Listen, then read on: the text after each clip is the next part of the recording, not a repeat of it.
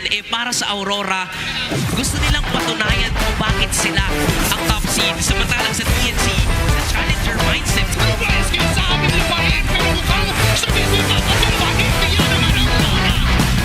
Sila ang unang magsasayin at magliliwanag. Mas bago ko lang naman ang gustong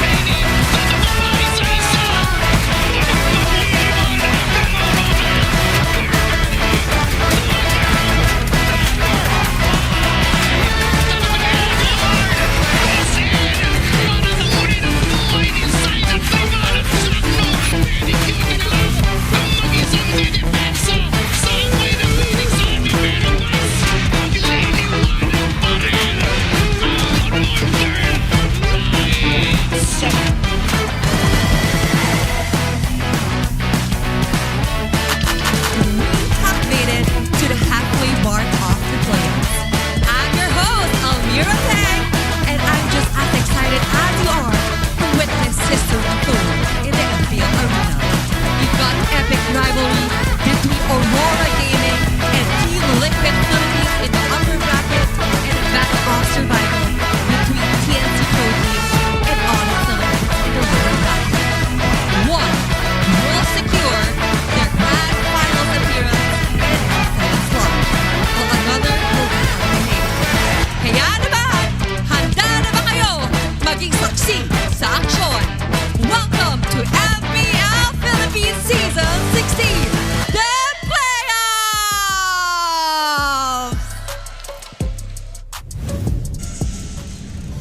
It's the third day of our playoffs here on Season 16, and so far we've seen some numerous level up games for our players. Athena and Minute here for the third day. We're halfway through our playoffs. Yeah, this is the halfway mark of the playoffs, and we've seen a lot of amazing LOBB games from day number 1 and day number 2. A lot of crazy moments, actually. And right now, I want to see more amazing matches, especially today with upper bracket, having that M7 slot secured if they win. But also a little bit sad because we're going to see a team drop out of the playoffs after today's matches. It will be a good run indeed, but still, we cannot deny that all of the games right now have been leveled up. But level up your game with API by Vibe with API.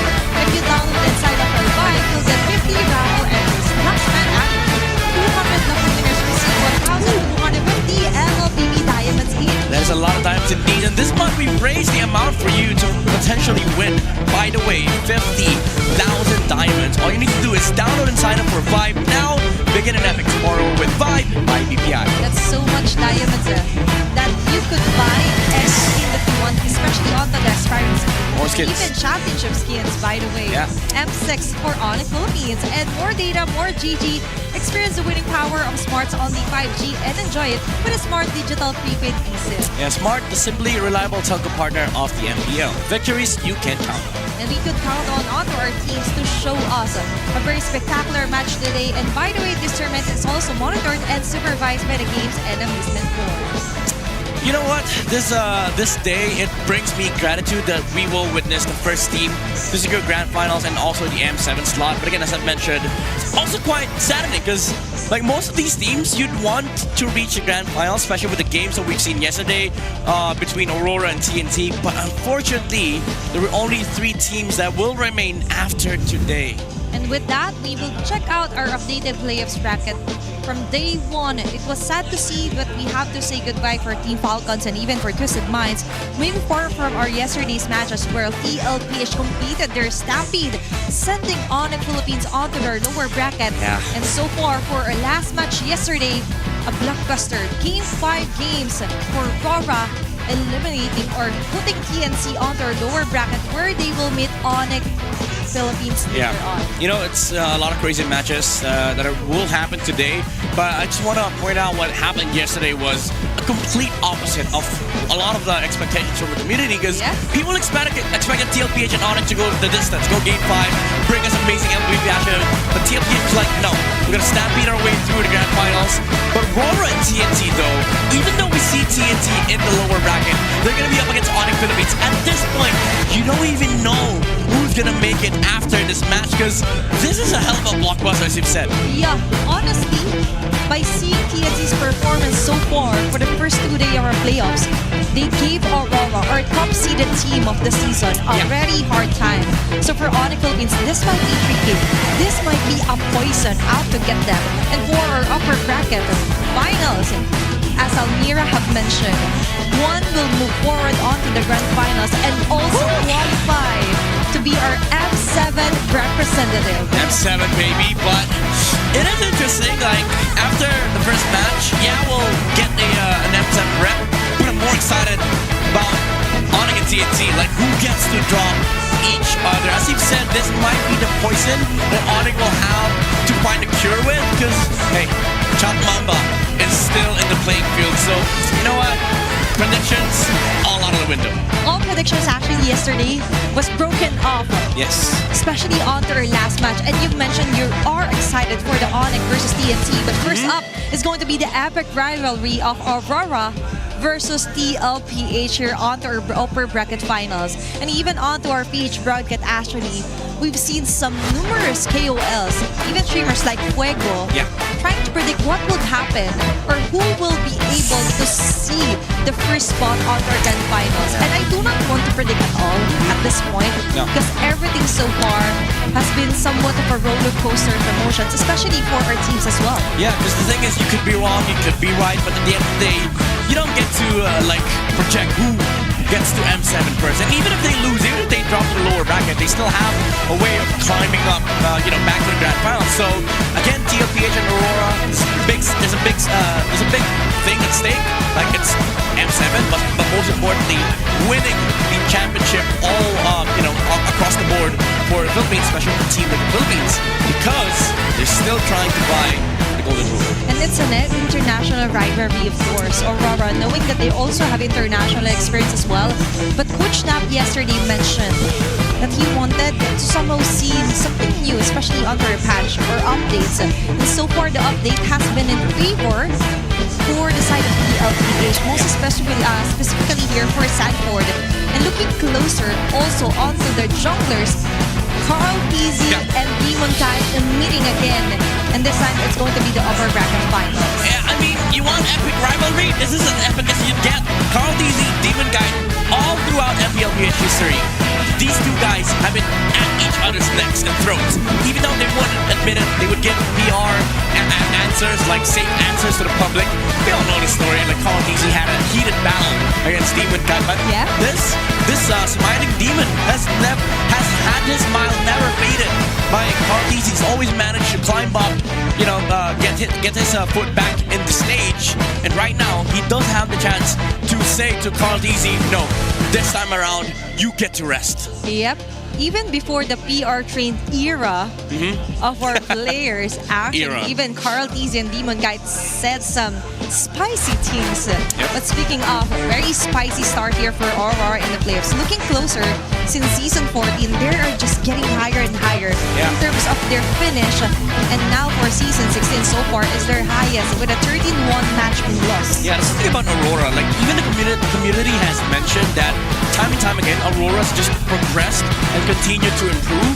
Even though last season, they did fall short in the playoffs. That's where the inconsistent thing got to them. I think the key with this team is that they're just strong all together. And the beauty of Aurora this season is that these players have bonded with each other. We have Light, Demon Guy, Light also bonding with Zombie Guy. And even day one, we saw Yue having close relationships with Light. And I think that's the key. Like, they were a strong team fundamentally, but what was lacking was a solid foundation, the chemistry. And I think that's what graced them with Light's entry.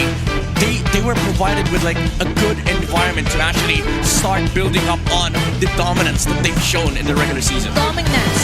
Dominance, And yes. even the confidence here for Dominica. He mentioned that this season he's actually more confident onto the shot calls. Yes. Being more proactive and confidence projects good results. And good results equals TLPH scores.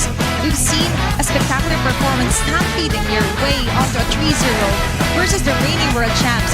Looking closer here onto the gold. During his playoffs mode zone. Look at the the goal differential. Even under games that they lose, he doesn't have that much of a gold difference compared to enemy junglers. And as you've seen in the average, it's still very high. Like on average, Carl's gold difference is 3 to 4K against enemy junglers, and when they win, it's almost like absolute dominance, as he's shown against King Kong yesterday, not just with gold, but also in terms of XP. By the time you reach the Lord dances 12 to 18-minute mark, Carl is leading by 2-3 items. Hey, what do you mean? All I see is scream. Kidding aside though, Yeah. for Carl Easy, it just means that all of the time, or most of the time, he's just really dominating, especially on this Lance Easy. I'm sorry, His Carl I Easy? combined it. Okay, his Lancelot. And so far, even their editors onto their pages are editing it onto a meet and greet because he's always signing each and every player or hero that he is up against. So we will see if there will be an also meet and greet here for their battle versus Aurora. And for our game today, Oh, we have a game. yesterday I know you viewers were actually curious onto our debates. Oh, When we say debates, okay. there will be specific answer in here and we have to defend it. And it really depends This one. on what we will be picking here onto our Magic Crystal Ball. Okay, you go pick it. I have Black bad is luck. the best MPL Philippine era. I will be picking up the answer and Midnight will explain and defend why. Okay? It's the global power. Okay, there were two good answers here, Agent Crowd, and that. Now, global power is the best MPL Philippines era, because that's when we actually dominated the global stage, and that's where, when we retook MSC back, we already took MSC, we lost it, and now we had it back, and we've had the most dominant teams to ever to exist in the international stage. We had Onyx, we have Team Liquid, and at this point, we were still kind of in the global era. Yes. Now we're kind of transitioning out into a different era, a new era for MLBB.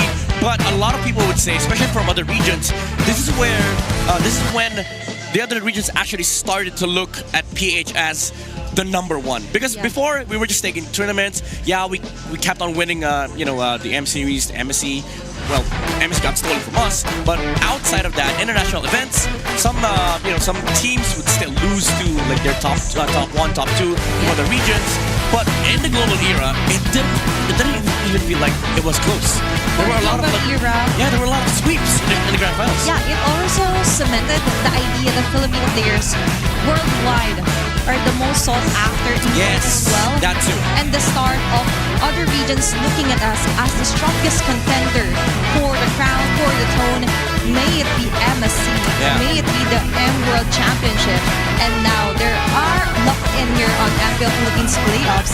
So far, even other casters from different regions are speechless, especially onto the games that they're watching. We're restreaming, by the way. Shout out to our streamers here for our playoffs.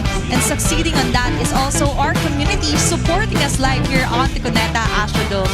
Let's take a look onto what happened earlier today, where Cavalry and even the lads woke up early, got ready early, and managed to go and support their teams here live on Cuneta Astrodome. Yeah, it's fun because like whenever you're in the venue, and especially if you pop up here early as early as you can see some of the parades that are going on.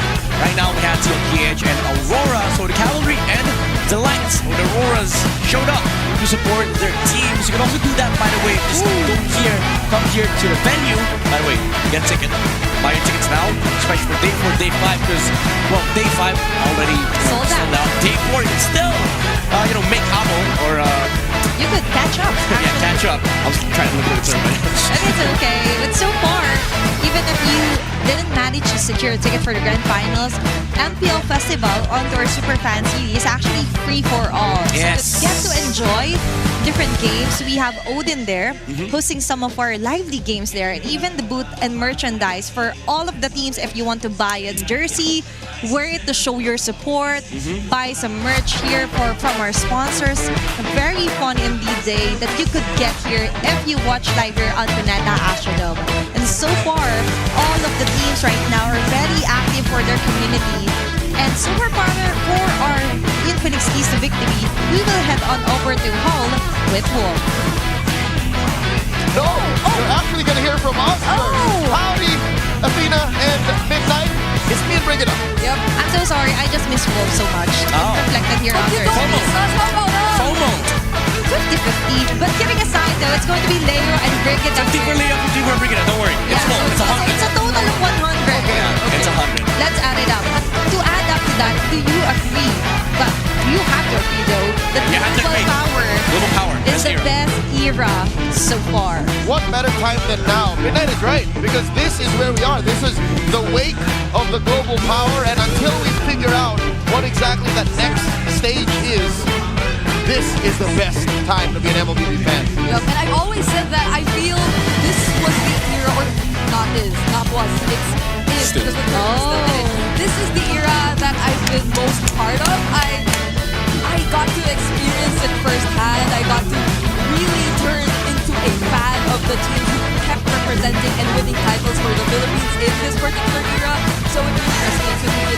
It's an era that's very close to my heart. But I also cannot wait to see how are we going to develop even further or after we get past this era. It is the present and the gift to everyone from our players to present to the whole world that we are still the strongest contender for the throne. Global era had the power of Bring It Buff. Yes. MLBB, Mobile Legends, Bring It Buff. You cannot deny that there's still a Brigade Buck here. Yeah. And looking forward to long games and maximum games. And so far, thank you so much, Leia and Brigada, for sharing your thoughts here onto the Global Power being the best era of them all. And we could catch them live later on here on Cuneta Astrodome for exciting matches, play-by-play matches. And here midnight, we could also discuss on what should we expect here. Is it going to be a game 5? Sweeps? Quick prediction. Okay, quick prediction. 5 games. I would say Team Liquid. I have to, even though I did say this is the least chance TLPH will ever get the Golden Road because this started in the play-ins, but they were already breaking patterns from day 1. So why not continue breaking patterns all the way to M7 and actually finish the damn thing? Okay. Midnight 2025. Yes, finish the damn Too thing. long to go. Finish the damn thing. That's And the code. Even if others have mentioned that it could be a sweep, for me, I do believe that it's going to be a long game. Game number 5. It is. Max out game number 5 for our first match. A lot is at stake. Aside from being the grand finals M7 representative. So players and even the coaches are looking forward for this one. And even our viewers here live are actually getting ready.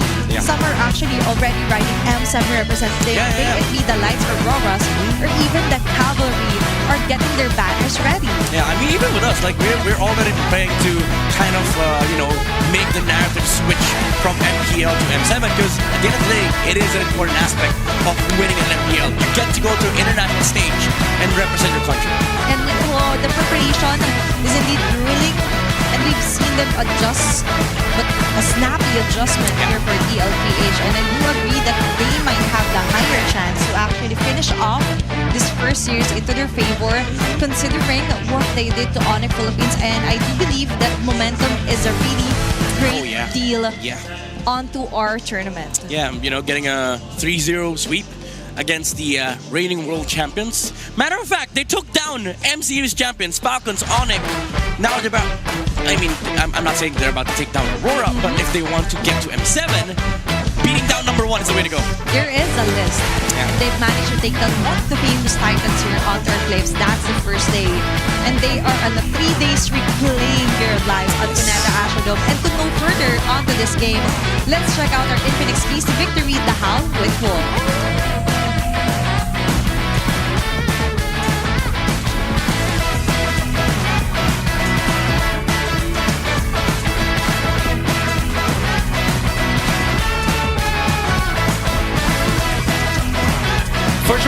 katulad natin mga viewers natin, pasensya na mga iba na kung gusto nyo marinig ang Infinix Keys to Victory. Siyempre, dito lang yan sa Dahao. It's TLPH versus Aurora.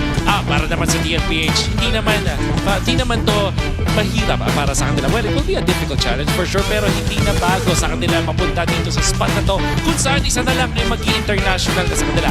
Ang katapat nga lang nila is Aurora, which is para naman sa Aurora, kaya lang i-deny yung first turtle mula sa TLPH. This is also not the first time na natakil natin yung first turtle strength sa TLPH. And para sa Aurora, isa rin to sa mga strengths nila naman nila in the early game. So, abangan natin laban na to kasi for sure, magkakaroon tayo ng matinding bakbakan sa first turtle fight. Ang kailangan din gawin dito ng Aurora ay pigilan itong si Sanford, the Apex Predator. It is we cannot deny, napakalakas si Sanford in the previous series. Lalo na pag nahawakan niya yung signature na Yuzhong from Ila's backpack. Ngayon ay binabalik natin sa current era na meron tayo with Sanford being very dangerous with his X-Blade hero. Nakatanggi din naman yung pagiging malakas ni Sanford sa X-Blade dun sa first turtle strike din naman ng TLPH na kailangan i-deny ngayon ng Aurora. Now for Team Liquid of Philippines, kailangan nilang i-watch out yung CC priority. So, ano nga ba yung napansin natin dito sa CC priority ng side ng Aurora? When it comes to the draft, inuuna nilang piliin ng CC. And it's mainly because pwede na nilang i-flex to.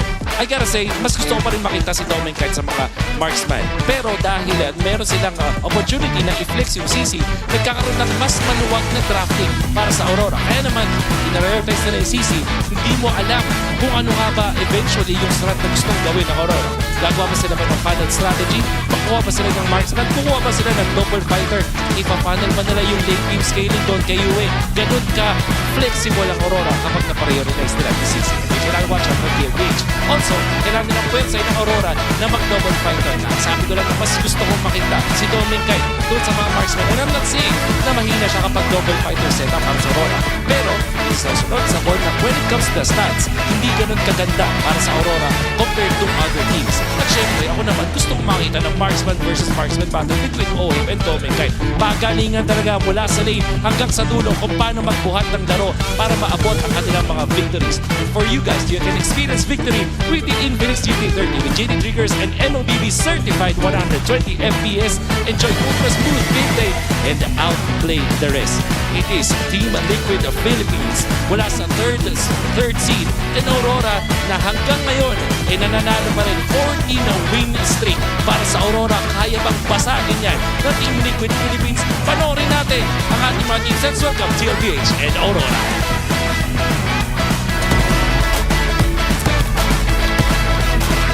To oversee and approve the tournament's integrity, guiding us through this match are our marshals, Juven, Chico, JJ, and Yaku Jeff.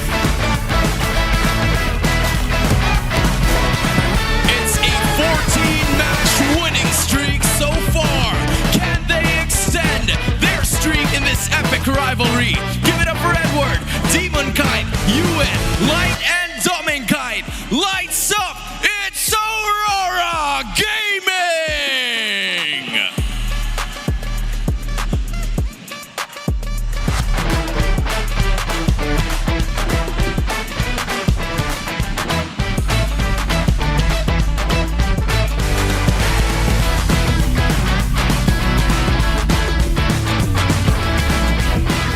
But standing in their way is the cavalry. Can they continue their stampede in the playoffs? It's Sanford, Carl Teasy, Sanchi, JP, and OHEP. Make way for Team Liquid Philippines!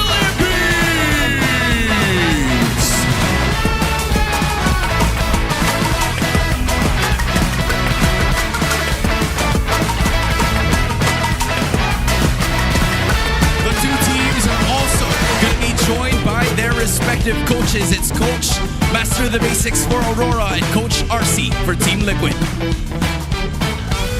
Aurora's Cavalry, ticket to M7, make some noise!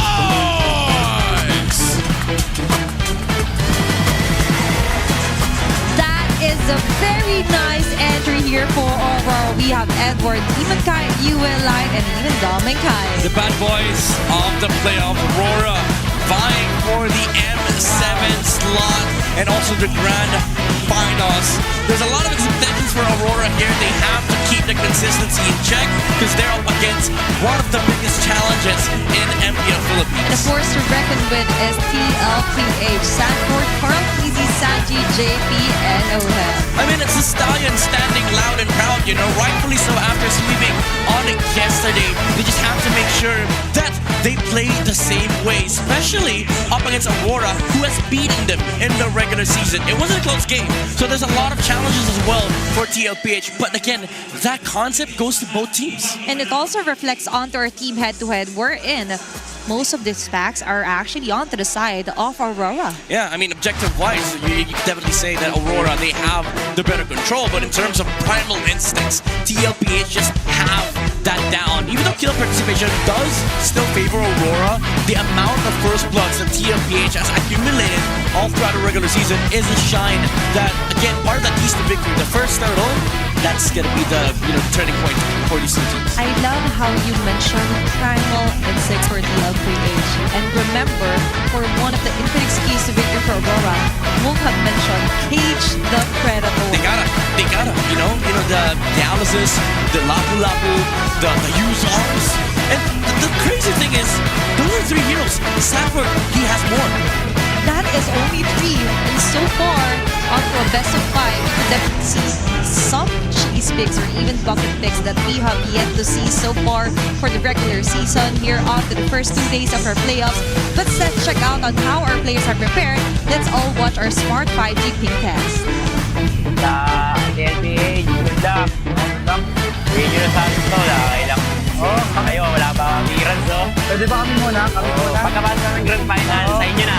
Slot lang, ha? Dadya ka lang. Huwag gano'n. Ay, huwag gano'n. Mirror lang. Slot lang. Slot lang. Kami muna, mamaya. Saka sa mga fans na nanonood, thank you sa pag-support tayo pagpunta din sa venue. Nalig namin lahat ng sigaw nyo. Tama, sorry. Sa girlfriend ko, mahal ko na. Uy, you're the power. Takas, di kaya tawas. Uy, Kay Daniel na din. Hindi, baliw, iba yun. Daniel Caesar pala. Hindi ko pasok. Paki-assist naman si Galan. Bakit alis yan? Hindi, dry and dips ko rin. Ako rin nga. Kailangan natin tubig dito. Kiss ata. Uy, iba naman sa'yo eh. Rory. Kaya mo ba yan, G? Aurora? Kaya ba yan? Feel ko hindi eh. Ako din eh. Puso na lang ata tayo. Puso Pusong Pinoy na Pinoy. kami. Pusong Pinoy. Gagalingan namin sobra. Ano message mo kay ano? Yue. Gagalingan mo kasi gagalingan namin. Yo? Bruce Good yun ah. Kaya gaya kay Bruce Good ah. May chat din. Another word sa wisdom. Another word sa wisdom. Give me some words of wisdom and that's it. You'll say whatever I say. Yeah. Love you all. Boy. I love you. Salamat sa inyo. Mahal ko kayo. Ang pangit ko. Full. Thank you. Mahal ko kayo. Mahal ko kayo. Pangit ko. Ang pangit ko. Yeah. Let's go. And that is our Smart 5G ping test. All smiles and positive vibes here for our players from TLPH and Aurora. And somehow they're also wishing TLPH to let them go first. Yeah, go for it. That's a good trade, honestly. Like, okay, let us go to let us go to M7, and then maybe let's see who wins the grand finals. Oh my but gosh. I don't think TLPH will agree with that because again, they're trying to build this golden road of theirs. But first pick, it does go to Aurora. Now I want to talk about like how Aurora should have approached this before they sat down to actually face off Team Liquid. I think we need a change. We need something different from this team because TLPH, they've brought on Gold Lane fighters, but so far even the community has discussed this last night. Gold Lane fighters for Domincat doesn't seem to work. There are some sentiments that after the first game, oh wow, Yeah. Domincat actually stepping out of his comfort zone. But speaking of comfort zone, by the way, for Sanford's Yuzong history and historical stats, Midnight, you take over. Jesus, 10-0 in season 11, season 12, 6-4, What? 7-4, season 13. Those are still like good stats, relatively speaking. is. Because at that time there were a lot of like brawls in the XP, but now you bring it back to the semi-final meta. Yuzong once again shines because he just deletes people that wants to be in the team fight. That's a 3-0. 100% win rate here for Sanford's Yuzong. And the moment that this was actually picked for a first day, I was like, oh my gosh, Sanford is in the zone. Yeah. He is zoned in onto getting the throne. Yeah, if I'm not mistaken, he is #1 Yuzong in Philippines, in MPL PH. #1 in kills too. So this is really the apex predator, but that's Yuzong.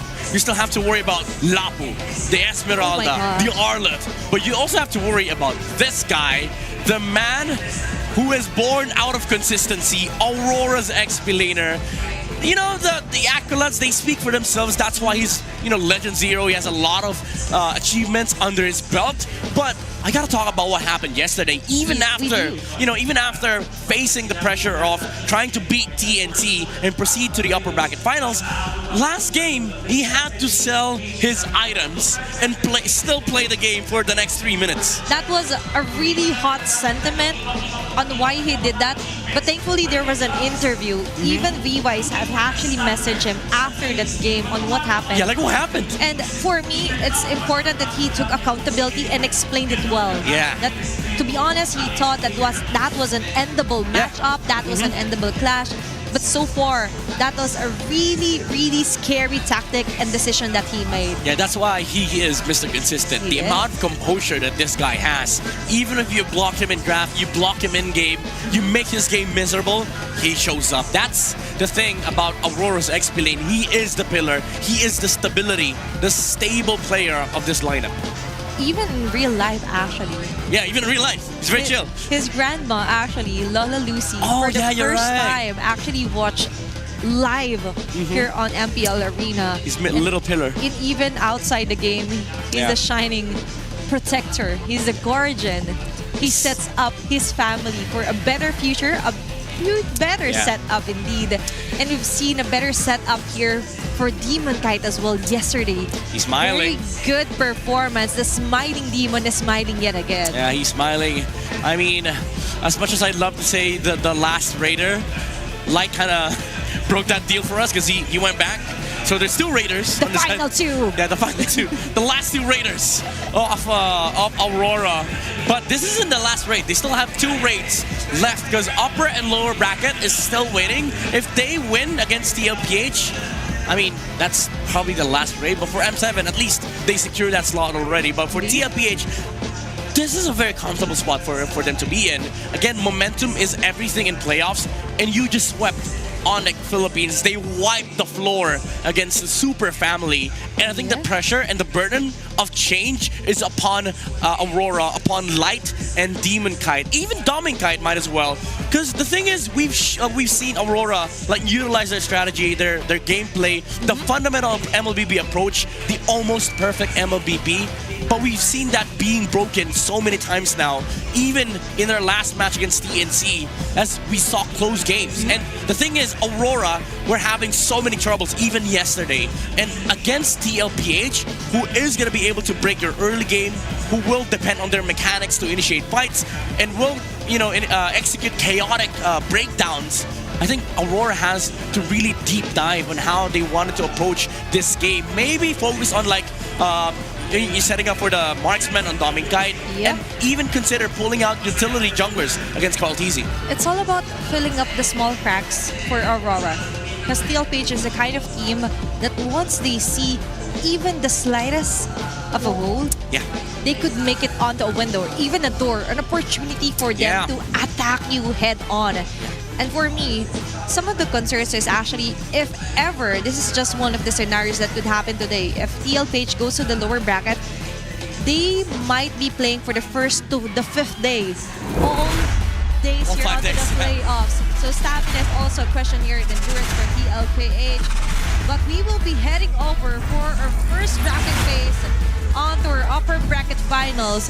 It's going to be Aurora onto the blue side and red side here for TLPH. And let's take a look onto what our map will be for the first game. Flying Clouds? Okay. Tranic Rivers. A little bit neutral, but Lord Dances and Turtle Dances will be important for these two teams. Matter of fact, Aurora's only lost once in this map. And Liquid, they have, I would say, I don't mind, I don't really care. Stat line 3-3, 50% win rate. But it does matter in this match. And Aurora first bans Yuzong, full respect, caging the hero pool of Sanford. And that's it. Even for that's it. Coach RC, sorry, Midnight, I just have to quote it. The CC ban as well. Yeah. Actually, Coach Wolf specifically highlighted, watch out for the CC priority, so why not just ban it all together? And even the Lunox actually for Aurora has been removed. Yeah, they're hitting a lot of stones here for TLPH. They removed Domic's best gold lane and also the flex route, the gold lane fighter. Now, if you wanna go to gold lane fighter route, there's only the Rubies, the Esmeraldas, Banes, but Aurora's only shown to use Ruby. But they haven't really performed with it. Even with the first match that they played Ruby with, Dominkite, it lost against Team Falcon. So now, Aurora, they don't want to let Carl Teasy get his hands on the Lancelot, but Yi Sun Shin is still up for taking, might consider picking it now. They don't want to reserve it for Red 3. And then, Gatot Kacha, this is a very stable draft for TLPH. For Aurora, though, might want to consider getting the Kimi for Yue as early as now, and then potentially a marksman, something like a Granger. Or Uranus/Alice, honestly. Because honestly, for Dominkite, we've mentioned his heroes onto this match. He's more on the 50-50 when it comes to the fighter laner. So you would want to set him up onto a hero he's more comfortable with. And a high loss here for Aurora to finish off their first phase of the draft. This is peak Aurora week 3. This was what they used to do. Like, get jungle, and if they need to get gold for Dominkite and then pair it up with a Hylos. This shuts down the YSS for TLPH, but Sanford gets his hands on the Arlott. This is going to be a good pick because now they will be able to block off XP laners that can deal with the Arlott, such as the Alice, Uranus. They don't even have to worry about Lapu Lapu, honestly. And this is honestly a very good draft here for Coach RC, considering that even though you've revealed your XP and roam as early as the first phase, but it's alright. And even banning out the Alice here. Just so they could ensure that no one will be somehow so flexible here onto the map to retain their position. Yeah, it doesn't matter because now they can just remove some of the problems for Sanford, make him very viable in the turtle fights. And now Aurora shutting down gold lane fighters, but I don't think they have enough. Because honestly, TLPH, now that this Arnott's lane is secured, they could just get whatever Oheb wants, like the Esmeralda. If he wants to go the Marksman route, he can go for the Obsidia, last pick. They are red side, so that is a definite possibility. So many options still here for Oheb. Even the Choke Gold. Choke Gold, yeah, indeed. We've been seeing that here onto our playoffs. And for Aurora, I would love to see them bound the Kimi. Because if ever they would go for a route of a fighter for Oheb, the Kimi is still an option here for Sanji. But we cannot forget the Forza, of course, being banned out here for game number 1. Yeah, now Sanji, he has a lot of options here. Farza was the best. I wouldn't even consider it like best because there was a Hylos in the game. So maybe now you think about heroes like Eve, Kagura, well, Lunox has been banned out. Even Valentina is okay here because you do get that Glorious Pathway Steal, which is going to be good with the Gatot Kacha AOG. So that will be a good combo. If they want Oheb last pick, Valentina is a good red 4. Oh, or maybe the Eve. Yeah, Eve or Val. Yeah, for the folks around here for the early game. But for TLPH, they might actually go for an Oheb hero this early. Oh! No, it's going to be a Selena. Okay. Okay, there's option E. Go for the Selena here for Sanji. This is the TLPH normal picks. We don't care about meta picks. We care more about our signature heroes. In TLPH, I think this does accelerate their game from the very first turtle because now Carl Teasy has a choice whether he wants to contest turtle or not. They have side lane pressure and also the acceleration of farming speed for the Yi Sun Shin because now you have the traps, you have the you can even get Season Hunter on Sanji just to boost the farm of Carl Teasy. So now Aurora, he does get his hands on the Lapu Lapu and then Kimi or Novaria, Selena and Novaria. This is what they used to run against Onyx Philippines. They keep matching the Selena with the Novaria. Yeah, and considering the map is the expanding rivers, they would want somehow to catch more vision when it comes to the objective game here for TLPH. And now all that's left is going to be a hero here for OM. Any predictions on this one, Midnight? Esme or Bane. I think Esme or Bane is good here. They don't really mind playing into the pokes of Zenovaria, especially those two heroes have deals. Dragon is ready anytime.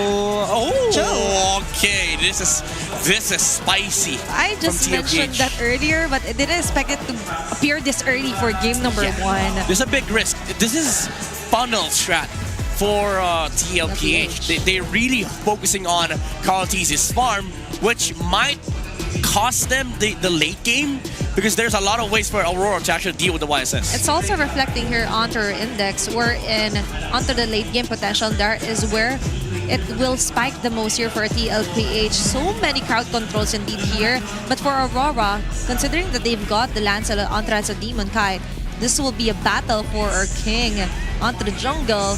But moving forward, let's see if who will get the first blood, first game here for our first match of our upper bracket, third day of our playoffs. Let's get it over and start with our game. Casters, it's your time. The race to Jakarta begins here. The upper bracket finals, first to the grand finals, first to M7. Game 1, Aurora, Team Liquid Philippines. You could feel the momentum seep through the way Welcome both of to these Mobile teams decided Legends. to go in with their drafts. Very comfortable picks so far that we're seeing on both sides, and I cannot wait to see the XP lane showdown. Brigida and Leo at your service for this long haul slobber knocker, expecting no less than 5. Aurora last night was sweated by TNC. I think that whole fighter side lane really gave them a run for their money. Now look at this, it's Oheb who's rocking a chow against Dominkite, who is proven. Our panel mentioned it. Athena and Midnight, they said, hey, Dominkite, he's not so good on them fighters yet. Yep. And I feel like Aurora also started to realize a few things, especially after yesterday, because it's not like teams don't get to adjust completely after observing that Aurora does stick with this plan, but Carl, barely dodging the Star Shutter. Revitalize already used by Daddy JP. There's no way he's gonna let one of his sons die. Not like that. Edward! Not Carl. It can't be Carl.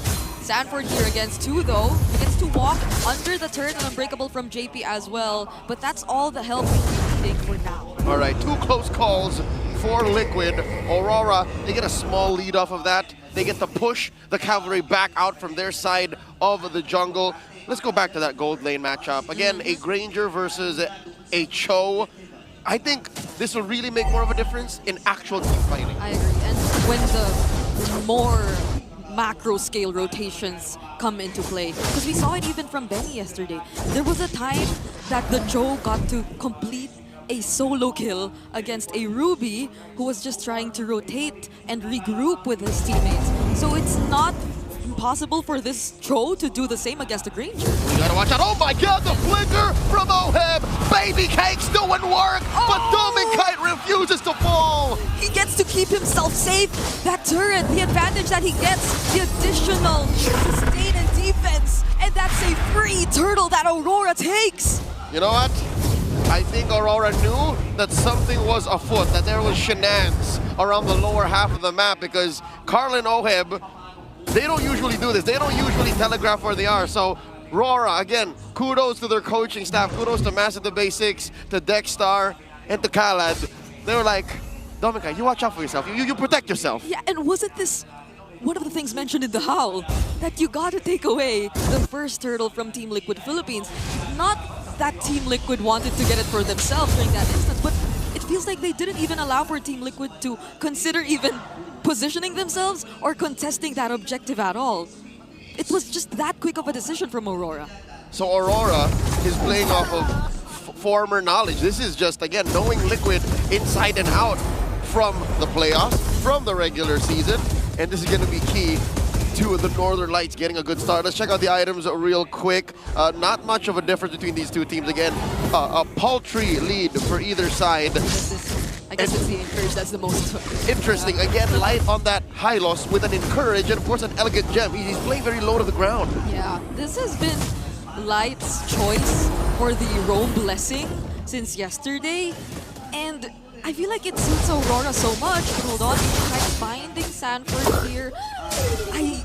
I know I did mention wanting to see the XP lane showdown, but Aurora, even though they don't get to take the kills, they're doing a great job at somehow caging the Apex Predator for now. Yep, by caging Sanford, you avoid him from making game-changing plays early on, delaying that rotation, delaying him from rotating out and affecting the rest of the map. So Edward playing man-to-man defense, or should we say man-to-beast defense, because the Predator is currently just can't do much. Now we see them rotating down to the lower quarter of the map. Second turtle spawned. Liquid has a bigger presence here. Carlteasy with an amazing push and a pull. Sanford checking at that pixel brush. Oh my god, 3-man echoes! Oh, that's a 4-man actually. Yue also caught by the final slash, and that's gonna be first blood for Team Liquid Philippines. Aurora still deciding to join in the glorious pathway already laid down. Demon Kite can't fight anymore though. He's very low, and Edward 2 will fall next. Light trying to run away, but then Team Liquid, they're able to take 3 and they actually want more. But will Light allow them to? Sanford picks a double. It's not up to Light. It's about that Apex Predator getting unleashed. He joined the fight, went straight for the important targets. And when you say gold lane fighter and you look at a Cho, I think that's a misnomer. This is a gold lane assassin. You see the precision that Oheb put on display. Totally ruining Aurora's backline. You gotta look for him if you're Yue. You want him to be part of that Astral Echo, but even then, you couldn't stop the surprise of a flicker way of the Dragon play. You can't entirely avoid that, especially if Oheb's just really keen on looking for the right targets. And just as we mentioned, the Apex Predator being caged. At that moment, he just felt unleashed. No, he caged Ollie all. It was a total opposite. I'm not locked in here with you, you're locked in here with me or something like that. Liquid up now by 3,000 gold. Brigida, 6 minutes in, they missed out on the first turtle, but that turtle was but a speed bump. It seems like the cavalry, the stampede is just getting started. Yep, it's gonna be a lot more terrifying if Liquid have learned how to adjust, even despite not taking the first turtle for themselves. Because I feel like that's a major thing. God. But JP already using the Revitalize, only fighting up against Light at this point though, so they won't necessarily be taking any kills from there. He's fine. This is what JP is built to do. He's a trailblazer. Checking how deep the rest of Liquid can dive in. The bottom lane though, this is definitely the recovery lane. It's totally in shambles. Again, 6.5 minutes in, I don't think Dom and Kite expected to be this far out. I'm pretty sure he still expected that tier 1 to be there until he built maybe his 3rd item. But now, what's he at even? Maybe he's on his winter, his Hunter Strike, and then maybe on the way to the Sky Piercer. Like, that is best case scenario for a Granger that was pushed out of his lane this early. But at the very least, he hasn't died just yet. And it's not like we don't see him suddenly pick up some maniacs every now and then when Aurora actually find that one big team fight. So that could be a possibility for them, but a 2-man final slash forcing Demon Kite to move away. Carlteasy has the turtle all to himself, but not for now. That's another way of the Dragon onto Demon Kite. What a perfect pickoff for Team Liquid Philippines. Edward coming in with the bravest fighter. Everyone getting hit hard via the help of that Echoes, but they're struggling to find the follow-through. Now Light might go down next, but Sanford has all his eyes set on Kite. He picks up Light for now. Kite runs away, but Edward will be the trade. The juice ain't worth the squeeze. Aurora are struggling to set up an amazing combo wombo across the big 5v5s, but they just can't make it work. Too much of a disruptor Liquid's picks are. The way the Dragon, the final slash, hell, even that rogue arrow from Sanji ruins everything Aurora's trying to set up. Because you could see Light. You could see Light trying to find a way to the key members of Team Liquid Philippines. He actually got to stand in front of Carlteasy.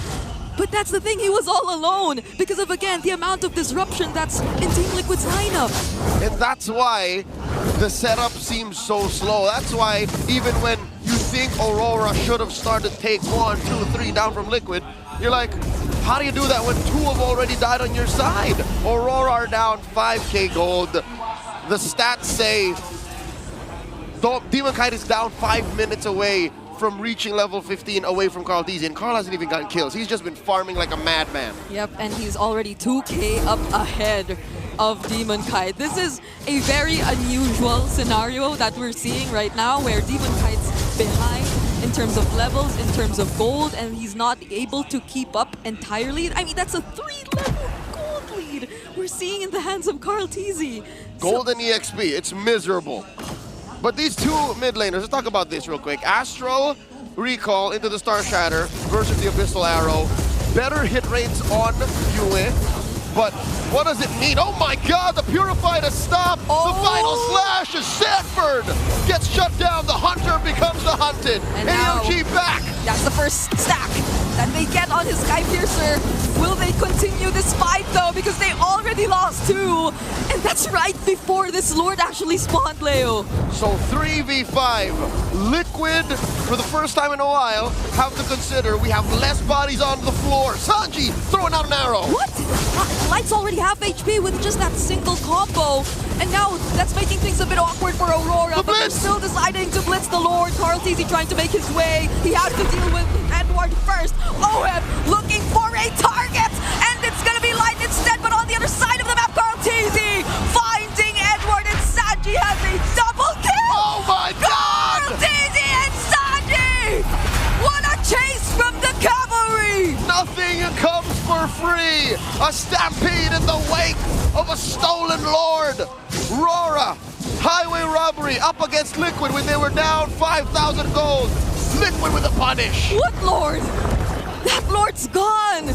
Team Liquid Philippines, it's as if it never even existed. It wasn't even able to get past their tier 2 turret.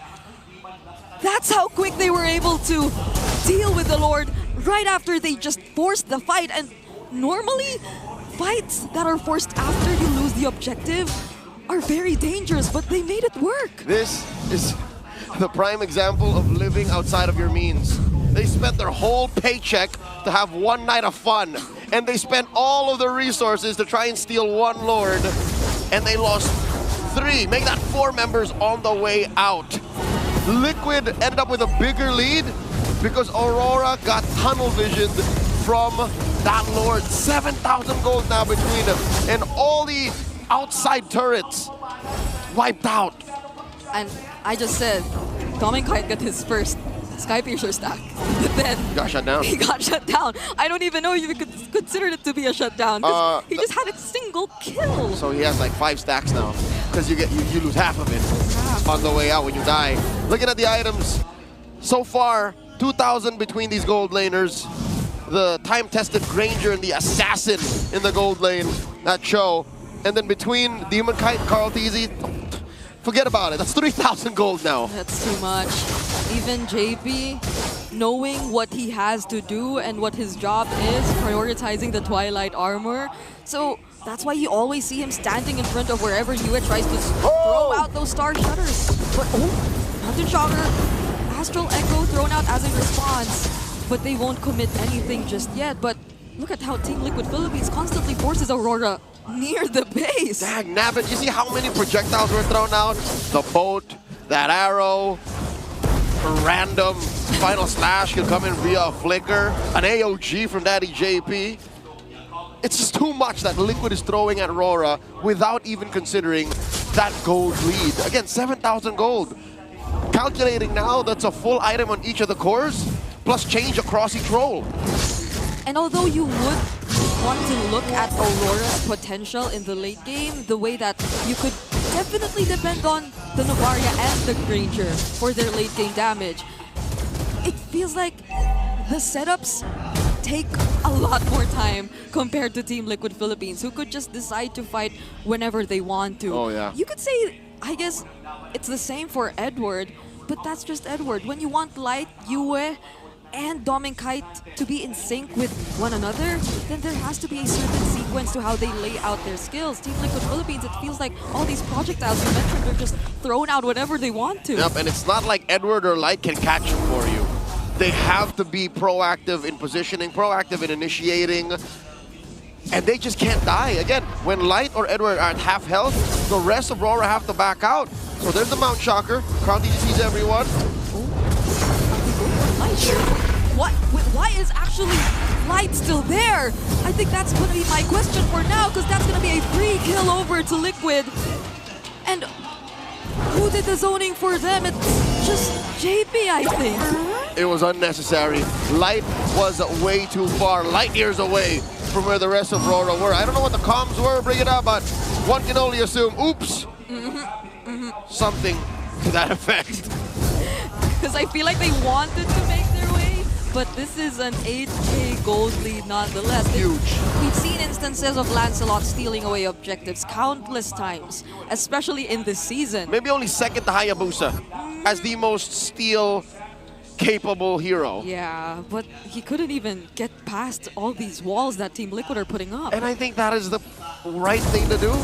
I'll give kudos to Aurora for that, except for the fact that Light overstayed his welcome. He was in too deep.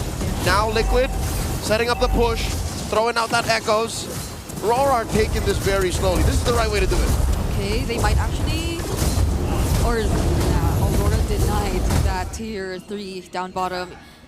Every wave is so far well taken care of by Aurora. They're not letting their base turrets down. And Team Liquid Philippines, I'm liking how they're really respecting Aurora's defense capabilities. Because I think the threat of a glorious pathway slowing you down is still there either way. Once you overcommit, you don't have your AOG to get out anymore, then there are still chances for Aurora to punish you. Yep.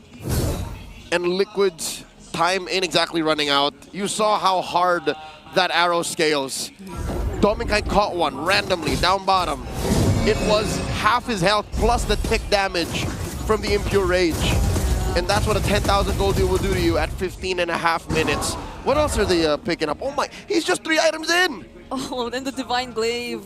The chef is cooking with half a kitchen right now. Yeah, he only needs 1 more item. There it is. Compared to Yue, who needs 2 more. Oh, well, he was on his way to Holy Crystal. Yeah, that's also... Should make a thing. difference. So you might, or you should be feeling the damage, especially if JP doesn't catch it, because I think he's looking to catch every single one of them. Like all those Star Shatters, even those bullets that come in from Dominkai. Oh, but speaking of full builds, Dominkai, I think he should be really ready to fight now. He already completed his item builds, locking in his last item, which is the Sea Halberd. Yep. So all this healing from Sandbird, from JP, the shields that OHIP generates through Only Fast, should slowly be worked on. But again, this is the nature of their lineup. They need setup. They need light to stun the right target. Yeah. They need the echoes to hit at least 2 or 3. And then that's how these bullets from Dominkai will make a difference. And not to even mention his stacks, right? Yeah. I don't think his energy is in a place where he's comfortable. He hasn't had the best early to mid game. Now that we enter the late game with this Lord spawning in the lower quarter, we'll see if Aurora can do both those things. Set up for their team fight and take care of the map. Yeah, if Team Liquid even would let them find that opening, because I think they're so good at splitting the map too, just because they have a Cho in the gold. So you could see how OHEB's just consistently trying to manage the waves, not necessarily putting himself alongside the other members of Liquid, so that Aurora could see and have full information as to where everyone is, but he finds the way of the dragon on Demon Kite, just kicking him away! Oh my Not God! the best angle though, Edward jumping in, gets revealed by the Echo as well, but Light! Will he survive this? He gets to survive with the glorious pathway! Light lives! And Aurora pull out so much from Liquid. They spent a good amount of their ults, and of course a couple of battle spells, while Aurora only use up their ults, and Light's revitalized. Look at this, Carl D this whole time was playing with the Lord.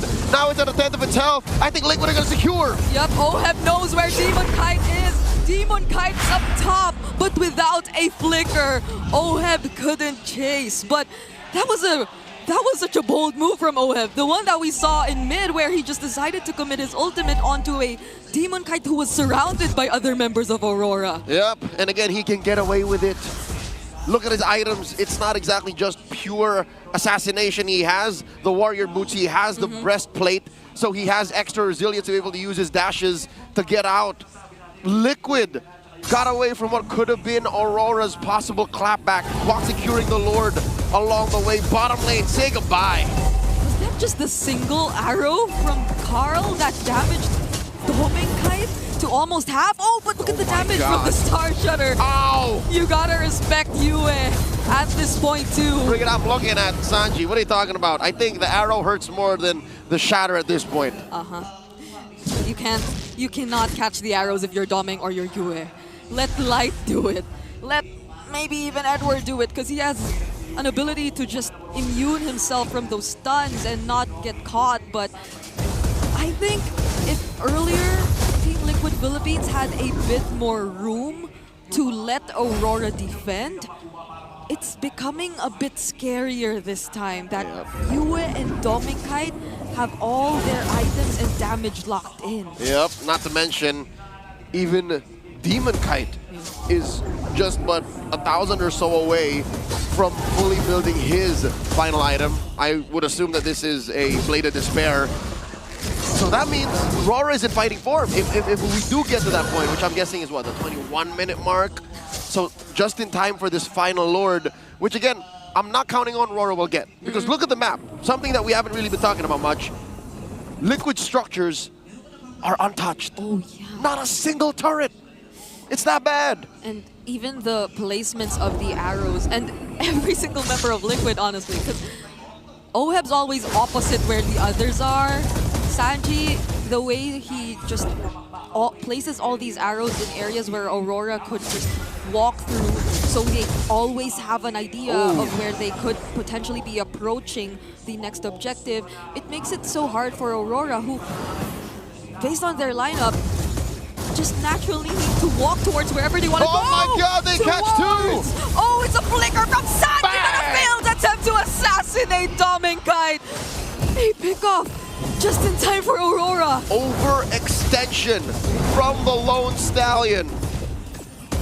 Not in a while has a nickname been so ironically perfect. Sanji was left out to cook. He flickered in for that.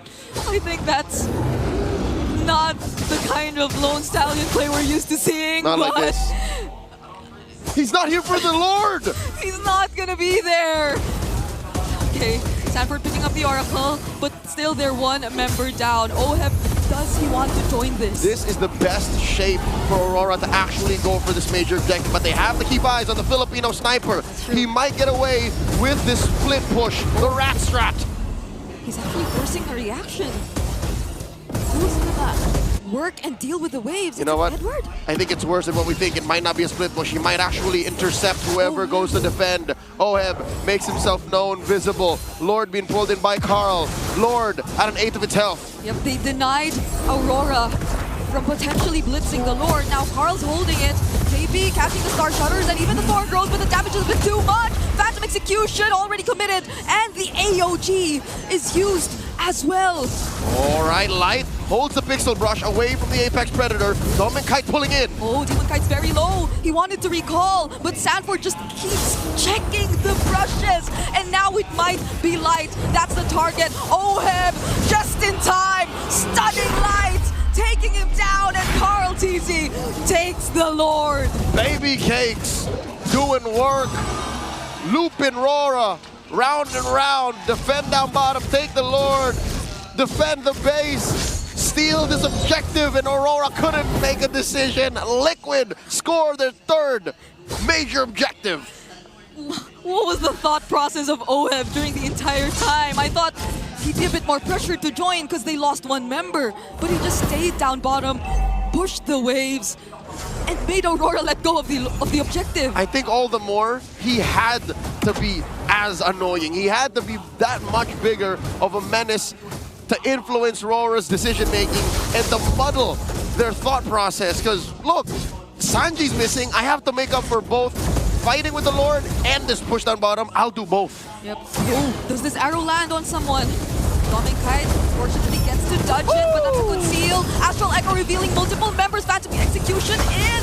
Demon-Kite briefly gets taunted, but is this enough time for Aurora? The deal with the Lord! Edward jumping in, stunning multiple members. Demon-Kite just waiting for Carl, and they take him down first. Sanford could only do so much when he's left alone. Oheb and Sanji have to run away, but he gets caught by the Star Shutter. Immortality won't be popped, but they have to let go of Sanford. Massive massive predictions from members of Aurora, considering where the vengeance might go. The dashes of Sanford, 2 free kills for Aurora, kicking Liquid out of their base. Sanford and Carl are nowhere to be found. Not for about 40 seconds. And they might just go for this one-way push to take the most that they can after Liquid's turrets being untouchable for how many minutes now? These 3 can't defend from the 5 on Aurora. Look at Oheb from the back line. What's the Filipino sniper gonna do? AOG! AOG from JP, but they get to burst him down. That's the immortality already popped. Does JP get away with this? It's a no! Oheb still hiding. Oheb, what's the plan? Star Shadow throw. Now Domikite! Oh! Was that the way of the dragon dodged? Yes, it was! In a split second, Demon Kite got to dodge! I could have sworn Oheb was gonna go straight for Doming, but instead it's Demon Kite who flushes him out of the brush. No one taken out from Aurora in their attempt to go straight down mid. Lord spawned.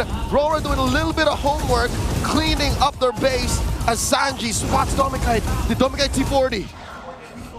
Still not over it. How do you dodge a Way of the Dragon that was committed to you while he was inside the bush? But Sanji trying to look for targets here. Demon Kite holding the Lord. Phantom execution, spent in, Glory's pathway. Oh, Sanford now is the target. He gets to use the final slash, but he doesn't survive for long. Now Aurora gain access to Carl. What can Sanji and Oheb do? Oheb coming in! Demon Kite dashes through! But he gets stunned by light, and he doesn't get to do his full combo. He's just trying to escape, but Demon Kite finds Sanji instead. The chef gets cooked. It's a 3-man coalition from Liquid. Aurora hunting Carl down. And with the flicker star shutter combo, the GOAT is taken down. Yue doesn't miss. Lord to Aurora. As if the entire 20 minutes weren't in favor of Liquid. Aurora with such a massive clapback, but Oheb in an attempt to find a trade pops the immortality of Domikite, but that's all he can do. Daddy JP doing his darndest to get something out of the exchange. Takes out Domikite, but it's too late. He's left alone, and with no one from Liquid to defend. This 26-minute game ends in the hands of Aurora. The Northern Lights first to the board. Game 1 goes to Aurora. My goodness. That was just game 1. We're here for the long haul. A best of 5. Aurora pulled that one from out of nowhere. Liquid have to go back to the drawing board, figure out where they all went wrong. Let's throw over to Midnight and Athena. If there is one team that you would count on to getting a comeback onto game, that's going to be Aurora. 13,000 gold lead in favor of TLPH, but Aurora shuts it off and they claim this game. Edward again in the Lapo, Yue with the snipes, and Doming being so hard to kill. Aurora still finds a way to win against Team Liquid. Mind you, this was almost a stampede from Team Liquid Philippines, but they held on, and Demon Kite on this Lancelot was able to perform after having an abysmal early game. It wasn't an abysmal early game, but late game, he was able to dash through the win for Aurora. What you were saying? That we will be able to get a meet and greet with Carl Easy? No. We will be meeting Demon Kite himself, the Smiling Demon, our Game 1 MVP. My first question was, how will they come back from that huge deficit in gold, turrets, and as well as objective? But the answer is just one thing. Just wait and see what they could do by catching up Sanji. And even Sanford, the Sansan duo, was the one that they picked the most, especially onto the greater or latter parts of our clashes. Yeah, it's all about playing it slow for Aurora, waiting for the mistakes, the cracks in the plays of Team Liquid Philippines. It's also a sort of an eye for an eye. Like it got down to the mechanics of these players, the ability to dodge these spells and skills coming out from TLPH. It made it so that the Cho and the Selena had to work for these kills. Like even the attempt on Demon Kite's life earlier on Demon Kite's life earlier on by Sanji, but also making it very hard for the Lancelot to be caught in these objective fights, which made the game for TLPH kind of a bit of an awkward like skirmish all throughout. But again, it was Team Liquid that started the dominating the show from the get-go. Minute 1 up until the second Lord, I would say. Aurora was just playing to the music of TLPH. But the problem was, we mentioned this earlier during the draft, that TLPH's lineup is all about early game, fighting these pickoffs. But when do you go down to the late game? Aurora, they do scale, and the team fight is going to be a little bit of a problem, especially if you don't find these pickups, and that's what happened. Sanji, Oheb, they had to like find weird angles, try and go and force the pickoffs, but at the end of the day, the composition that Aurora has allows for them to actually outplay these kinds of plays from TLPH. It's the sheer willpower to actually stay online, supercharge their way, and clear out 4 damage leaders here for TLPH. You mentioned that we were all expecting, based on the stats and numbers, that TLPH would get the late game. Not really the early game. And surprisingly, up until the 17-minute mark, that was a huge goal deficit that TLPH already established. But surprisingly for Aurora, for me, there was a specific instance. Even if I'm Doming guy, I will shout out your name with an I love you. But moving forward there, for me, one of the highlights for game number 1 was Demon Kite dodging out the wave the dragon here from Oheb. Yeah, the arrows, the boats, the attempts, the AOGs, the slashes, and also I wanna highlight Edward here on this Lapu. I've said this earlier, like this Lapu isn't a bit of a problem for TLPH because they already had the lanes down. Sanford was performing really well, was able to get out of the XP, showed up for his team, but the problem was late game. The assistance of having the Navaria and the Hylos allowed for the Lapu to actually find these targets, because there will be people that will force out these dashes coming off from TLPH. And I do have to say that even though Oheb played an amazing Cho game, this wasn't the spectacular Cho, but he was able to like pressure the side lanes, force Aurora to react, get these crucial pickoffs.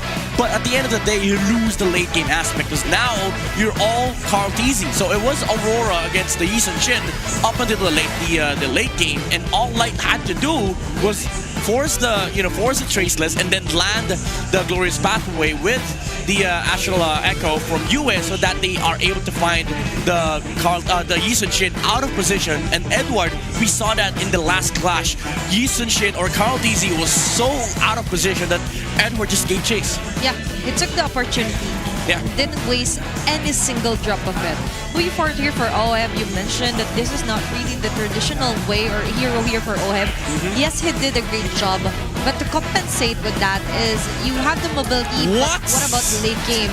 But looking at their big 4 titles here, still going to be our BPI rich guy is going to be Carl TZ, because it really matters the most, the early facing, but it's all about the situations wherein TLPH was a bit too, let's say, a bit too greedy. Yeah, overzealous. That was somewhat of a funnel strat, not considering that Aurora is the kind of team that doesn't care when it comes to gold caps or even network caps. Yeah, this is how almost impossible that comeback was from Aurora. The big 4 came from Liquid Philippines, with Carl TZ leading the GPM charts and being the BPI rich guy. But at the end of the day, conversion was the problem here for TLPH. There was too much flex. Yeah, sure, they they took advantage of having the Cho in the early game. They were able to like stampede their way through the mid game. But at the end of the day, you have to still take down the base, which they didn't have, because I mentioned this during the draft.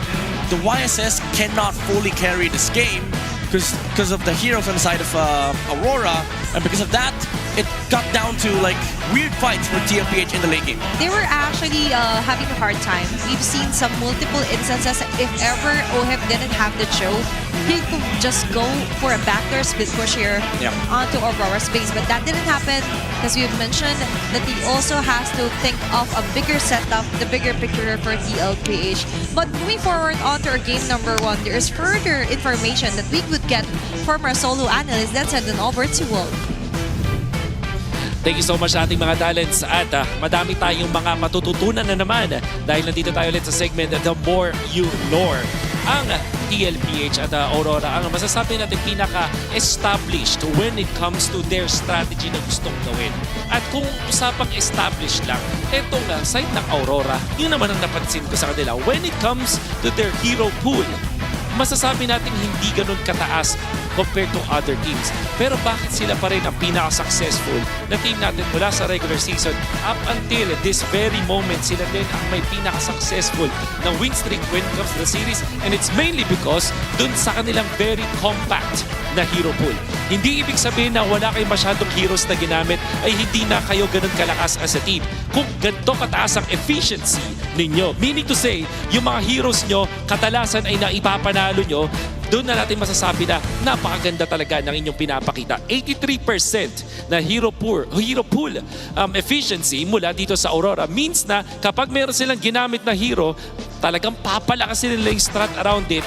Bubuo sila ng mga compositions that will make it successful. Like their 12 wins sa Harith, 10 wins dito sa Lapu-Lapu at 8 wins sa Yisunshin, Lance as well as the Kimi.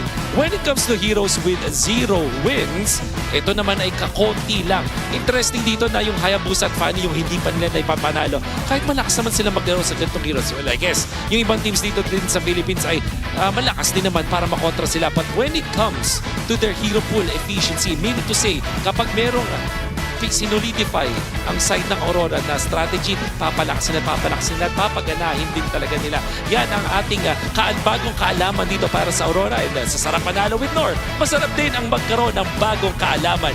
This is The More You Know. And I hope that you learned something from that. And I hope you appreciate yung ginagawa ng mga teams natin dito sa ating meta. For that, yun na muna. Balik na natin sa ating panel.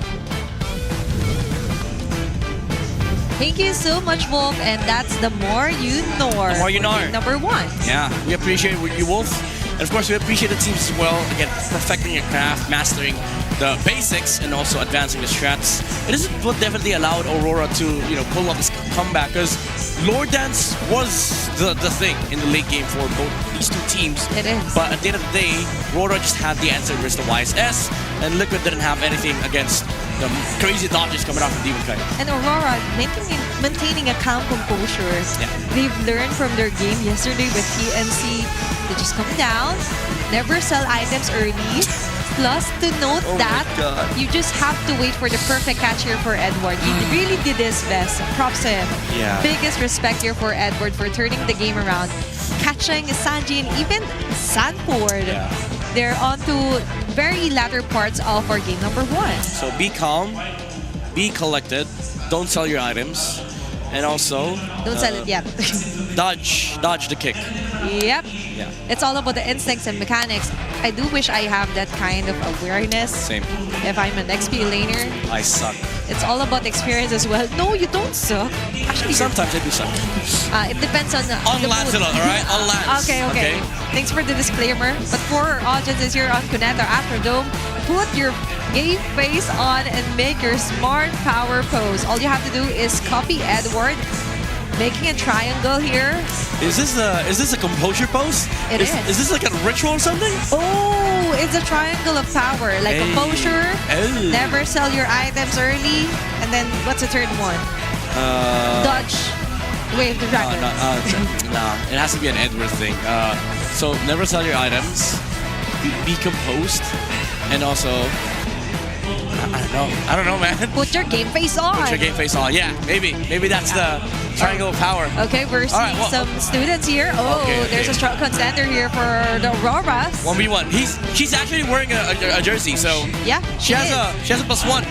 She has glasses. That's Yeah. +2. She's Edward, But a girl she. version. Yeah, but a she. Because OHEB has a girl version. Yes, a that's she true. version. An Edward multiverse. Oh, we've seen some huge familiar There faces you here, go. and it's going to be our winner for our Smart Power Pros. Congratulations, ma'am. There's another successful fan here for Cuneta Astrodome. If you want to win prizes such as that, all you have to do is buy your tickets, watch the game live here on Cuneta Astrodome, and might as well just participate on other booths as well on our MPL Super Fan CD Festival. Yeah, just again, if you don't mind spending your weekends, spend a ticket because it's gonna be a hell of fun watching live in the venue. You get to scream with the thousands of fans that are Spend it with inside us. the venue. So if you haven't, again, you can secure your playoffs tickets now. Head to the MPL Philippines website and join us at the Cuneta Astrodome for the MPL Philippines Season 16 playoffs. Yeah, please spend it with us. I'm begging you. For those who hasn't bought their ticket. Yeah, and you could get a chance to also get to meet and greet your favorite players. And by the way, the Alamat Awards is back. Who will rise to become legends of MPL? We will later know that. And so far, all of our audiences, even on our social media pages, are actually predicting on who will be the winners. You could watch it live later here on the MPL stage, October 24. Yeah, Today is October 24, yeah. Yeah, right after this match. Yep. So we get to celebrate and again commemorate these amazing players that have played in our league. I'm actually excited for the MVP of the Who season. is it? I think it's going to be midnight. No, Because that's why I'm coughing. I'm hardest working not- caster no, ever. that's Wolf. He works every day. So matter of fact, he works 8 days a week. all I see is Wolf. Even though I'm on the English broadcast, I actually called him over earlier Yeah. on to our. See, he's also working English broadcast. That's double time here for Wolf. But check it out, guys. If you're ready at the venue, if you're watching us live there on the MPL Super Fan CD, shout out to you guys. And I do know that our second match is also sold out match really? as well, from what I've heard. So let's check out for first match. Obviously, if you're seeing our backgrounds, some have already taken their restroom breaks, Yeah. preparing their clappers, their banners, and as well as regaining composure of their cheers. Edward, Edward, Edward composure. goes. Okay, Yeah, composure. they're doing this while they go to the bathroom. That's not right. Edward. That's not right. No, it's a Zen mode. It's okay. It's a ritual. Yes, it's a ritual here for Aurora. And going back to the game, Yeah. surprisingly, everyone, I've also seen a glimpse of the comments. They were actually like, oh, this is automatically a TLPH game. And speaking of TLPH, you're going to be on the blue side for game number 2, Midnight. There's a lot of pressure for TLPH for sure. They almost won game 1.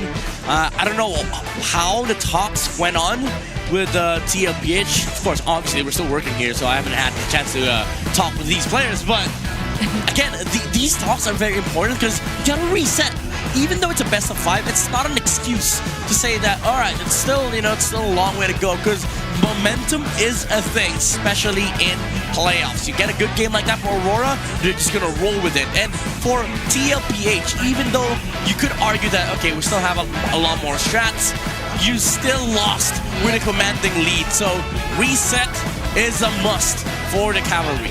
It was good until there was a word until here Until it for was TLPH. And now the wait is finally over as we move on forward for game number 2 drafting phase here. And let's see if they will go for the same route. But before that, let's check out on what will be our Clouds. map for game number 2. Flying Clouds. Get it, Flying Clouds. There you Flying go. Clouds. I think I am so lucky today. I don't know. I'm feeling lucky. You are. Are you feeling lucky? I do feel lucky. I'm with you here on the English test. Okay. And let's see if your predictions will reflect also here on their game 2 drafting phase still. The Harit and CC ban here. Wait. And straightforward backshot approach. And then Yuzong and Lancelot ban here for Aurora Midnight. Is this Aurora giving TLPH the Yisun Shin? Like it's I dare you. Yeah, and it's both the Yisun Shin as well as the 1-1. First time this happened, TLPH won with 1-1 on no whip. I think it was a match against Onyx Philippines. So Aurora, they have a lot of things to consider here. Yasun Shin, 1-1, and then there's also the Zhu Shin. The TLPH has not shied away from taking first. Yep, and now they're actually baiting out the Jushin pick here Yeah, for 1-1 the Jushin. LPH. They could actually go for an R-Lot still, a first Fryer pick here You're right, yeah. for TLPH. There you go. But it's going to be here for Sanji. Quick predictions here, midnight. Farsa, maybe Farsa or Kimmy, and then potentially Gatot or Grok for line. Oh, yeah. I don't mind the honestly. I don't mind the Grok against Zushin because you are able to sort of immune and even counter the Zushin initiation. Because if you trap the Zushin, she's forced to use the Crimson Beacon because she has to dodge the Tectonic Charge. Or might as well get the Lapu again here for Edward. That too. If you want, and a Lapu is very viable option in terms of flying cloud statistics, but sorry, I don't have the papers. But moving forward here, the Gatot Kacha would be a nice deny pick also if you're on to the side of Aurora. But let's see, because I'm hearing it, it's going to be an Arlot and Ranger here. So it's an XP and a hero for Domikite. So it's a change of scenery and prioritization. Midnight, they realized that they would want Domikite on a more comfortable positioning in terms of drafting phase than the Alice and Hayabusa for TLPH. I was worried about this. TLPH, Why? they're comfortable playing with the Hayabusa. Carl Tizzy has shown himself to be a very good Hayabusa player in MSC. And then now they find themselves in an Alice situation where there's no Yuzong. They see the enemy XP later. It's just an Arlet. Sanford gets to pick the Alice on first phase. So now Aurora, what do you answer this with? Do you go for Fredrin on Demon Kite, considering that it is a good combo with the Arlet, but there is an Alice on the table, so I don't know. Even I was actually going to say Doming Light. I'm combining their IGN right now. Okay, Fredrin. Okay. You've mentioned a Fredrin, but it's about Onyx Philippines. How is it for Demon Kite getting a utility jungler? I'm not a big fan of this Fredrin pick. Yes, it is an Arlet and Fredrin combo, but you are up against Zushin and Alice, two heroes that enjoy playing against Fredrin. Aurora, they have to buff this lineup up. They have to have huge damage on Mage or, well, Roam. I don't think they would go for that though, but Kimmy and Farsa is still available, so I think Aurora might want to gun for a Red 4 Farsa, but TLPH, they will have the opportunity to take it away. Thank you so much. And now we have the most picked heroes for Flying Cloud. So there is the Lapu for the top 5. Still on None of them here, by the way. None of them here. None of them here. But still, none of a 1-1 for game number 2 and the crowd. Okay. Yeah, that's a good ban. You mentioned this. Yeah, that's a good ban. That's a good roam for Aurora. That could have been a good roam for Aurora for the same reasons that we've said they needed damage, and also it supplements the the idea of being able to counter the Zushin while also attempting for the Red 4 bait. Because what TLPH could have done was give them Red 4 possibility of the Grok. If they don't take it, TLPH runs away with an Alice Grok combo, but they don't have the opportunity to risk it, so they needed to take it away. That's too much of a giveaway if ever they don't ban the Grok. And for sure, Master of the Basics have already foreseen that. And now for our Red 4, or rather, last ban here for TLPH and a possible Red 4 for Aurora. It's going to be the mid laner. Oh, okay. And Interesting. An interesting ban of a Franco as well here for TLPH. I think they trust Sanford enough to deal with the Farsa if ever it does show up. Even the Kimmy, honestly, for Yue. Kimmy, Sicilian, Farsa, those three are good picks. You don't Eve here. Okay, they go for Gatot, so they save the best for last. They don't have to because they had to rush the Gatot because TLPH could have taken it away. But even then, I think you could run this lineup with a Hylos for TLPH on JP, even the chip, honestly. For me, for TLPH, if they do pick the chick and it's a Flying Cloud, to be honest, there are just not much differences. So it's more familiarity in terms of where. Yeah, it's more about the draft. Where, Than the map. And the mechanic as well, and the rest of the Hylos. Hylos, and then the Moscow here for Ohab. What? I mean, late game, and it's also OM. So Moskov, good matchup against both the Granger, decent against the Arlet, but I swear this would have been a good carry game, honestly, for OM, but they go with the Moskov And the then the Kimi for you. I am feeling lucky today. Matter of fact, 1-1, let's go. I think it's your day. It's your lucky day. Yeah, it might be. It might be. Yeah, let's see if Aurora will also have a lucky day as they lock in the Kimi mid lane here for Juve. Interesting choice as well here for the Moscow for Ohem, but it's because it's Ohem. Yeah. So it's possible. I would have preferred, honestly, the carry, because I think the Moscow is much too slow. Because the carry would have been useful mid-game. OM, he has to farm till late. But, and Aurora, they do have early game comp, so there is a window where Aurora could actually punish TLPH with this gritty lineup. Let's see if the streak will continue here for Aurora Gaming as we move on forward for our game number 2 upper bracket finals. TLPH still missing a point. Let's head on over to the land of the Uncasters. It's your time. And I don't think there was enough time between game 1 and now to recover. We just came from a 26-minute slobber knocker. Leo and Breda bringing you the second game in this best-of-5 series. Team Liquid Philippines looking to recover against Aurora. This was a surprising draft we're seeing from Team Liquid, mainly because it's a bit too obvious that they're trying to maybe play for the late game. And stats show that they don't really perform that well when we're past the 18-minute mark. This was an in-depth discussion you had with Hans in the panel over yesterday's matches. But also, just to juxtapose the thesis on Midnight's draft. Oh my God, Okay. I think Aurora's draft, if we're gonna revert to something closer to pre-Project Next, looks better. Because I'm surprised that this Gatot Kachak went all the way through the second phase without anyone banning it. That's true.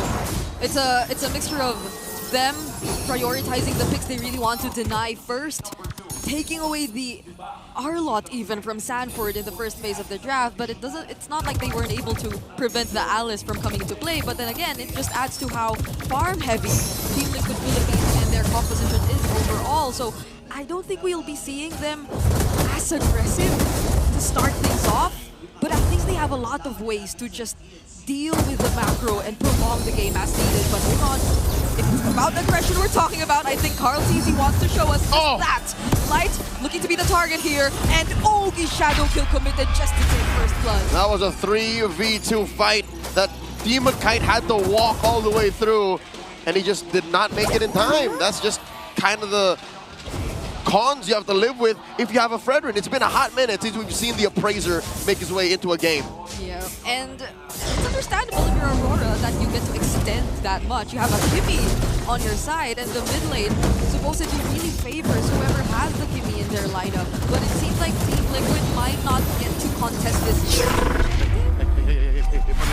Carl soloing a small camp, and Light could not stop him. I got his eyes at the minimap. So, despite all that, Light still has his eyes on Carl TZ, not exactly letting go of where this, I'd say, all over the map Hayabusa is. Yeah. Because even just now, before that first blood, he already showed us how aggressive he wants to play this game. Maybe even being one of the main players to play aggressive in this entire lineup that we're seeing from Team Liquid. That's right, Carl TZ's Hayabusa is a thing of beauty. If you talk about his best heroes in Season 16, I'd say Lancelot, Shin, and then this Hayabusa action breaking out at mid. Oh, Throne of Ruin from Sanford catching 3, SOD also landing, but the Aurora joins this. Edward doesn't land the final slash, but the AOG's Bang! Appraiser's Wrath. Sanford gets taken down, JP might be next. There's just so much hold from Aurora. The Alice is just a sexier Uranus. Yes. Emphasis on Uranus. At the end of the day, no matter how sustainable you are, after your Throne of Ruin, the perfect vengeance to evade and cancel out the Ogi Shadow Kill. It's not a flicker, but it acts the same way. Hold on, Close call on 2 different fronts of the map. Back to what I was saying, at the end of the day, after that Throne of Ruin, you're still just a sustainable, annoying XP laner. That's about it. You stand in front of everyone, you try to annoy them, but if they have enough damage, then what do you do next? Oh my goodness! Three-man stun! The three-time MPL champion stops the forward momentum of three here on Dominicate! Oh, but what OF doesn't know is that there are three Bang! members of Aurora waiting for him. I don't know if it was just perfectly timed or predicted by Aurora, but that was painful to watch. Call it a sting operation. They knew that Oheb had this killer instinct in him, and he saw a lone Granger, but he did see the other two members waiting in the wings. It looks like Aurora are going to be scoring their second turtle. Sanji, Sanford trying to grab one, pull a fast one over Aurora. Not going to happen. They're up about 1,000 and change. Yep. This is expected. Oh! Lineup, hold on. Edward still wanting to go in for the fight. Crimson Beacon already used. JP gets to escape with the glorious pathway, but it's been a very aggressive 4 minutes. Just 4 minutes so far for Aurora. And what does Oheb do? He just has to walk away. He does his best, bring it up. He does his best. Aurora have stepped on his neck and stopped him from farming. The first 5 minutes has been hell for this Moskov. Looking at the items and of course what that translates to in economy. He's down about 1,500 away from Dominicate. Could have been more if he didn't use his SOD just to get that gold card that was nearly denied of him, or nearly denied from him, just because of how well Aurora's been controlling the gold lane. And this has been a trend so far. This is expected considering TLPH's lineup. But how do they show us the changes once they don't get the early game? Because time and time again, that's what we've been constantly pointing out as their requirement to win the game, to get to do the Liquid Stampede. But this is something they walked into. They drafted this way. They expected this to happen. You know what? In the playoffs, anything can happen. Aurora can even win on Flying Clouds. That's what this map is all about. And they do find Sanford to the bottom lane. Can't even use the cleave. Throne of Ruin is all he can do. But does he have enough sustain? Oh! Barely tries to survive. And that's another Piercer stack picked up by Dominicate. Carl's versus Edward. It's a 1v1, but final slash still makes it. Fortunately, the other members of Team Liquid are there, but that was a close call. All right, 3 dudes from Liquid, no problem. 4, that's where he draws the line. A little too much for Mr. Consistent to deal with, but what this does is open up the lower part of the map where the turtles spawn. 3 for 3, Aurora, 100% on turtle take rates. Look at how US just defending this turret. Carl TZ has to escape. Oh, he walks away, but does not escape death. Light and Yue take down Carl TZ. The GOAT got tunnel vision. He really wanted to push in. Did not have enough backup.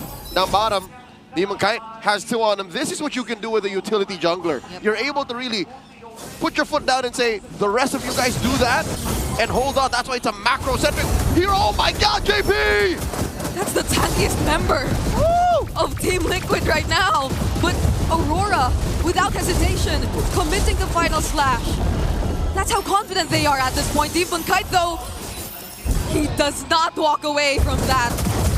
It's a little too much to expect to survive all that. But again, Aurora, sleight of hand. You're looking at the right hand, the left is already committing a crime. They pushed into here to up top. As I was saying, if you're a utility jungler, you can do these kinds of things. One of those things is sacrifice yourself because you're less of a asset to your team, so you can afford to die. Second is you can hold down fights so much longer. Carl Easy, when he died in the top lane, there was no business for him doing that. Not for that long. So Aurora, they're still on point here, on course. 4,000 gold up, 8 minutes in. This time it's Aurora who's had their turrets untouched for the entire past 8 minutes of the game. Team Liquid Philippines are struggling. They might be waiting for one team fight that they get to win, and it's from that where they just pivot and try to convert into objectives, because the way it's looking right now, could they even split up? Like, I know that's something Oheb would want to do, but based on how Aurora's been rotating, they're not making it easy for the Moskov. I think they can. They just have to be very specific about it. Like now, see this? It's clear where Aurora is. They show themselves on the map. It helps that the Lord is going to be a beacon, a magnet for TLPH to try and consider where they're coming from, but look, we're still looking at the maybe number 2 best hero to steal Lords with. That's a high boost. Oh, Edward steps in. Find Edward, final stack already with the Throne of Ruin. Might just stun 3. Oh! Dominkite gets taken down by Sanji, but before he does, JP gets taken down as well. It's a 1-for-1 trade so far, and Oheb, that's what you were talking about. So he finally gets to push the waves. And it's also very fortunate that Liquid found Dominkite. If it was anyone else that died, maybe even Edward or Demonkite, that would have been okay. Aurora would have forced the issue, but no, it was Dominkite. It was their main damage source. It was just unfortunate that he was right behind that wall, and once he flickered, he found himself right beside the Lord and in front of Sanji's Crimson Beacon. So that was a very awkward position to be in if you were Dominkite, but they also probably didn't expect that there were other members of Liquid who could come in from the mid lane, because they were probably expecting everyone to just hold those brushes down bottom close to the back of the wall where the Lord is. So now, it's a second chance for Aurora to potentially take this. I think it was premeditated. Liquid really cordoned off Aurora's exit to compromise Dominkite's positioning, and then in turn they killed him. That was really good for Liquid. Now, Demonkite finds that taunt. Lord at about half health. That was a knockup from the Lord. Edward working on Sanji though, but Demonkite goes down! OM joining the fight as well. This Lord is going into the hands of Liquid. Carl will get traded, however, and they're trying to chase after Liquid, but all they want to do is walk away. Liquid definitely winning out on that trade. They pick up Demonkite, take the Lord, and everything else is extra collateral damage. Carl TZ is, but it's worth it. Aurora did not see this angle coming. I didn't see this angle coming. I think Liquid just worked their way into closing this gap. 4,000 gold cut down to just 1. I think it was just normal movement from a Fredrin, from a utility jungle. It was the right thing. You switch targets, you stand in front of everyone. But where did the damage even come from for them to burst him down that much? Or I also think the Lord knockup had something to do with it, because it was an unexpected timing of Lord knockups that helped Liquid try and be a bit more aggressive. And that's where Demonkite found himself bursted down. Yeah, something tells me Sanji sitting with 2 stacks on his Sky Piercer, maybe 3 stacks. I have lost track of where exactly the count from. Made that death on Demonkite, that kill on Demonkite so much more possible, so much more faster. And the Appraiser's Wrath almost made no difference. We couldn't even feel it. I mean, JP was already expecting to receive majority of the damage from the Appraiser's Wrath, but at this point, that's what you want to see from JP. That he can just confidently stand in front of these members, of these annoying heroes of Aurora, so Liquid can know where to position themselves, and finally, after trying to be a bit more careful for so long, they get to take away some turrets from themselves. Oh man, the map has equalized. Literally, 2 for 2. Aurora now just have barely 1,000 gold up over Liquid. Where did this go wrong? It's not like Yu is not in the right position to deal damage. Dominkite only died once. Demonkite died twice. One of them was kind of warranted. So it's just Liquid finding their groove. Looking at the items now, it is a Swift Trinity for Oheb. Carl TZ also has 3 strong, hard-hitting items. And Sanford, I think Sanford's last death might have been his actual last, because he's on his way to a full Cursed Hell. Once he builds that Winter Crown, I don't think we're going to ever see him die again. Yeah. Maybe this is where a bit too much attention on caging the Predator starts to backfire. Because it's just not worth it. It takes too much time. And I don't think, like, maybe Sanford even wants you to pay so much attention to him at this point. Majority of the damage, of the disruption will come from him, yes, but not the damage. And he's not the guy who needs to be there until the very end of the team fight. Oh yeah. So maybe essentially kind of similar to the Fredrin. Yeah, at the end of the day, it's got to be Oheb, it's got to be Carl. Sanji is the finisher. The fact that Sanford is so annoying and could impact a team fight so much from the XP lane on this Alice is that game changer. So Aurora, how do they react? Maybe don't pay attention to Sanford as much. Like, as much as you can avoid the Throne of Ruin. Yeah, that's easier said than done. Because either way, he's gonna show up anyway. He is definitely gonna use that Throne of Ruin and try to position himself in front of as much people as he can. So he will voluntarily walk up to you and you don't need to work so hard to do that, but where are they trying to come from this time? Look at the angle that Sanford's coming through. Edward spots it. Glorious pathway. JP already low. Edward using the final slash, but Sanford stuns so much. It's UN. Dominkite now very low. Demon Kite looking at the next target. Carl TC with a double Ogi Shadow kill now. Trying to go for Doming. Fortunately has a dash, but that's 3 members already taken down.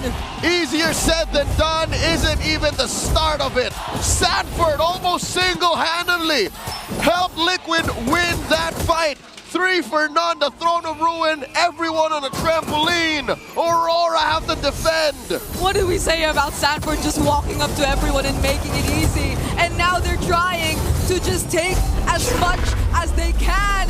Dominkite defending. Oh, the Wind of Nature already committed. Sanford blocking the bullets. But that was such a great defense from Dominkite too. Aurora lose 1 inhibitor. Almost lost mid. They're gonna lose their purple buff. Liquid are up 3,000 gold. Oh my lord, how do you stop Sanford? It's not like he even built his winner crown. Brigitte, you said it right. You said it best. He just walked up and said, what are you gonna do about it? Now, I hate to cry over spilled milk, but did Aurora not respect Liquid's propensity for crowd control? Not a single Purify. Yeah, I guess there was a bit too much attention on JP as well. It looked like JP was Or on Carl. definitely going down in that instant, but who would have thought? Again, even we were surprised to see Sanford holding that bush. And now he just comes in with the flicker and we might see another one.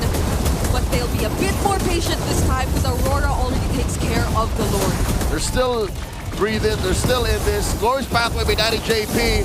Liquid looking to scare Aurora away from defending. They do keep that inhibitor up top and the base intact. Okay. Aurora still in this game. We're looking like we're about to approach another 20-minute game, honestly, if Looks like it. Aurora are able to still hold this a bit longer. But I think there's not much in terms of the damage dealers if we're looking at gold. Because Sanji, Yue, Oheb, and Dominkite, there's not even 1,000 gold difference existing between these Yeah, heroes. no, it's not about a difference in firepower. It really is everything else that goes with it. It's the garnish, the meat, the protein is sound. It's tasty. But what else do you partner it with? Let's watch that sequence once again. Look at Sanford. I don't think it was enough that Edward was there to check him in. All right, 40 flickered in. He didn't walk up. He gleamed, flickered in, and I think that scared the bejesus out of Aurora. Yeah, and he came from the left mid-bush at that. Yep, it was an ankle breaker. He came from the left, gleamed to the right, and then flickered again to the left. All the while, Aurora probably thought they had everything under control. Nah, not this Predator. Nah. Not the Apex Predator, Sanford. Okay, so they have 2 anti-heals, right? They have the Sea Halberd on Doming. They have the Glowing Wand on Yue. Is that enough? JP, oh my god, trying to split up Aurora. Hold on, he's in the middle of 4, but Sanford once again finding Yue, forces the flicker as well, but Edward and Demon Kite doing all the zoning! The Cyclone Eye actually did not help Aurora there! Sanji's unstoppable right now! Wise is watching from home. He knows how much that hurts. Dominkite backing up, almost gets choked out by Sanji. There's another Lantern Flare, Light trying to walk away, but there's another knockup play! A monster kill for the Lone Stallion, Dominkite and Yue! Can they defend this? Oheb doesn't care! The Cavalry will equalize the series! Now we have a ball game. 1-1. Liquid on the board. Brigitte, they deny us the 20-plus minute slobber knocker. They did. Liquid came to play. I can't believe my eyes. It's a reset for now, best of 3. Let's throw it over to our analyst and panel to break it down. Never letting expectations down. Another one here for TLPH. All one score for Aurora and TLPH. I think I am indeed lucky. 1-1 is the score. Not because TLPH won, but because we get to see more games in this series, Athena. I do love the fact that, again, Aurora, they maximized the window that they were given. Because of this early game comp, they were able to pressure Carl DZ away from his jungle, utilize the Fredrin and the Aurora, but when it came down to business, TLPH, they had the execution, they had the Alice, but most importantly, the Zushin was not alone in this game. The lone stallion was with the entirety of the cavalry. He's putting on the lights and spotlights onto the Auroras here with his Jushin pick. Arcane 2 MVP 605. And unlocked an item build, even the brute force for the last item. Yeah, 100% kill participation. You want the lights, you get the lights from the Zushin. And Sanji was phenomenal in this game. The amount of clutch Skypiercer kills that he had, and also the controls that was amassed by TLPH prevented the Fredrin and the Arlo to actually maximize their frontline combo. It was basically Aurora trying to find these initiations with their engages, but their frontline was dismantled by the Zushin. Light, Demon Cannon, Edward, they all what they're doing in the fight was to sort of like look for angles that they were able to maximize, but the window was very short, because maybe 2-3 seconds, that's too much already against the Zushin, especially add to the fact that there's a glorious pathway coming out from JP that allows TLPH to just constantly find Dominicite behind the lines. Yep. Just being a lookout isn't enough. So what do you do with the info, right?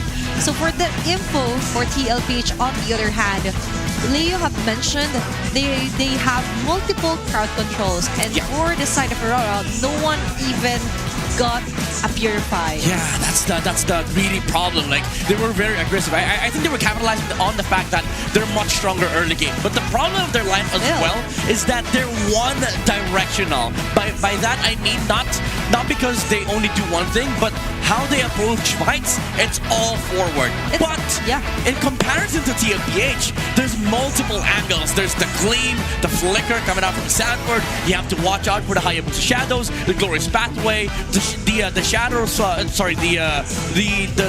The lights coming out from Sanji, but also the spear of destruction from Mohib, which literally comes from all angles. It really disrupted members here of Aurora. And you've mentioned multiple times again that Sanji, when he finds anyone from the side of Aurora, even if it's the lone stallion, he will do his best to just eliminate anyone on his pathway, even getting a monster kill right until the end of this game.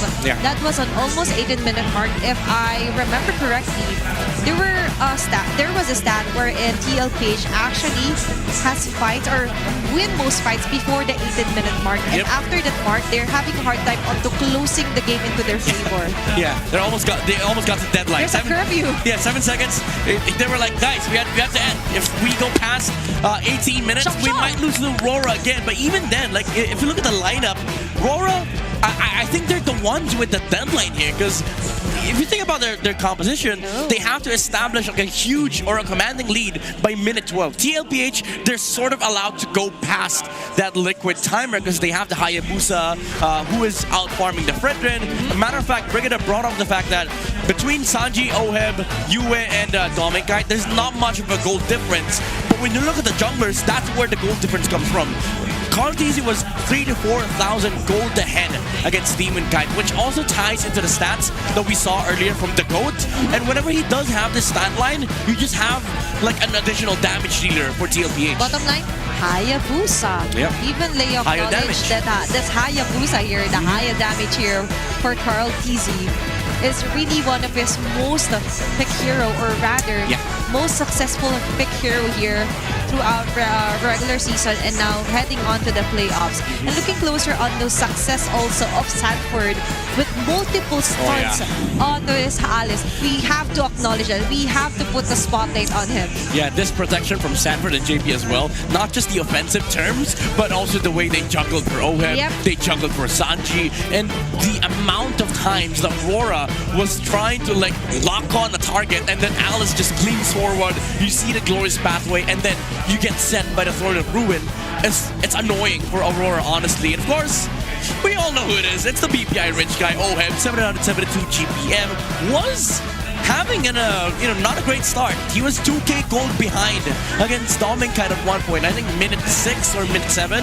He was 2,000 gold He was in terms behind. of deficit, against the gold laner of Aurora. But it came down to the late game. They were able to stretch the game long enough so that the Fredrin didn't exist, basically. He was a non-existent factor for TLPH. Maybe during the lore dances, he is a target because he does have the retribution. But during team fights, they don't even care about a Fredrin, honestly. And I know, Midnight, it's going to add up to the list on why you would want a Fredrin onto Demon Kite. Yeah. Because technically speaking, when it comes to the latter portion of the game, you cannot control on what part you would want the game to end, not unless you're a prediction teller.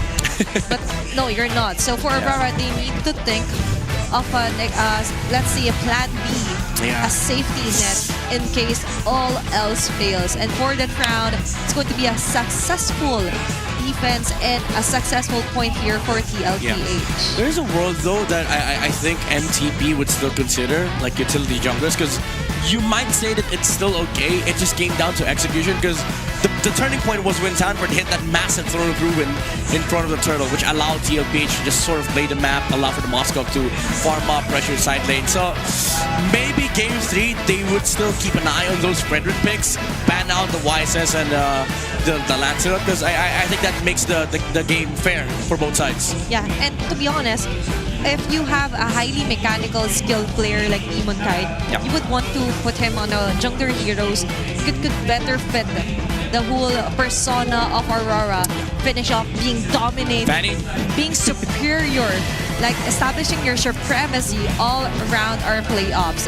And looking closer onto our head-to-head stats, talking about Karaki and Demon Kite here with their Hayabusa and Fredrin. Yeah, looking at the goal that they have at minute 12, this was a time when this was post massive Throne of Ruin Sanford. Goal at 12 minutes.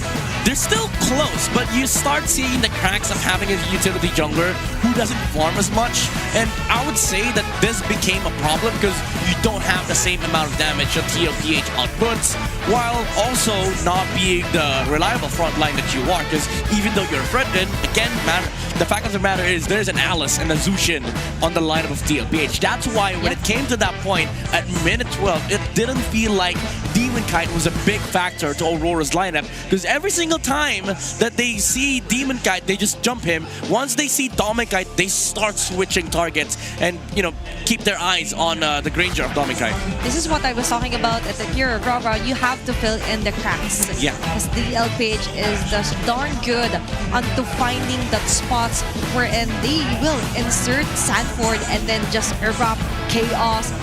Just go for madness here for Aurora. And we've seen numerous teams attempt to do that.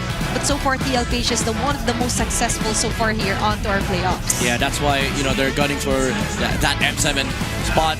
They're still 2 games away, both these two teams, there's still 2 wins from getting that Grand Finals championship slot and also the M7 slot. But they're getting close, these matches, I think they're giving it their all, even switching back to utility junglers, Sanford pulling out these amazing XP laners on, first phase. It feels like they're just gunning for these winning conditions on both sides. And so far, I would love to see this continue onto the bigger stage, onto the world stage. This kind of meta, this kind of bro-like clashes here. Imagine in the Philippine region, we're this deadly, we're this sassy, spicy place. Imagine what the world thinks on looking. This is just the lower upper bracket finals, by the way. It's not yet the grand finals, but we're seeing some previews from our titans, the international epic rivalry here for our first match. I think that's one of the upsides of being the first playoffs of all regions. Like, they get to see the very first taste of what the meta looks like.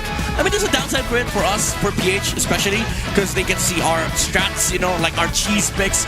But after this weekend, both, I mean, almost all regions are gonna get scared because they get to witness, the grand finals. Or maybe they could have some lessons along the way Maybe, while watching maybe. our playoffs and adapt it Yeah. to their strategies. Maybe steal some strats away from TLPH or study the fundamentals of Aurora, or maybe even look at Onyx and TNT because, hey, they're still also vying for M7 slots. And talking about Onyx, by the way, Right in queue. yeah, Onyx, not just PH, but also in Indonesia. We see the stats here for the ex-undefeated team in ID because they just lost to, I think, 2 teams. And they're still pretty much, on record to reach the M7 M7 stage. And Kyrie, man, Lancelot, Kyrie, always Kyrie! spectacular. Kyrie! Yep, and talking about the Lancelot earlier as well, and this is why most sought-after import players are Filipino players because of their mechanical skills, Yes, sir. their innate capability to be adaptable in each and every environment that you put them in. And the environments inside the map actually, especially not the broken walls, is one of the highest win rates so far. Considering the expanded race, that's a 5-0. But Yeah. 7-2, that's 9 games in total here for Broken Walls and a high win rate here for the whole Onyx Indonesia. Yeah, I like how honest these stat lines are for Onyx because it does, it does show you what their playstyle is. They love playing with each other because they like brawling with each other. That's why I think expanding Gravers for them is just a cheat code, honestly, because they get to fight with Skylar. Sans is able to, utilize heroes like Zushin, Sparsa, and be a threat on the map and allow the Sky King to just get a very good start and dominate the game. Matter of fact, I want to see an average of their match time because I think they fall under 16 minutes. They've had a lot of like Quite 10-minute fast. games. Yeah. And even post Project Next. Or maybe after their playoffs, there will be a change Maybe. onto their stat line. Maybe. Because they're going to be watching or adapting some of the places that we will be watching. But moving forward onto another team to highlight and put a spotlight for M7 is BTR by Vital. I'm pretty sure Mirko is happy right now. In fact, if you hop on over to the Filipino broadcast, he's yapping about BTR with Wolf. But yeah, looking at the lineup of BTR, there is a lot of promise for this team, by the way, especially because of the fact that they have a Filipino marksman. So stop getting our gold laners. But also just the sheer chemistry that this team has. This is the team that Light left, by the way, and I do think Finn fits well into this team. But Niall's addition to this lineup as well, being a sort of like a pillar on the jungle role. Like, he's the most stable player in this team. And I do feel like the character of Nala as well is a perfect fit for BTR. That's the kind of spiciness that I was looking forward to. Before it was Eman that they were constantly like pushing up onto being the face of BTR by Vitality. But now with Nael, a new addition here to the family, says a lot here for BTR. Huge team to look out for onto the upcoming M7 World Championship. And we do know that Mirko, in fact, will be happy with all the stats that we're seeing right now. He's glazing BTR. He is. And for our viewers out there, if you want to check out this kind of stat lines, we will be posting this onto our official social media pages as well. And if you ever have teams to watch out for, you could comment it down below from different regions. We have Singapore, from Malaysia, and then there's Look at this guy. Go! This nerd. Look at this nerd.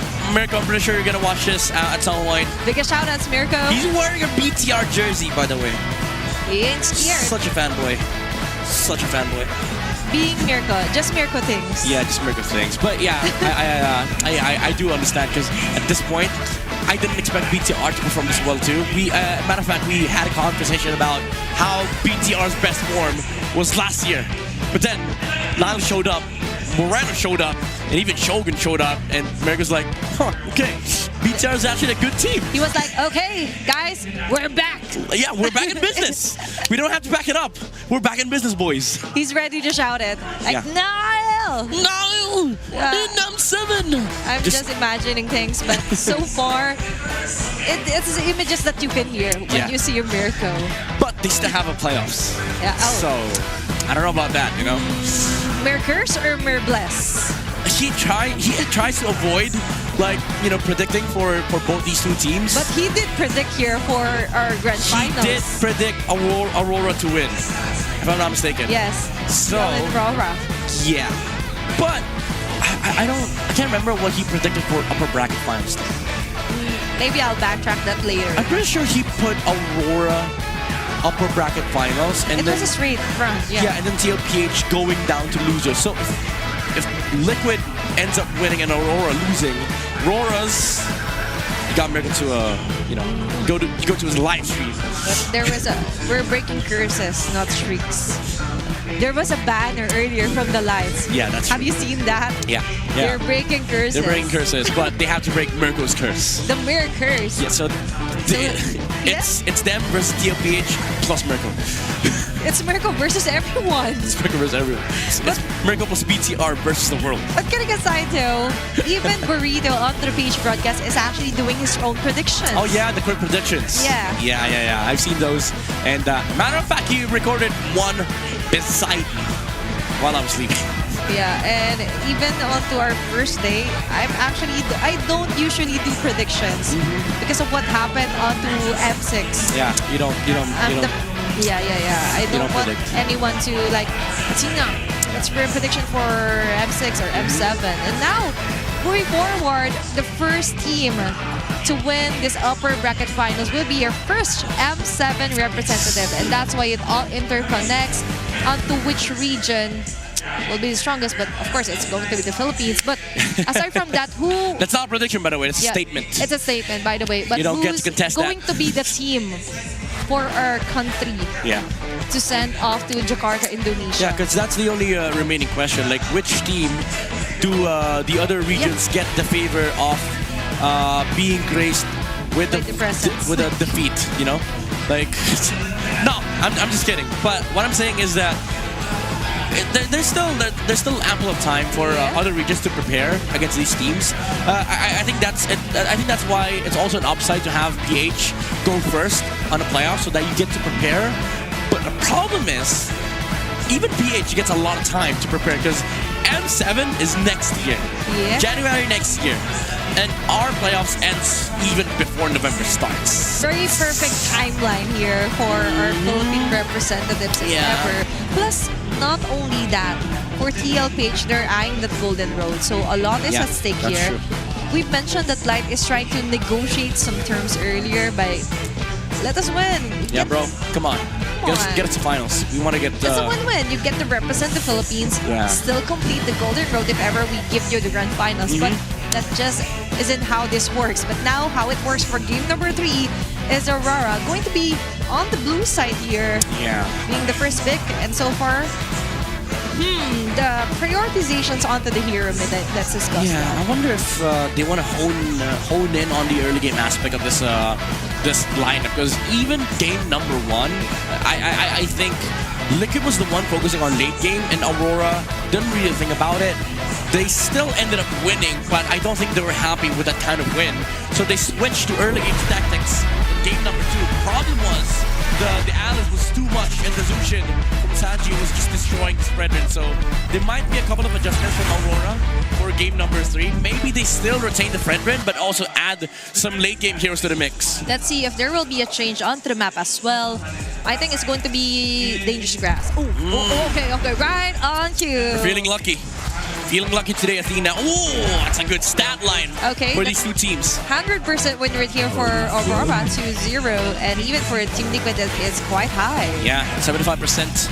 But what matters here is that they actually get the dub. So Aurora removes the Yuzong, they remove the Yuzong Gen 2. So TLPH, they get two choices here. Either they ban 1-1 or they ban the Lancelot. But Aurora, I think they're expecting to get the Lancelot for themselves. But even then, there's a lot of trades for TLPH. The Cardies can just take up the Hayabusa again on Red 3. Maybe they even first pick Granger and Granger Gadot for two picks. Just to take away the momentum here for although it's already been broken for game 2, because for first and second game so far it's still a Granger Cryo here for Aurora. So just not to make it too obvious that you're like nurturing too much or you're protecting Dominkite so much, and now for TLPH it's up to them to try and get the deny, or Aurora gets a hero as early as an Aurora here for Edward. They were trying to trap TLPH into thinking that they're gonna get the land set up. So yeah, first pick Granger because they don't want the Granger going over to the side of TLPH. But this does favor TLPH because we just came from a game where both Lee Shin and the land setup was off the table. So now TLPH, they get to pick whether they take the Fredrin or they take the Hayabusa. I think the Hayabusa is the safer route because I don't think you go Fred Arlet here because there's still the Phobius on the side of Aurora. I do agree with you with the Hayabusa pick, considering that this is a Ranger and just give the Fredrin to Demon Kite if you're TLPH, but if you're Aurora, might as well just don't pick the Hayabusa. We won't go for Demon Kite. And a hero for Sanford, I believe, Alice? will be a perfect opportunity. But Hayabusa and Lunox Midnight. I think the idea is you can't go Uranus, you can't even go Alice on the side of Aurora. This is smart from TLPH. So I think for Edward, you go Lapu or Arlet, but the problem is you set up such good heroes for Sanford that he gets to decide whether he wants Alice or Phobius on Red 3. TLPH being consistent onto attacking Mr. Consistent here for Aurora. Such a good draft, honestly. You cannot just ban out heroes here for Sanford if you're Aurora. You have to consider with this first pick Lunox that you have to be capable onto being bucked up and bucked up Fredrin and get the catcher here for Aurora. Yeah, Athena, he gets to pick Alice again for Sanford. He might go Lapu, honestly. But there's no downside in taking the Alice now because it's still the same thing. Like you get Alice now, you remove some of the counters, and then Aurora's left with nothing. So you go Alice, and now they remove Lapu, there's no Yuzong anymore. So just the Lapu, honestly. It makes it easier to draft if you're TLPH. Yes. And Sanford is like, okay, don't mind if I do. Okay, they still remove the Arlet. They respect the Arlet Edward. Arlet Edward making miracle plays with the finals. Vengeance, actually. The Vengeance is the Vengeance plays, the cream of the crop here for Aurora. And now, there are certain heroes like the Lapu still viable, but in my opinion, they could just go for the last pick here for Edward and look at what the Red 4 will be for TLPH. Yeah, they have to sniff it out. But for Aurora, I think Kimi still works here. Kimi, Barca. I don't see any other heroes for Edward though. Cho being removed, I think just to limit the flex factor on the gold. Oh! Okay, nice. Mad respect to Sicilian. That guy hasn't lost in Sicilian, by the way. That is a nice see-through here for Coach RC. And you're right, being it win streak here. Wait. I wanna see Oheb Gold Lane Lapu. I wanna see Oheb Gold Lane Lapu. I've seen this in one of his live streams, by the way. And I think that's the reason why they removed the Arlet and they didn't care about the Lapu because they wanted to pick it gold. Will they take that as a challenge? Will they grab that opportunity? What do you counter it with? You can't go Esme, you can't go Uranus. There's a Lunox on TLPH. Different scenarios running through our minds right now. But even for Aurora, different heroes that are running on their minds to ban out. Still the Khalid removed here for game number 3. Alright, I wanna see it. Oh, give me Lapu. Give me Lapu. No! Okay, at least it wins both matchups. Okay, it's the best of both worlds for the CC. Deny, priority, and then somewhat of a flex tail here for TLPH. Because the thing is, Aurora, if they want to get Lapu here, I think you put the CC on XP and then you put Alice on gold. But for Aurora, I think best pick here is honestly Uranus or Esme.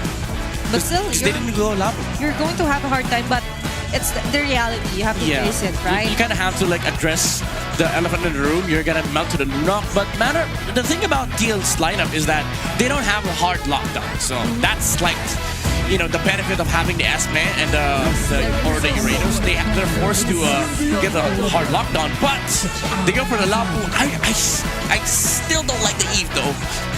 Yeah, sure, it's up against the CC and the Alice, but this upcoming last pick from TLPH might just ruin everything for Aurora. Because honestly, a Hylas is still good here. Considering it's also the dangerous grass for Eve, it's also one of the heroes that I find and having a hard time when it comes to multiple ganks because for an Eve, all you have is the flicker, Yeah. then the ultimate for the slide shield, but after that, you're so vulnerable to the attacks. Yeah. But they've gauged the situation, Midnight, and maybe they found Hylos, more yeah. pros here for Aurora, and then the Hylos for Daddy JP. Gold lane CC here for OM. It's such a good draft for both sides, honestly, even though I don't like the idea of the Eve. The thing is, Yu is on the Eve, so he's gonna make this work. But He has to. this draft from TLPH just allows Carl TZ to go wild, honestly. And looking at their index as well, Yeah, it's all TL. it's all about TLPH. Yes, you have card controls for Aurora, Yeah. but some of this might be somewhat of a disadvantage. Yeah, it looks like the same game as game number 2, but TL has way scarier team fights in game number 3. Same, but different scenarios here for TLPH and Aurora. Lock and loaded for our draft. Let's head on over for our game number 3. Who will get another point? Casters, it's your time. You know what? I agree with Midnight and Athena. In addition to the draft, the way Liquid played in Game 2 definitely dictates the pace. They have the momentum going into Game number 3. And I also have to Welcome say to Mobile that I'm really Legends. feeling how much Coach RC wants to get his revenge back. He's been so commendable in terms of drafting for how many games in a row now. It was a bit surprising to see the Lunox immediately come in, but for the past few games, it's been such a high priority. But for Sanji to go this route, I'm hoping this is still signature aggressive Sanji, but that's a bit more balanced compared to game number 2. I think it's signature aggressive everything for Liquid. Looking at the early game start, Aurora posting up towards that Little Wanderer, stopping a majority of Liquid from crossing over. Even this XP Crab coin will be contested very hardly, and JP coming in, looking for a sneaky pull. Can confirm, ladies and gentlemen, it is an undefeated Lunox in the hands of the chef, Lone Stallion Sanji. Yep, but it seems like they're really trying to make things a bit harder for Sanji. Yue on the Eve clearly has the range advantage, and they're probably gonna stay like this for a while. That's right. More on Aurora's draft before any more action breaks out. It's a very M4 looking draft. Like, look at it. Look at it. These heroes are old school. Yeah. Just now we had this, or I was asking you about, what was Sansan looking like again back in M4? Because now Sanford, it seems like the heroes are becoming a bit similar to that, but Sanji's been sticking with a very particular hero pool. He's been using less, I think, even compared to last season. So there are just certain options on the board for Sanji. Yeah, if you ask me if this version of Liquid looks close to how they look when they won in Jakarta in M4 a few years back, it's very different now. They've definitely grown. Turtle already very low. Okay, shadow kill. Shadow kill just in time, but it's still not enough for Carl to steal away the objective. Oh! Now Sanford has to go down. Fool me once, shame on you. Fool me twice, shame on me. Aurora learned. Not like that, 4D, not again. He spent everything. The flicker, the Throne of Ruin, did not work this time against Aurora. Not so fast, RWM! And the AOG to try and provide a bit more pressure. JP could not get out of that. So Aurora have been using so much, but OM down bottom. Can he take down Domingkite? It's not going to be enough. Vengeance committed too, but Doming survives. That is elementary MLBB. When a Vengeance is popped, you just stop. Stop. Hands off. Move away. No means no. Don't attack. Don't Sanji. do it. Oh, okay. Synchronized shrieks. Yes, he is not having a good time. Next level synergy. Across the map, they're not done! Sanford, Gleam gets to keep him safe, but Carl cannot farm in peace. Demon Kite's in his jungle. He even might steal away this orange buff. Look at how Light's blocking everyone else. JP and Sanford trying to help him, but can he take it this time? He doesn't have the retribution. Nor does but Carl. They push him, or they push Demon Kite away. That was a close call. If Demon Kite stayed there maybe for 2 or 3 more seconds, that retribution would have come off cooldown and Aurora would have committed Grand Theft Orange. Demon Kite the main culprit, and the rest of them accessories of the crime. Looking at the rest of the map, the bottom lane, I think, is the closest thing you can say as a neutral lane for Liquid, because everywhere else, Aurora's winning. Yeah, I'm liking how Aurora are starting to put in so much respect to this Hayabusa of Carl Tizzy. Because even in the previous game, it's like this Hayabusa single-handedly tried to hold down the early game for that very farm-heavy lineup that they tried to go for. Oh my god, the flicker to save him! Oh my goodness, the curtain call. Is it going to be enough? AOG! Everything's there, but Dominkite under the turret will not fall. Bring it up. That's still a good chunk of damage reduction. They changed a lot of things in Project Next, but not the gold lane turret shield damage reduction. Turtle now at a fifth of its health. I think Aurora can easily secure. Even when Light had to respond to what was happening down bottom, Edward and Demon Kite were more than enough to take this objective freely from Liquid. But there's another concealed play. Does Oheb sense that there's something going on? Yep, he does. He had Daddy JB to check for him. Yue already made himself known, and then Light just flushed out those bushes. Aurora up by 3,000 gold, under 5 minutes. This is a great start for Aurora. Yeah. What happened in game 2, I think, woke up a beast in him. I agree. Now they're using this utility jungler, this Fredrin, so aggressively. And just as I mentioned that, he's walking back towards Liquid's jungle. Yep. That's something you can't do as an assassin. That is... Oh! Thought Sanji was going to use the brilliance there. Hold up. 2-lane push, top and bottom. The cavalry got a little cross-eyed, like they didn't know where to defend. That was free. Is this the effect of just how good the pressure is from Aurora? That their jungler doesn't feel as free and that they are a bit more pressured to provide some assistance to Carl Tizzy? I think, yeah, the answer is simply yes, because Liquid, look at this, they are a team fighting lineup more now than ever. The other game they had a Moscow, so they could have split the map, but now they just really want to convert. They really want to win big and then take turrets. Without winning big, they can't take turrets. Oh no, Carl! Oh! The energy eruption! The taunts from Demon Kite. Now they gain access to the purple buff. If Razor's Wrath is touched, but not the real world manipulation. JP gets stuck inside, but Oheb's just trying to do what he can.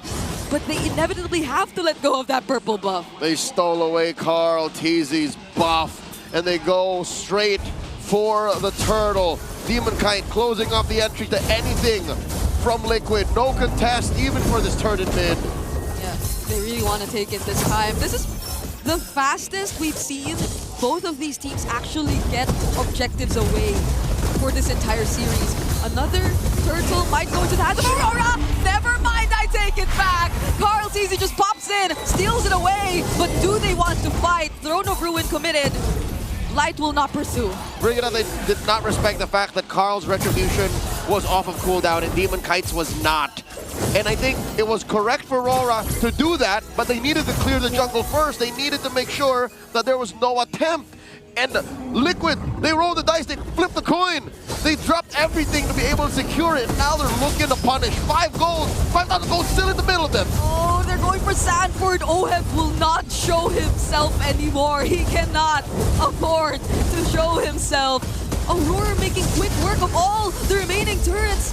Sanji goes in, but all that just to prevent any more damage. See, this is Aurora just cracking that whip, reminding TLPH that, hey, you're still down this much gold, all right? 5,000, 6,000. Just the gold laners alone, 2,000 between them. That's what Aurora needed to do. They needed to make sure that this lead would be all that mattered. And the fact that they did not check that little avenue, that little entry from Liquid side of the jungle to that turtle pit meant all the difference. So, you know, it's a final turtle. A little bit of mojo boost for the rest of the cavalry, all the fans here in Cuneta watching the blue side of the arena. Well, technically the red. Let's look at how Liquid can clap back, all right? Number one, stealing objectives. It's clear that Carl Tizzy has it in him. He got that dog to steal stuff, but are we waiting for Sanji to come online? Because Oheb, sure, is a gold laner, but he's a fighter gold laner. Is Sanji going to be the next in line to be that, you know, clean source of damage? Yeah, I guess if it's Sanji we're talking about, he just needs to watch out for Demon Kite. Like, if he does go in, or maybe not just even Demon Kite, the real world's there, the Unbreakable's there. So positioning, as you would say to any Lunox user, is very, very crucial. go in and make themselves vulnerable to Aurora, because that's going to be one of their main strengths. It's just blocking every single member who wants to dive in. And that's why the Lone Stallion is keeping himself scared. Look at where he's positioning himself. Very far away, hidden from Aurora. They'll never know where this Lunox bomb might come from. That's Sanji DD. Turtle at half health. Yeah, but Yue's holding this brush too. Lord, rather. Here we go. Oh, now Sanji goes for Yue, but the damage doesn't seem to be enough. Edward jumps in with a Raven Spider as a response, but Light, he's holding Carl TZ down. Oh! Sanford dodges the Appraiser's Wrath just barely, and Hoeb goes in from behind, but for some reason, Carl, he's bursted down. And Oheb goes as well. Where one baby cake goes, the other follows. Sanji the only one left. It's a 2v1. Yue and Edward chasing him down. Sanji tried. We saw it. He did. And he was doing the right thing up until the rest of Liquid could not hold the line. Again, a huge gold diff. Items just were the main factor. Firepower. And that's why Light was able to push back 3 and delay the inevitable. I think he even had to use his flicker there just to get close enough to Yue, which we might get to confirm in this instant replay. Which again, we will keep saying, oh, he didn't use that flicker. So it was just in this moment where he used it to find the right target. The final reposition. Oh, he got to take down Domin, but the damage, even when I think that... Okay, maybe we talk about that later on. Demon Kite takes the Lord. Edward holding down 2 AOG from Light. But will this be enough? Throne of Ruin already committed. Carl TZ's the first to fall. Not like this, says Aurora. Not again. As Dominkai takes down 40 after taking Edward. It's a wipeout pending. Vengeance committed, but does that keep him alive? It's a no. A wipeout by Aurora. The blinding lights stumble into the Stallions, and the Stampede is quelled. A Lord and 5 kills over to Aurora. Now they will definitely be clearing the outer turrets, possibly even the top lane turret, base turret of Team Liquid. And that's exactly where the Lord is approaching, but there are no Holy Shields left. Even bottom lane still standing. About 40 seconds left for that to make it work. Make it worth it to protect. In Aurora, they know that this Lord won't stand for too long. Liquid are in the danger zone. They are in self-preservation mode right now. I just gotta say, I can't recall the last time Carl TZ got his hands on his purple buff.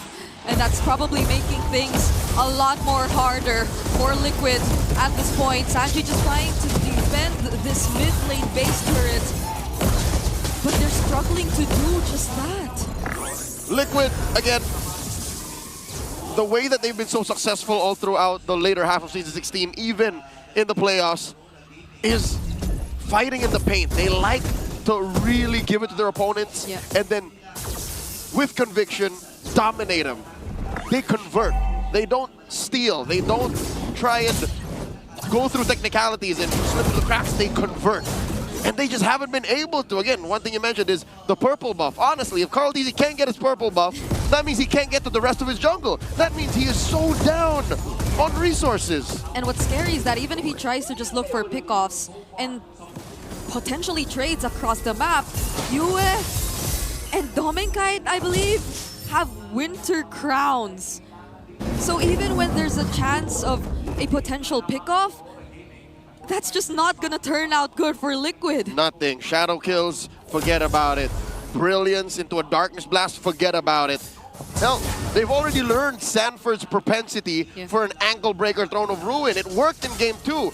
They were able to steal a game from out of nowhere. A stampede through Aurora in an 18-minute bout, but not this time.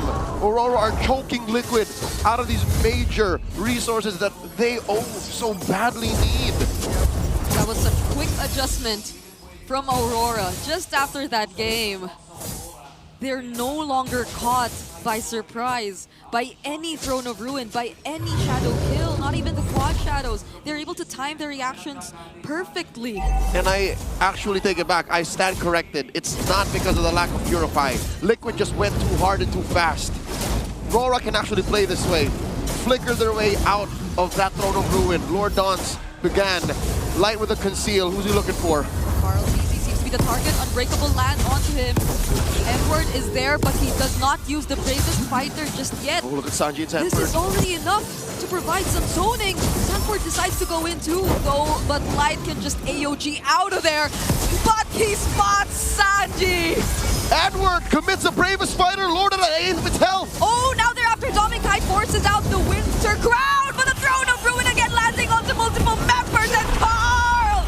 He gets the objective for Liquid, and they're fighting back! Oheb Bolt traded out for Demon Kite, and that is Sanford gleaming on out. He doesn't get to escape, and Sanji, he's trying to look for more! Brilliance Blast takes out Demon Kite, and it's just Edward and UL left. They take out JP. The GOAT stands alone. He can clear the waves, but Yue and Edward, what could the plan be? The Lord is spawning right now, and they might not get to push any further. Carl still taking him on. Edward's all alone, receives majority of the Ogi Shadow kill, but he's so tanky. All right, Edward here is doing his best to distract Liquid from taking that purple, and it's already too late. Yue yeeted away the purple buff once again from Carl Teasy. Let's check out that instant replay, that moment, that play that led to this very moment.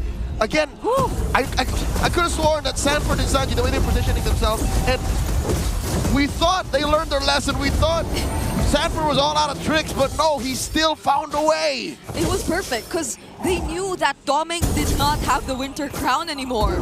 And I couldn't even recall when Yue used his, or did he just choose not to? Oh, that's the moment he used his. There it is. So that's why he survived.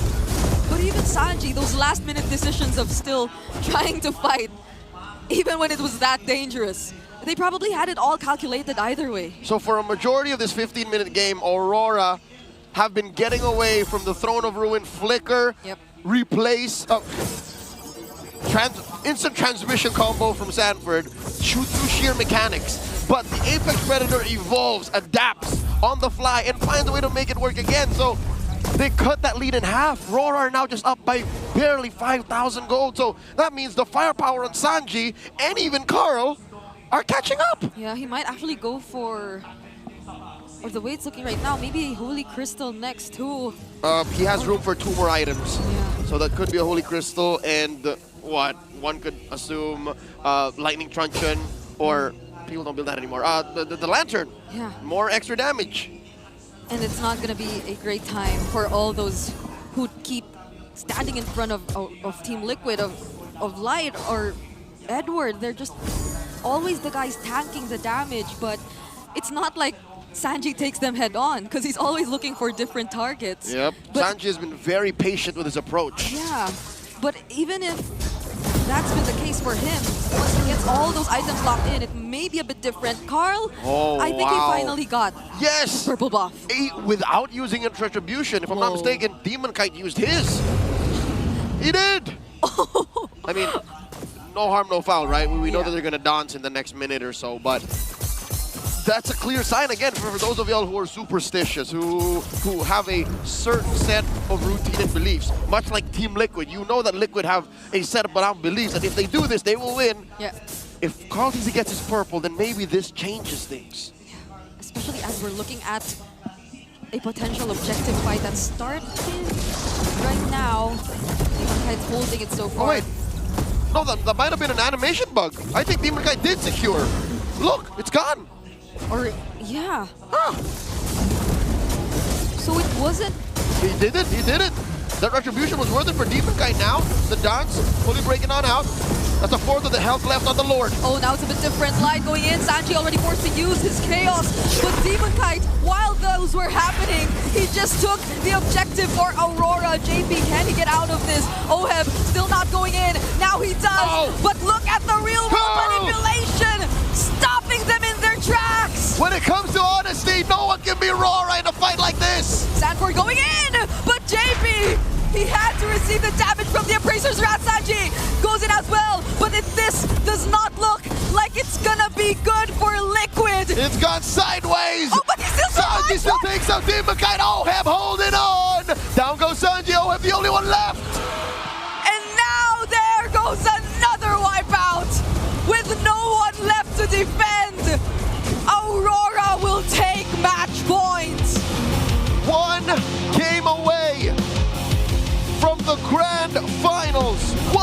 walking away from that slot at M7. Aurora 2-1. Every single player just keeps adapting, just keeps learning. I don't know what to expect in the next few games anymore, if any. Honestly, the writing was on the wall. Aurora was just waiting for that one window. Let's go to Midnight and Athena. The match keeps getting more exciting as the game goes by. A match point for Aurora. One game from the grand finals and one game from Jakarta for M7. Amazing stuff coming out from the Northern Lights. That Lord dance though, that last part, I thought it was gonna be TLPH like going to late game. They will have damage. They do. But this is the dance. It was the dance from Aurora that allowed these guys and Yue as well from the Eve, that real world manipulation that locked this game down for Aurora, shutting down Sanford, shutting down Carl TZ. Even though it's a small team fight, it's a big win for Aurora. Bow down to Yue. What an amazing performance. Plus, they were able to polish off their mistakes from game number 2, which in fact for game number 3, very consistent, and as well as Demon Kite able to outmaneuver, deny buffs from Carl TZ himself. Yeah, I mean, even though TLPH looked like they would have answers in the late game, the positioning from these RWMs or real-world manipulations from Yue were immaculate. And also, just the overall early game presence coming out from the Eve with the supplement of having the Fredrin on the front line, they were able to sort of scare Liquid away from these resources that Demon Kite was just taking. But again, we reached a point where TLPH had like the right tools. They had the right initiations. Carl TZ finally had damage, but it's the real world manipulations. We said this during the draft. I personally didn't like the Eve because of what it brings to the table, but Yue made it work. He was able to find angles, he was able to find these folks, even though they were losing some turtles against TLPH. He was the constant force. This Eve was not playing too aggressive, like beyond the limit. He was pushing the edge of what the Eve could do, and these little edges from the RWMs are what disrupted the team fight from TLPH. I mentioned that the Eve is one of those heroes that has a hard time when it comes to dangerous grass, but Yue took that to his advantage. He found a perfect angle for him to be untouchable, unseeable here, and all throughout, even ensuring a double kill, maybe a triple kill here. And for TLPH, they just weren't ready for that yet. And looking closer, Midnight, we've mentioned that there was kind of a question mark here for the Eve for Yue, but all in all, it came hand to hand here onto the combat of Edward as well. Finding the spots where Sanji was accompanying, trying to get pickups, specifically in this instance. We thought that it was over. TLPH managed to get a comeback, but no, that wasn't the end of the story yet. Yeah, again, we just reached a point where they got the items that they wanted. They're able to win a team fight where they're not supposed to yet. And this Throne of Ruin from Sanford, by the way, very misplaced from the Atlas. He was not able to cross the walls over the Lord Pit up until the bush. And Aurora was able to capitalize on that mistake on the positioning. And speaking about positioning, look at Yue. Maximum spacing from the Eve. Didn't even die in this game. And that's why he deserves this MVP commanding performance coming out from the mid lane. And Aurora, even though they were feeling the pressure of the late game aspect of TLPH, they played that Lord beautifully. Light providing himself as the sacrificial lamb, he suicided, literally dashed into the bush that Liquid was holding. But Aurora, even after that, they got the Lord. They tried to fend off this Hayabusa, and they got the punish that they were looking for. Even after all the damages that he was able to tank, he didn't even die. Yeah. And for me, that spelled GG for TLPH. The moment that they've used up all their resources just to stake down this roamer from Aurora, and then they didn't manage to do that single thing, that was doom. That was DOOM for TLPH. Yeah. Then moving forward here for the Hayabusa for Carl TZ, we mentioned that, this is one of his most successful heroes this season. And with Demon Kite, there was a bit of a question mark with his Fredrin after game number 2. But still for this game, he did a spectacular job.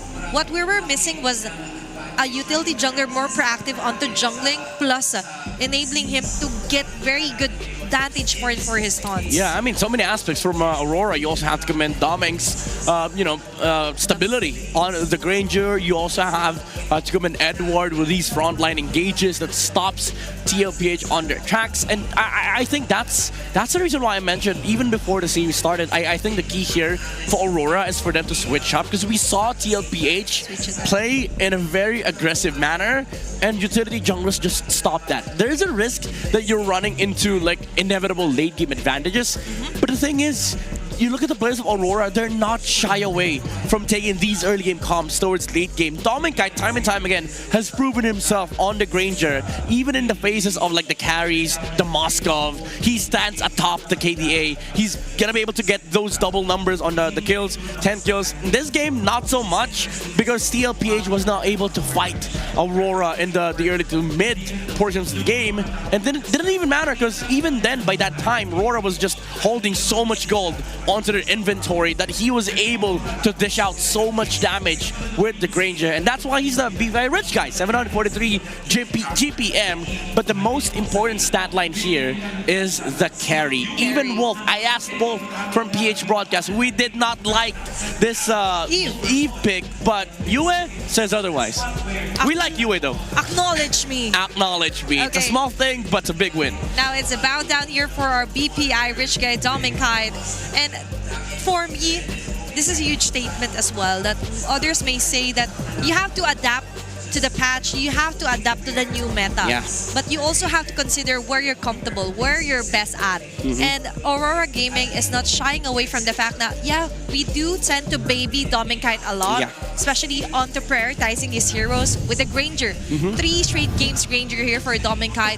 But if it works, why change it, right? Yeah, it's also come down to now a battle between strategy and tactics. And Aurora's been pulling off a lot of crazy strats before, but they got down to stability, which they preferred, and now they switch it up again. They put utility junglers on Demon Kite, and so far, their strat has worked against the cavalry. Yeah, the batch or the meta doesn't necessarily mean fighter onto gold alone, but also switching up onto other roles as well. But to further elaborate onto what happened for game number 3, let's head on over and throw this over onto Wolf.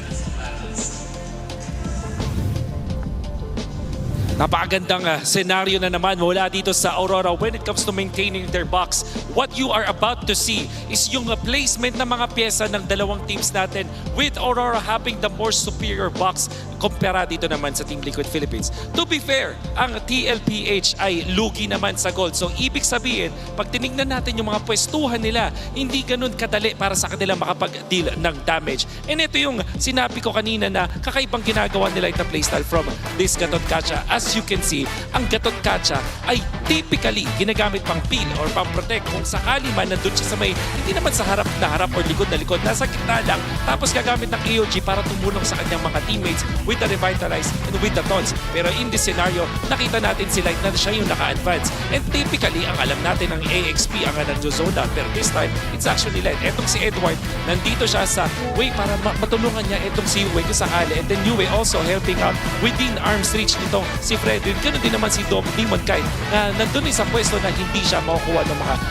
kanyang mga kalaban. And to be fair, etong TLPH, napakaganda ng kanilang plano heading into this match with Sanford nailing this one in the bag. Napakaganda ng initiation as Light just utilizes the strength of his hero to be the zoner dito sa laban na to. And then eventually, papalaga ang mga members ng TLPH. Makakahanap sila ng opening dito sa Lord fight na to. Pero makikita pa rin natin na si Light ay nakatakas, and then eventually, si Yue na ang makakakuha ng magandang usage ng kanyang ultimate in this team fight. Of course, nakita natin yung Winter Crown usage mula dito sa ating idol na si Dominkite. Napakaganda na kanyang performance, and this Eve ultimate that sealed the deal. Hindi na natin kailangan tapusin pa itong click na to dahil alam nyo na yung mangyayari. Eventually, TLPH will get a little bit of win in this team fight. Pero itong si Yue, napakaganda ng kanyang placement. Nabigyan siya ng way para mag-snowball. Binigyan siya ng chance ng Aurora na maging malakas at hindi niya sinayang ang opportunity na yon. Balikan na natin ang ating panel for game number 4. Thank you so much, Wolf, for breaking it down, yo. And we've seen some highlights, arrows as well, specifically onto Light and Yue. Yeah, it's a very clear point made by Wolf here. A lot of good entries coming out from Aurora, effectively shutting down what TL wanted in these mid-game skirmishes, especially around lure dances. And I think that speaks of the volume of how Aurora just completely understands how these lure dances work. And we do think that for Aurora, that was a very tactical draft as well. Like letting Liquid know that, yeah, we're still heading for the front win, but watch this. We have the cleave for the last pick here for Yue. Reserving that very spammable mage, by the way. So far, it's one of my favorite on the mid lane. And looking at the map as well, like it's more of the battle of the mind games here for our coaches as well. And looking at the head-to-head right on cue, it's Yue and Sanji here, E versus Alunox for game number 3. Yeah, I mean, if you just look at the bottom 3 stat line, these are the important ones. Gold at 8, XP at 8, and KDA at 8. This basically just means that this is their stats at 8 minutes. You can see some clear gold in XP disparity, but most importantly, the KDA. 5 kills or 5 total kills and assists without any deaths on Yue at minute 8, while you have Sanji sitting at 0. And that just, translates into how dominating Aurora's lineup was in the early game in terms of execution, but overall just in terms of their composition as well. Because Liquid had to wait for late game, basically. They had to sort of like turtle it up and wait for the farm on Cartesi, farm on the Sanji as well, because they don't deal that much damage. Up until that point where they were able to win one Lord fight, that they were able to climb out of this trench that they were in, but because at that time they were already sitting at a 9k deficit. They managed to bring it down to at least 4k, but then the Lord dance happened. There was just too much effort that need to be exerted if you're TLPH. Yes. While for Aurora, it was a very clear, like our clear head super fan of the day. Congratulations, sir.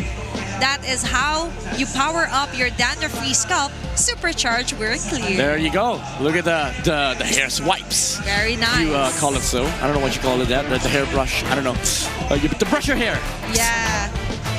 The important thing is he has a dander-free scalp. Very clear. So there is no hesitations at all. It's hard to play MLBB if you're constantly itchy. Falling. Yeah, you're constantly like, what's the word? Comment it down below if you find scratching. Yeah, scratching your head. Sorry, not our native language. Okay, delete your comment. Sorry, you don't need to comment it down below. You still could. I mean, no one's stopping you. Like how no one's stopping Yue from playing very amazing series. Honestly, he's probably one of the best players in Aurora. He is. It's crazy how he, you see the grit from this guy. 3 seasons with Aurora. If you count, the time with Edward, maybe 4 seasons. It's been so long since Yue, has had the taste of being in the grand finals. And remember, Yue is the lone player with a moniker of his own name. Yeah. Yue. Enough said. But some are actually trying to incorporate some titles as well here for Yue, but that was an epic comeback in game number 1. Aurora won versus TLPH after recovering from a 13,569 gold deficit. This is actually the highest gold deficit a team was able to overcome this season. Yeah, I think the next record was 12.6. Still, it was them and Falcons, if I remember. Yeah, and now Aurora just overtook the record with 13,569 gold deficit against Liquid, for the love of God. And against the Stampede. And we're not yet onto the grand finals. Remember, this is the upper bracket finals. Wow. And for them to be able to do that onto their first game where it was really dominating here for TLPH says a lot here for Aurora. They are ready to get their game face on. Yeah, I think at this point, these two teams, they know the assignment. They're looking at the binders, they're looking at the records. If you look at the draft recap, Zushin is the #1 problem that these two have to worry about. And also, the Fredrin. I don't think they worry about the XP anymore. Oh, yeah. So this does come down if to you know, banning out or picking up either the Zushin or the Fredrin. I do think that it will boil down to our drafting phase for game number 4. Before that, might be a broken walls map here. Oh, are you feeling lucky? I'm feeling lucky. How about you? Feeling lucky? I'm Rivers. I'm Rivers. Oh, We're not lucky. it's okay. We're Because not it's hard to predict here. That's Yeah, it's more. might be an advantage for Aurora considering there are 3-0 still onto dangerous grass. They did just win. And for our picking phase, by the way, TLPH will be the blue both are side open. and red side here for Aurora. Jushin both are open. automatically picked here for TLPH. So, game 2, this was the same first pick. It is. But let me add one problem for Aurora. Granger's banned. So, Dom and Kite, what do you play? They still go back to the Fredrin. They take up the Kacha. TLPH, they can just go back with the Hayabusa Hylos or Hayabusa Kimi, honestly, if they want to remove some of their heroes from Yue. So, matter of fact, this is once again advantageous for TLPH when it comes down to the draft first phase. This is what I was talking about, is ban out the Granger altogether here for TLPH. And that might solve most of the problem because Domikite was able to get great vantage point with his Granger. Plus, TLPH, I remember they're kind of a superstitious team. So by removing In a way, yeah. someone, but mind you, they steal the Arlet. okay, Arnold and Baksha here for TLPH. I was wondering what was the hater that Granger replaced. It was the Baksha. And I think the mindset is for TLPH, they know Aurora's gonna take the Fredrin no matter what. So this steal allows them to play the Arlet with the Zushin while also not worrying about the Phobius, because now you have a Baksha to deal with the Phobius if ever. And then if you think about these first 3 picks by Aurora, there's no answer against the Baksha. Yeah, and now we're able to see 2 from the top 5 most contested heroes for Season 16 all onto the side of the LPH and right for Aurora. Okay, I like this. Okay, that's an Eve here for Yue. Yeah. So at least it attacks both the Zushin and also the Baksha. Kimi could have been good as well, but the problem was it was against the Baksha. So this Baksha pick blocked a lot of heroes from the side of Aurora, but MTB found a good answer. Let's rush the Eve pick. We don't have to worry about XP because we do have Red 4. So I think for Red 4, if you want to go down to the nitty-gritty, I think Lapu still works. For Edward, you don't have to worry about you know, the Arlet matchup. You have the bypass against the Zushin, you get the stun or the control against the Baksha. Alice for sure is not going to be played for both sides. Again, Red 4 Lapu is the thing. So TLPH could just also remove that and then maybe we go down to the Uranus of Edward. Yeah, and also for the Baksha, they tend to go for a flex around this. Yes. Remember, JP is also using a Baksha onto the roam. And for Aurora, they could dance around what this child is also doing here. Big shout outs to the fans of the Cavalry and even the lights here present on the Conata Astrodome. But what is not present is still the Khalid being banned out here for Aurora. Might be a hero here onto Oheb. Claude ban. I think Claude works here. Oh, Chip. Interesting. It's an interesting ban, by the way. JP ban. You mentioned the Chip for game number 1, right? Yeah.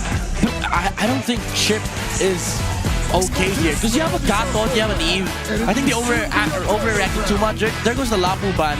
So now Aurora, you go down to the Uranus or Esme? Esme like, will have a hard time. Yeah, I don't like the Esme here, honestly. Basic options here for Edward. Glue? Glue is a possibility. Yeah, I think Glue. But they have to worry about these two picks coming out from TLPH because it could be a Claude, but then there's also a world where OHEB just picks up an Esmeralda. What if we go back to a Hylos Edward? Just That could work. Hylos XP or maybe Hilda. Okay, you Phobius. still go for the Phobius. Okay, somewhere in the setup here in the dark wave for Aurora, TLPH, Moscow for OHEB.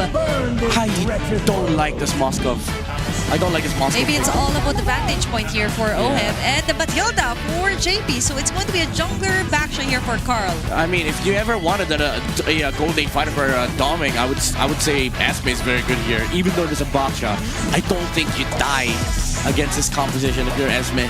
But so far, Doming Kite's success onto fighter gold heroes is not yet that high. Actually, never mind. They don't have a final, so they need a marksman here. Let's see. He's not hovering over any heroes at all. Very nice catch here for Cameron guy. Yeah. What about Natan? Natan, Bruno.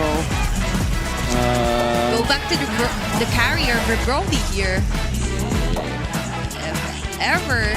I'd say Natan. Natan's the better pick here. The 1-1 is actually open, if ever. Obsidia. So it's going to Ooh, be... no. Do you no. lock it? It is an Ixia. There's a Matilda in the game! He was actually touching the Matilda before he picked off and locked in the Ixia. Yeah, maybe they're worried about it. Maybe he was like, are you sure, guys? Are you you sure? There's a Matilda in this freaking game. There's an Arlet as well. But maybe somebody was like, don't worry, we'll protect you. All right, let me lock it in.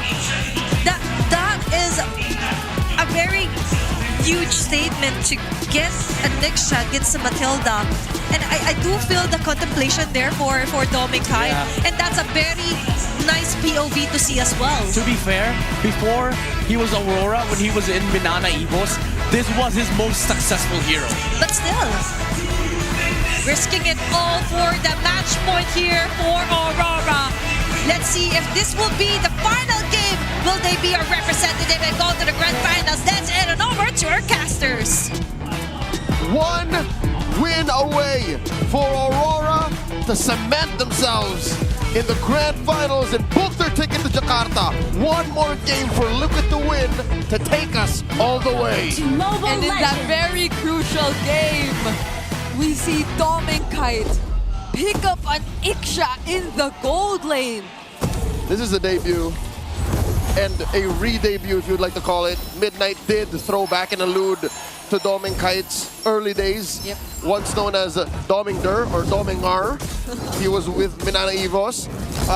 That's, I think, when we started calling him Pal Doming. Yes. When he started, really rack up the farm. And Brigida, you mentioned how you saw this on like a TikTok or something. Ixia and Eve. There's this certain combo between the Ixia and the Eve, which lets you just lock down all your opponents if you get to put or launch the real-world manipulation With the full barrage. And the full barrage at the perfect spot. So And it's like geometry. Like Yeah. a triangle with a square or a rectangle. But what I'm thinking about is that Sanford has a vengeance. Carl TZ may be somehow affected, but he does still have the Backshot Shield Unity. And But- there's a Matilda that can just eat them out. Yeah, but there's a Guiding Wind and the Crimson Beacon. So there are just so much blink skills That for could Liquid. get you out of that box. Which is, again, something Aurora is willing to play with. Again, this is the threat we present. What are you going to do about it, Liquid? While Liquid is sticking to a very Liquid identity. Look at their draft and look at how brazen Carl TZ is taking that small cap away in the bottom lane. They're up by about 200. Like, that's what that small, sneaky rotation got. Yeah, if anything, I feel like Liquid have decided to just pour all of their attention to Doming, because it's been a bit too obvious that Aurora are sticking with the Fredrin. So now they have to target Doming. But now, who is going to be the first target? Carl TZ just goes for Demon Kite straight up. There goes the RWM.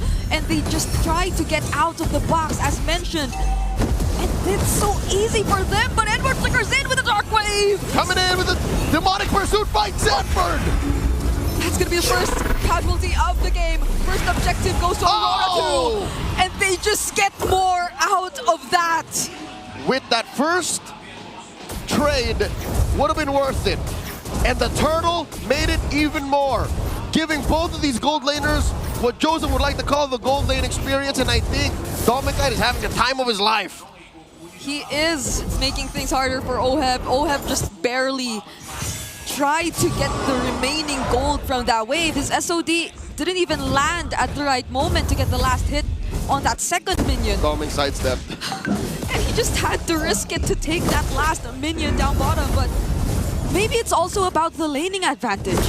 For Dominic, the Iksha arguably can handle herself in the lane, not until someone decides to, like JP, rotate down bottom. Change the math significantly. In a 1v1 situation, she has better sustainability, a little more reliable crowd control. Oheb kind of has the angle, that Spear of Misery. Yeah, the passive and all that. And as you can see, though the wave is at equilibrium, but still, Dominic has that XP advantage. I wonder if there's a significant gold advantage as well. As you can see, Aurora, 3.5 minutes in, has 1,000 gold up. So that's what you get with one more kill and that turtle that you scored. Yeah, it's so good for Doming that they won that first objective fight too, because it just allowed him to be a lot more confident here in the laning phase.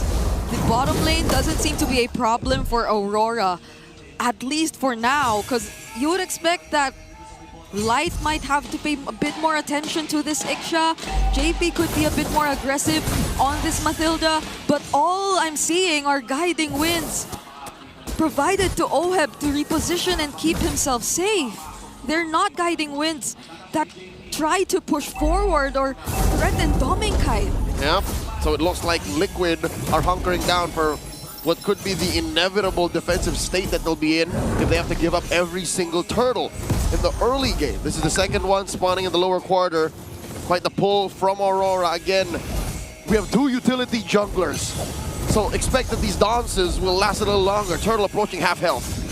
Yep, no one's really committing just yet, but Aurora decides to go in first. There's the real world once again. Sanford using the final slash, but no follow-up will happen. Aurora are just going all in, and Carl teases the next target. Sanji's Crimson Beacon out, but Edward follows him under the turret. And that's two members down for Team Liquid.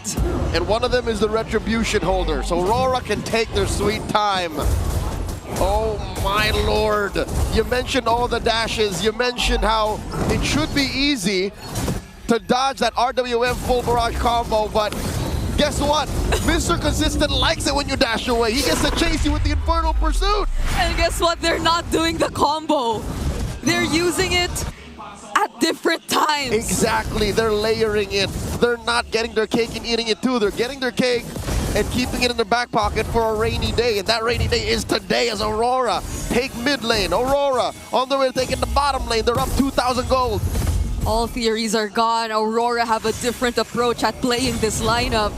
And Team Liquid Philippines, they're clearly surprised by how they're doing this. Rick, it's a full 1,000 between Oheb and Dominikai. And Dominikai just went full greed. Oh. Sky Piercer on this Ixia.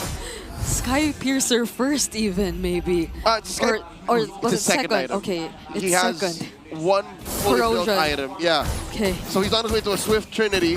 But first, a little stopover, a little break there with the Sky Piercer. I think he's That's reading the room. yeah. He's reading the room like, you guys are going to feed me the kills, and then we're going to go to Jakarta. Like, that's what's going to happen here. They're just so close to making that happen.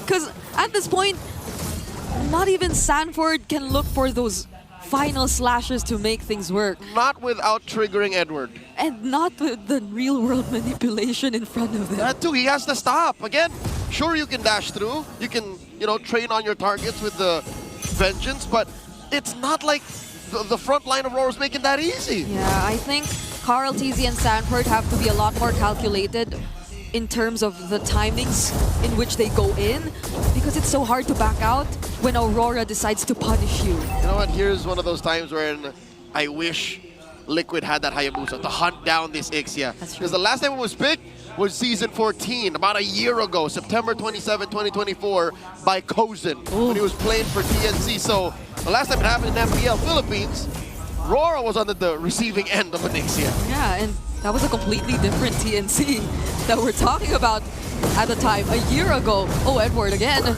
has all his eyes on Sanford.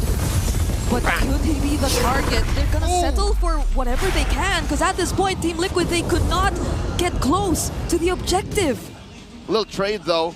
Aurora did have to open up that bottom lane. Oheb doing work, getting farm on him. Maybe that SOD missing was a little bit of burnt toast. even if it did hit, like he wouldn't have to press it. Like he should keep himself scared. I think that's step one in Liquid's recovery. Don't pick fights. Guiding wind away, saving Oheb from Edward. That's all we're seeing for now.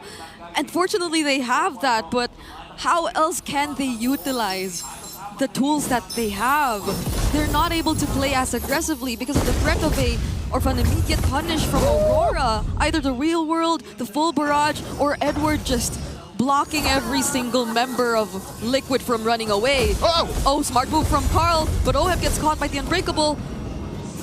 Oh my goodness. Something tells me Aurora have put the fear of God into Liquid. You see how fast JP flickered away? Yeah. I think he was expecting a full-on collapse. He's like, no way! Because it could happen. Edward was so close nearby. That was a jump scare. And now all they're doing is just going for the split push. Team Liquid Philippines, they're stuck in this position of they can't even pick a team fight. Nope. They can't even try to look for pickoffs. No one seems like a safe target if we talk about Aurora. Not until Oheb is ready. And Oheb is so far behind. He's almost 2,000, full 2,000 behind Dominkite. And he only has 2 out of 3 on that Swift Trinity, while Dominkite is on his way. He's 2 in, but also he has a Sky Piercer. Luckily, no stacks on yet. Yeah, but he also has the Sea Halberd, so like, even this early on, they're finding ways to deal with every single form of sustain that Liquid has. Right, shield, heal, and given an Ixie, again, it's been a while, folks, since we've actually seen one in professional play. Might not even want that Swift Trinity. He might just want a Corrosion Sight and then a smorgasbord of other damage items that you put on marksman. Lord spawns, upper quarter. Aurora approaching that 5,000 gold lead over Liquid. And I'm not so sure this is the right call. I don't think the cavalry wants to smoke. Does JP really want to stand up front? Edward, once again, it's always Sanford that he's trying to look for. Oh no. Carl TZ trying to close in. Edward forcing a fight down or on the other side of the map as well. But the AOG is already committed. SOD finally connects. Sanford goes in and Demonkite actually falls. But Edward gets the Lord! Mr. Consistent secures it, and they take down so many. The Liquid Stampede is quelled. Aurora finds the wipeout. Dominkite is a maniac. A sidestep full barrage from Dominkite to take down 4 members from the cavalry. 40 couldn't flicker, JP couldn't flicker, could have maybe saved someone with a guiding winds, but Dominkite was too damn deadly. Fortunately, the death timers aren't that long just yet, but they'd have to say goodbye to their holy shields. And Aurora, they're so terrifying, they actually go for Yue, but is he the target? Dominkite! It's Dominkite they want! It's a shutdown from Sanji! Oheb coming in from the back line. Demonkite trained on him. Traded 2 for already. JP and Sanford. Oh no. 3 members of Aurora are on him. Down he goes. Yue gets him.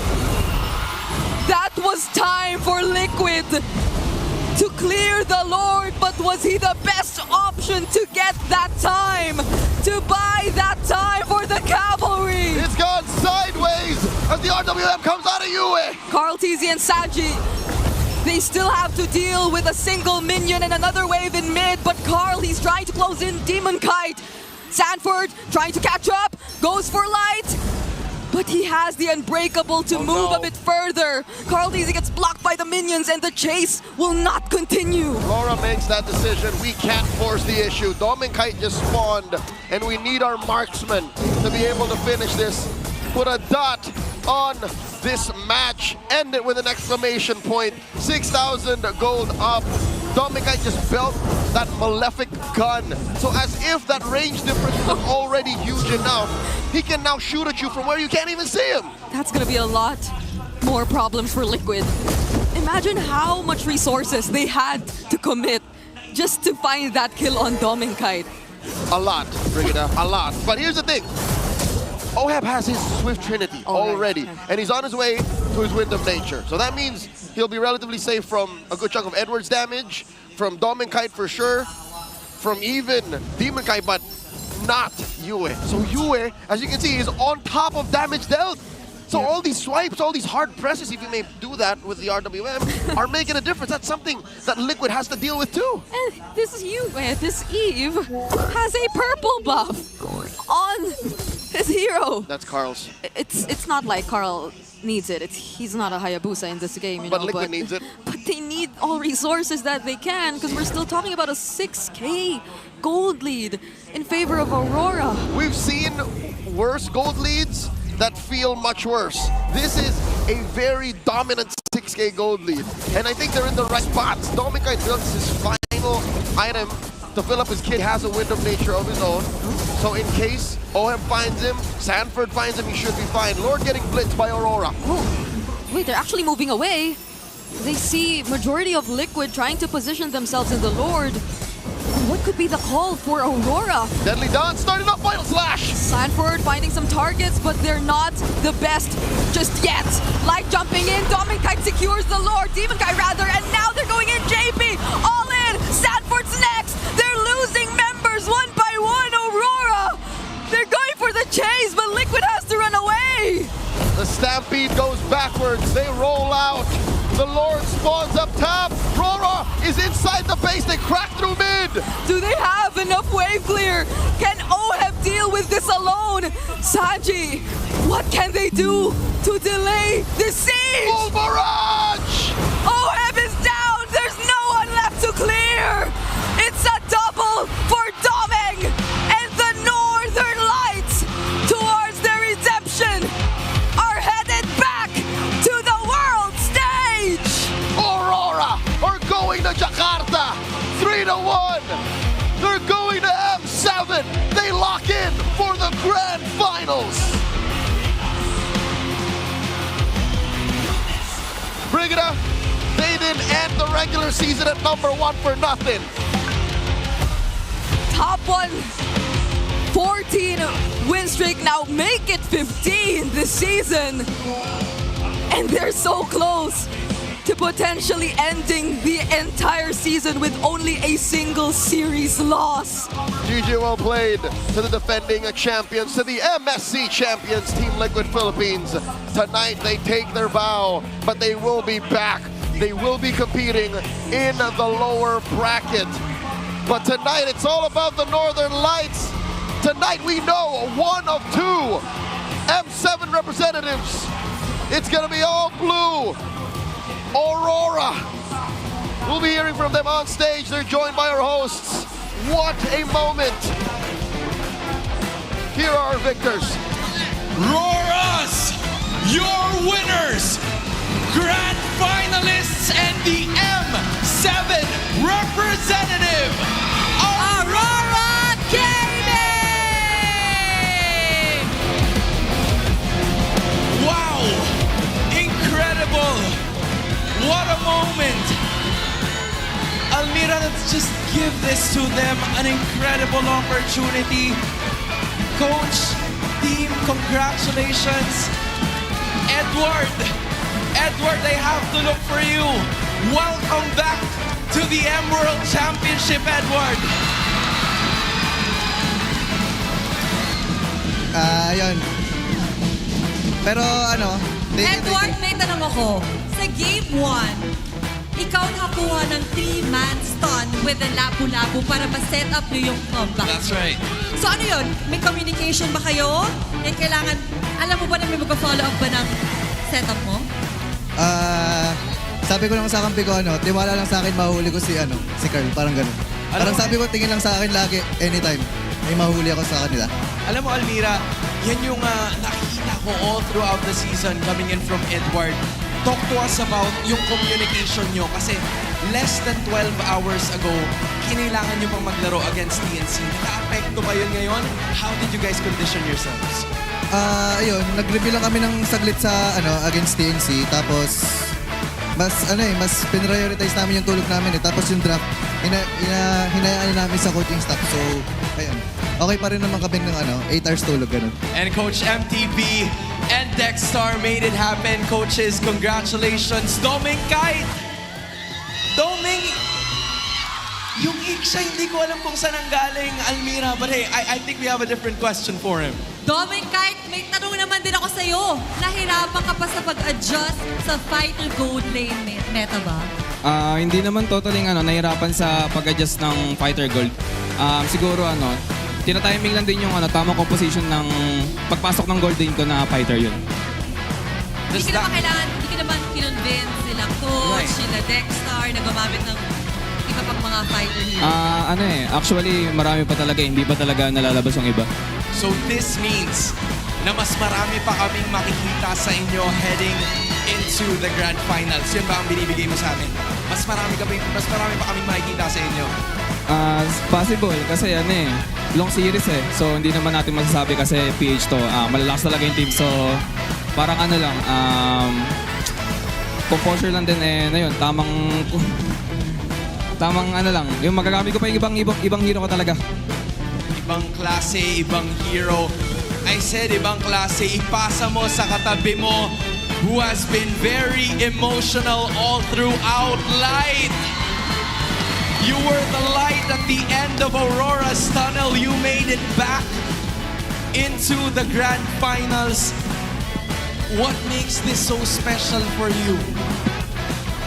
Kasi nung mga times na malapit na ako sa Grand Finals talaga ako natatalo sa TLPH eh. Laging kinakapos. Tapos after nun parang napunta na sa Indo tapos parang napil ko na hindi ko na kaya. I mean parang baka hindi ko na kaya makapag-international gano'n.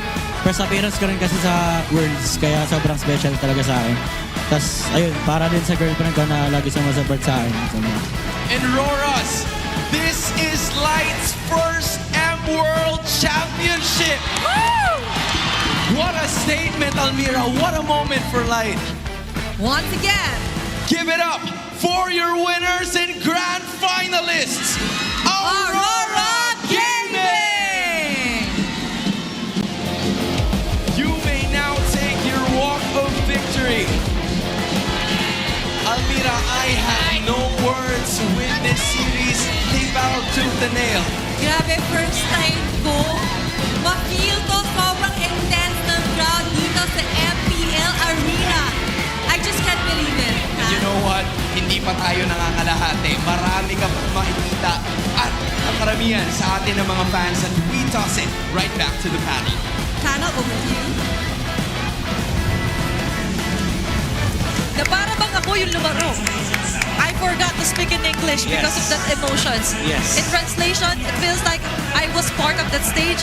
Very emotional day for the Auroras, the Lights, by accomplishing and completing, being our first representative for M7 World Championships. But props to Doming Kite by getting the Iksha for this final game for our upper bracket finals. Man, it feels like Doming Kite. He had the season 16 regular season as his playground, and this was his proving ground. Doesn't matter if you remove the Granger, you remove the Harrod, you remove the Fighter Gold Lane. Let me bring back the Minana Iwasira. Yeah. You talk about heroes of the league. Welcome back to my Ixia.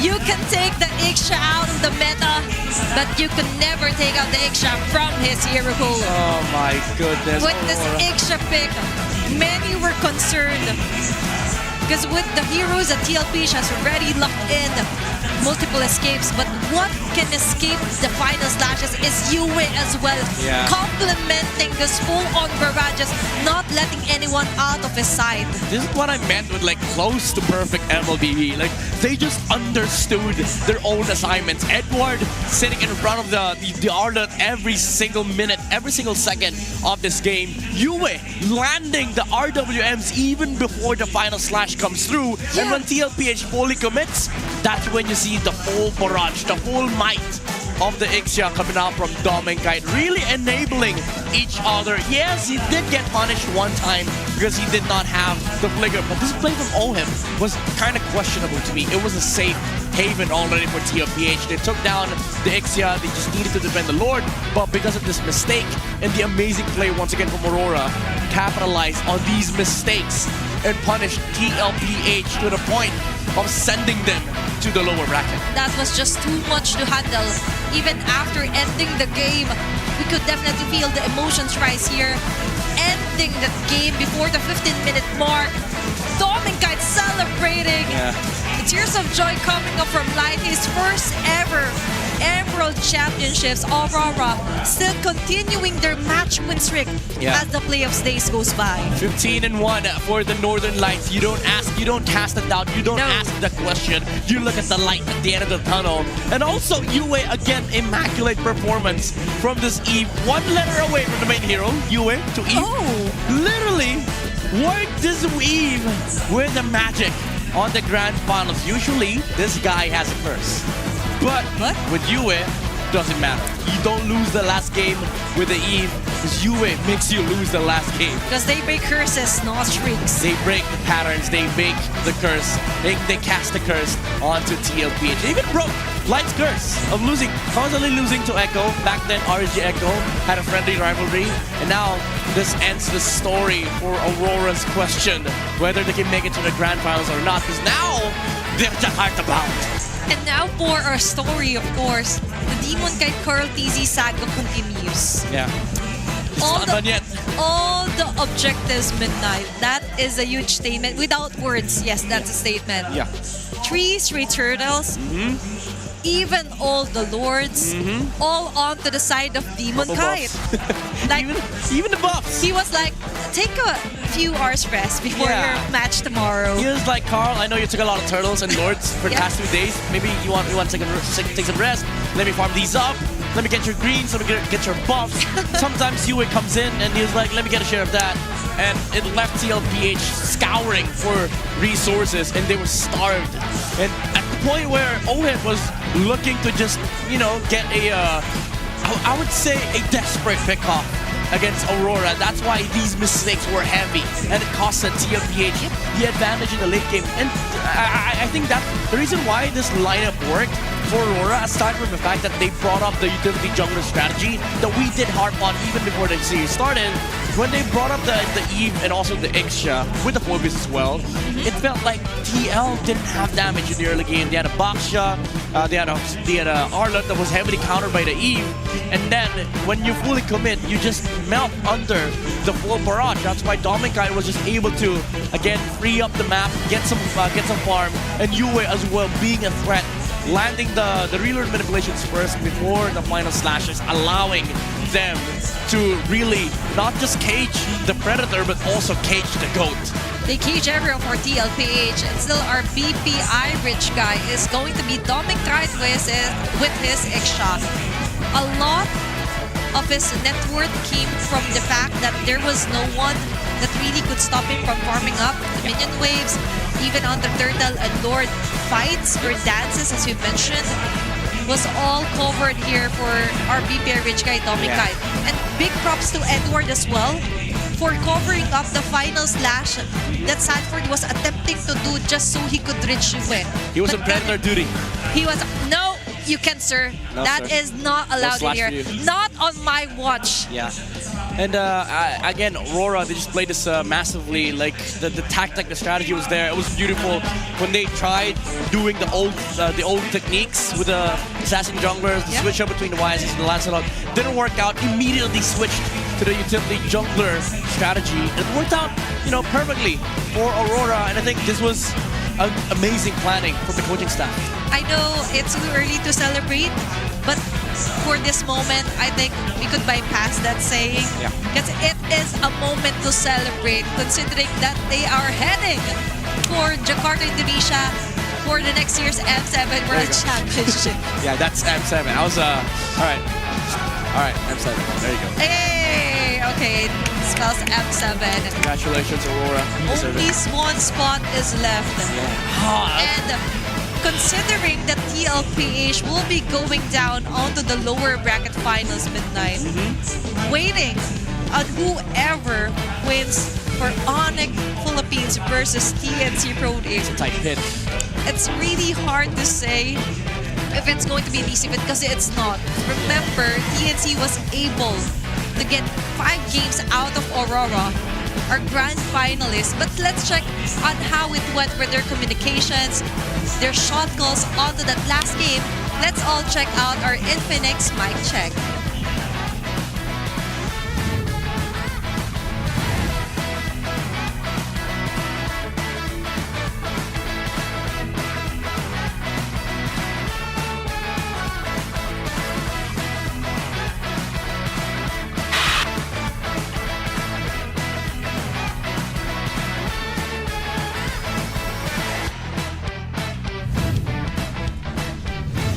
Was our Infinix mic check. If we would love to translate some of what they were saying, I would imagine like, okay, let's go. Yeah, let's go. You know, let's go to Indonesia. Yeah, let's go to Jakarta because now they are Jakarta bound. They booked their flight. I mean, the ticket's already there, so yeah. But the thing is, you still have to worry about the grand finals in 2 days. Jakarta is January, so that's like November, December, January. Okay. January is 3 months away.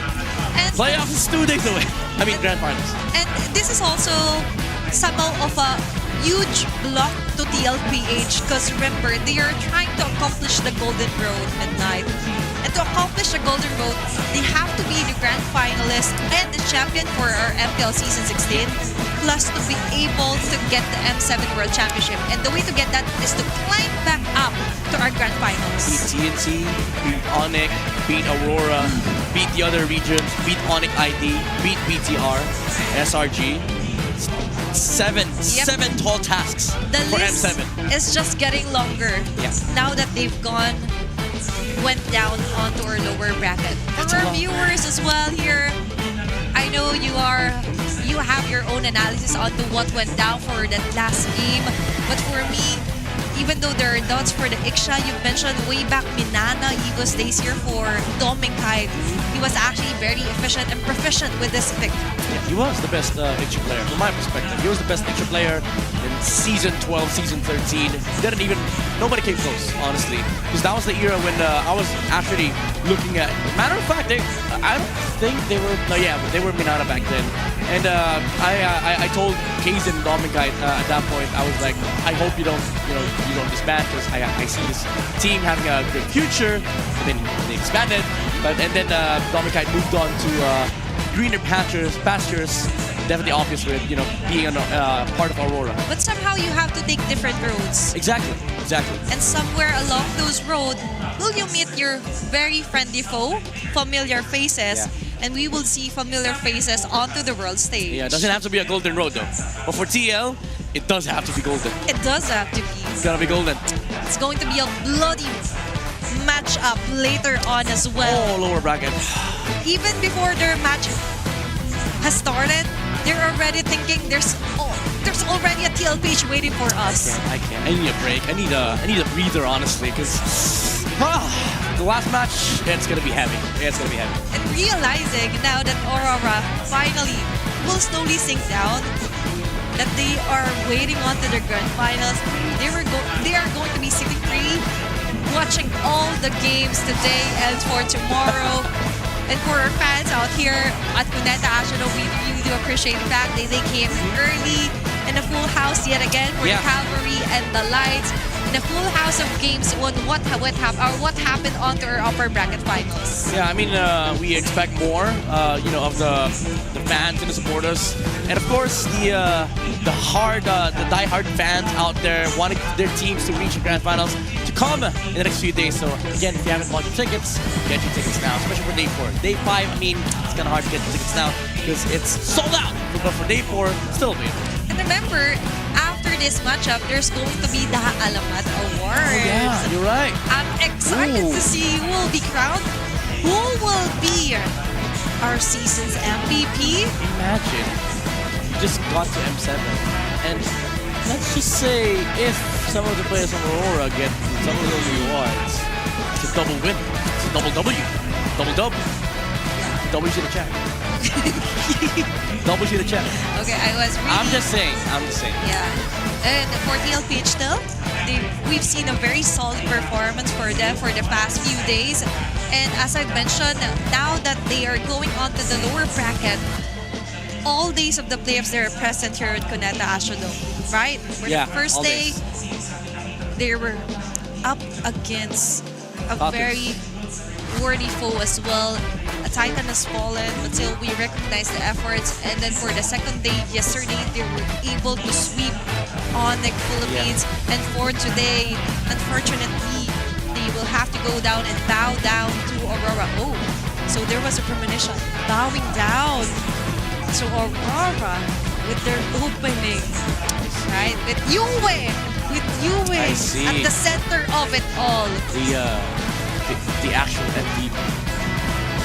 Well, if you ask me, I would actually put Yue as the actual MVP. Like overall series MVP. They were able to pull off the full barrage with nobody moving from TLPH, all because Yue was the initiator with the RWM. And for our next matchup, it's going to be Onyx Philippines Elimination. and TNC Pro Team. It's going to be a sad day and a happy day for one of them. I don't want to see an eliminated team, but we have to, because we got to proceed with the lower bracket matchup. It's the reality. But who will win? It's going to be another best of 5 series for our lower bracket match later on happening today. If you're still on the way, take care, stay safe. We still have plenty of seats for later for Onyx Philippines and for the TNC Pro Team matchup. And we're looking forward for another long game. Game 5. Max out games. Game 5 against Onyx, Game 5 against CNC. Who knows? Like at the end of the day, I just want to see some fannies, some wild cheese picks, hook and roll. I'm kidding. Fanny, yeah. I want to see some fannies. I will never eliminate the Hulk or Troop from my list again. On Game 5? Well, maybe not. Maybe not Game 5. Maybe Game 1. Yeah, maybe. If they want to. But, Masha Gold, no. But considering the Masha Gold, I still have some flashbacks. Yeah, some nightmares. I still dream about Masha, honestly. You guys decide whether it's a good or a bad flashback. It's not a good flashback. I tell you, it's not a good flashback. Actually, one of Burrito's content was what hero would you want to see for the playoffs, right? And one hero was mentioned, but not the Masha Gold. Not the Masha Gold, right? Masha was mentioned. But still, for our players as well, what I want to see is who will be awarded. I know you guys are excited, so are we. It's Athena and Meded here on the English panel. Let's head on over to our Alamat Awards. One of the most awaited events when the playoffs hit the league. This is where legends are created. Welcome to MPL Philippines Season 16 Alamat Awards! For our first batch of awards, the Infinix All-Star Team 1, presented by Mr. Kenji Noel Sabido, Infinix Philippines' Gaming Operations Manager. These awards recognize the top players in each role selected for their exceptional performance all throughout the season. Players were selected based on their impact and overall contribution to their teams. Winners of this award will receive a trophy plus an Infinix GT30 Pro. First, we have the Infinix All-Star Gold Laner. Congratulations to Dominkite of Aurora Gaming!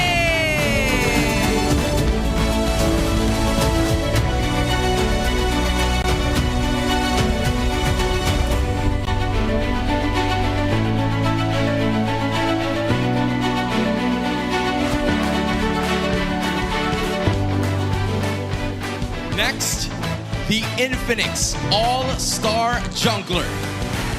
Congratulations!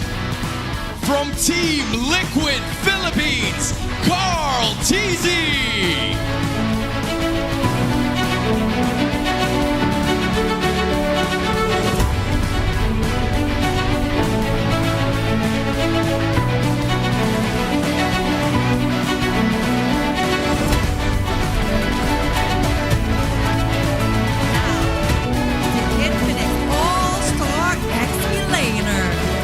Let's give it up for Aurora Gaming's Edward!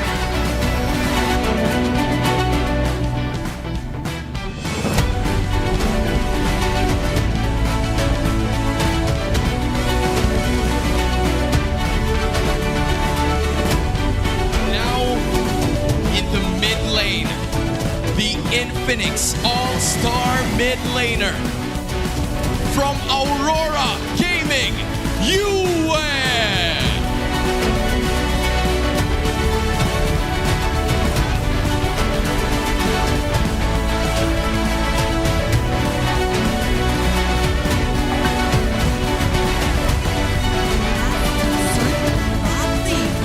The Infinix All-Star Rover from Aurora Gaming Live!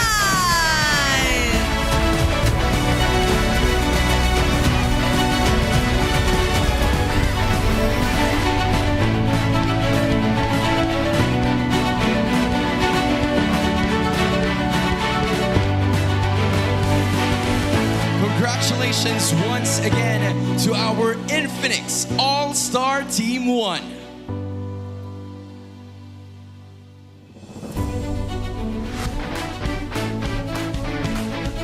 Our next set of awards, the BPI All-Star Team 2. Winners of this award will receive a trophy and 5,000 cash credits, each to be credited to their live accounts. This will be presented by Ms. Maria Carissa Lazaro, BPI's Brand and Customer Experience Officer. For our first award, the BPI All-Star Gold Laner from Onyx Philippines, Kelra.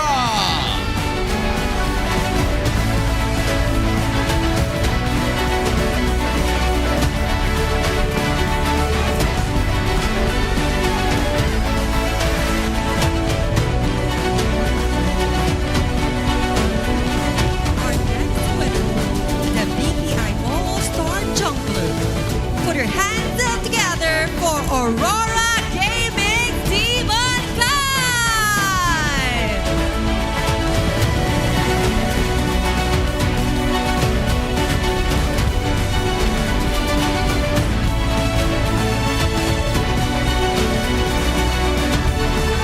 Now comes the EXP lane. Our BPI All-Star EXP laner from Team Liquid Philippines, Sanford.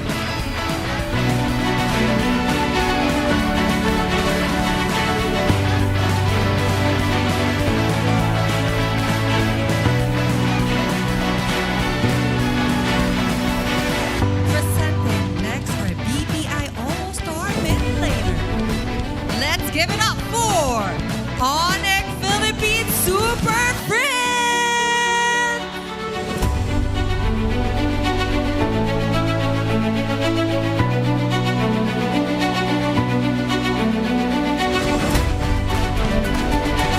And finally, our BPI All-Star Roamer. Let's hear your cheers from Team Liquid Philippines, JP.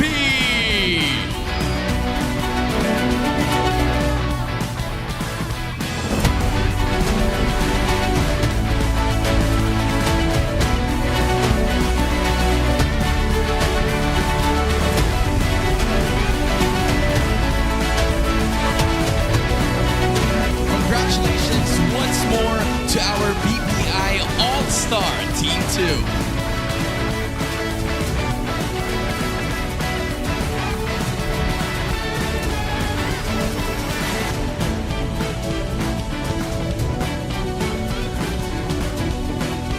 For our next award, it is the Smart Fans' Choice All-Stars.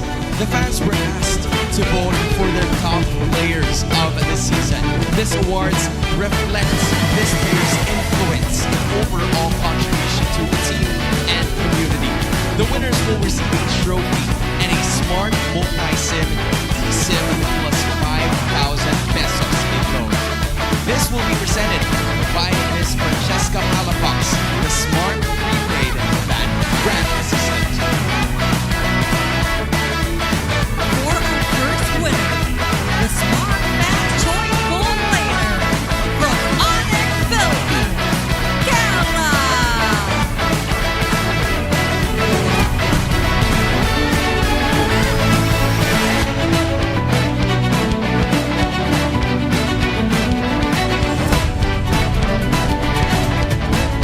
Next up is our smart Fans' Choice Jungler. Also from Onyx Philippines, King Kong!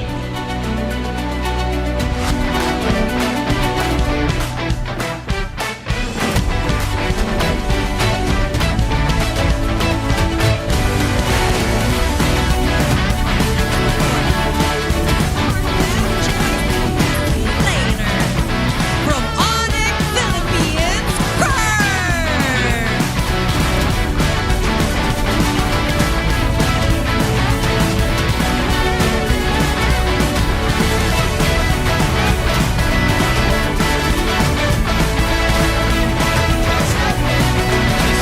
Fans' Choice mid laner. You guessed it, from Onyx Philippines, Super Friends!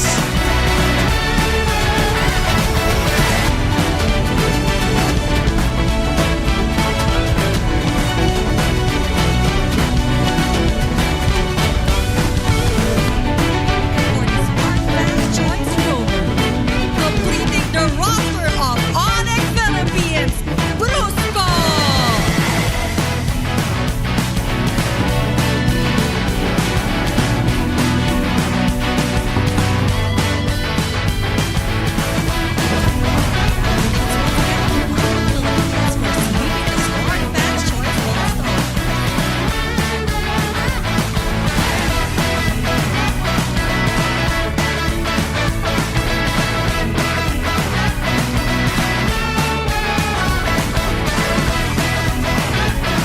Our next Alamat Award is the Infinix Most Improved Player of the Season.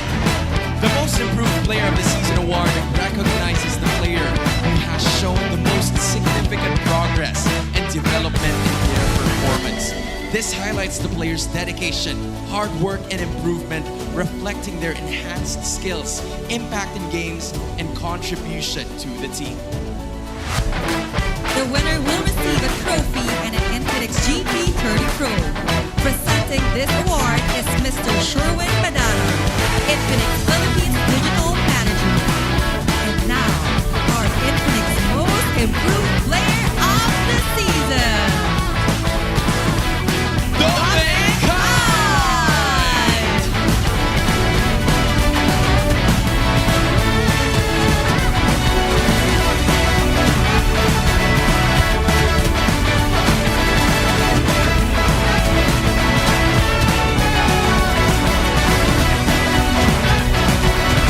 Congratulations once again to Dominic, our Infinix Most Improved Player of the Season.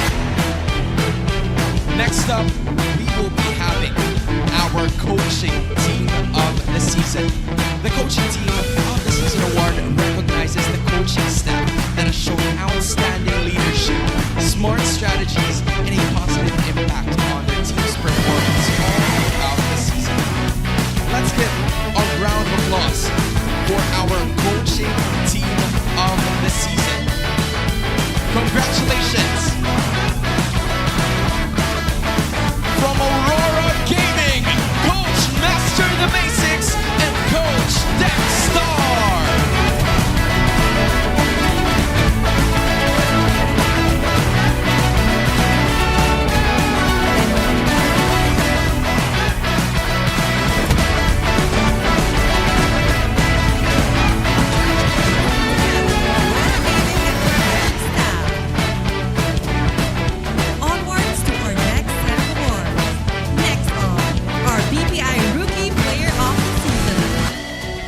MVP of the Season award recognizes the best performing new player who made their debut during the current season.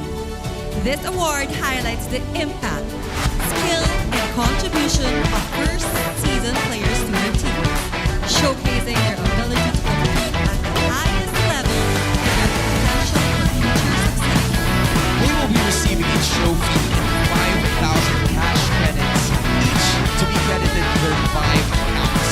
Presenting this award is Ms. Maria Clarissa Lazaro, TPI's brand customer experience officer. Congratulations to the PPI Rookie Player of the Season, Twisted Mind Sean!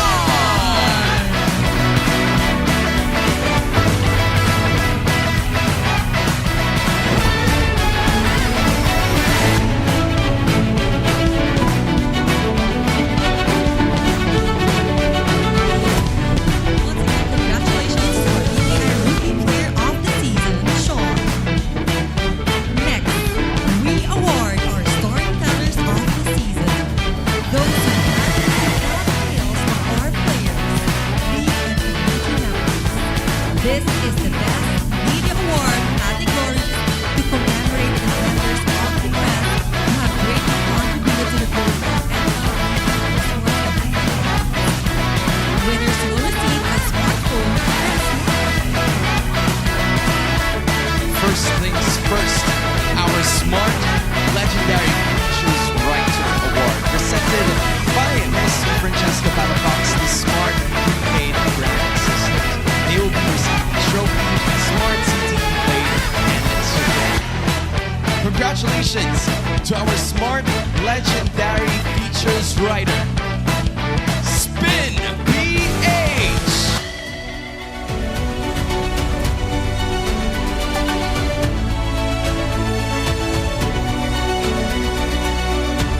Spin PH plays journalistic rhythm with emotional storytelling, as shown in its features on LPZ, Light and Blackness International School Staff. Their piece of Blackness International School Staff further exemplifies their mastery of esports storytelling, chronicling how one tactical innovation remaps or reshapes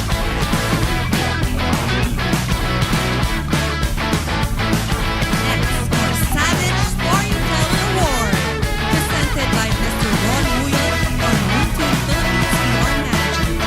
Congratulations to the media entity that has created the most impactful content, igniting discussions and engagement within Tiebreaker time!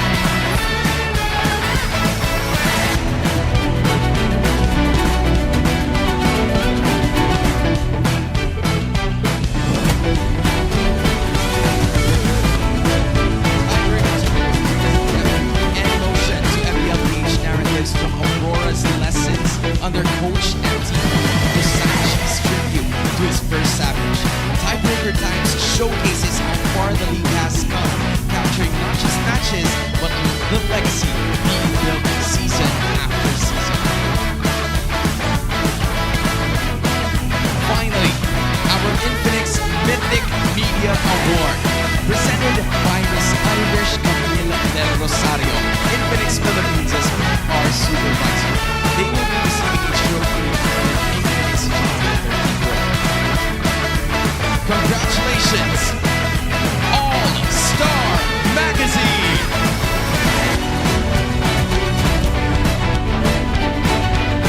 All-Star Magazine set a new picture for esports coverage, spotlighting Paul TZ and other MPL PH icons through refined, in-depth, and masterful storytelling by portraying esports pros as national figures and role models. The magazine helped push the industry further into the mainstream. Almira, I think this is the moment everyone's waiting. That's right, man! And finally, the award everyone's been waiting for. The regular season MVP award honors the player with the most outstanding performance and impact all throughout the regular season. This award recognizes their exceptional contributions, consistency, and key role in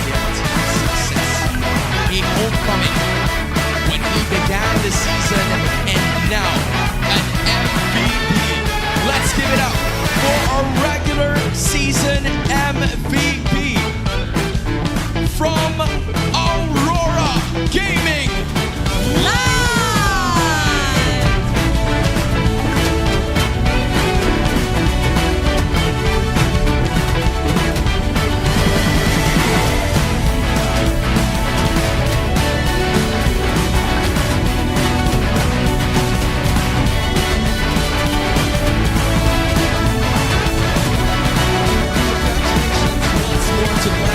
As our MVP of the regular season, and that marks the end of our Alamat Awards.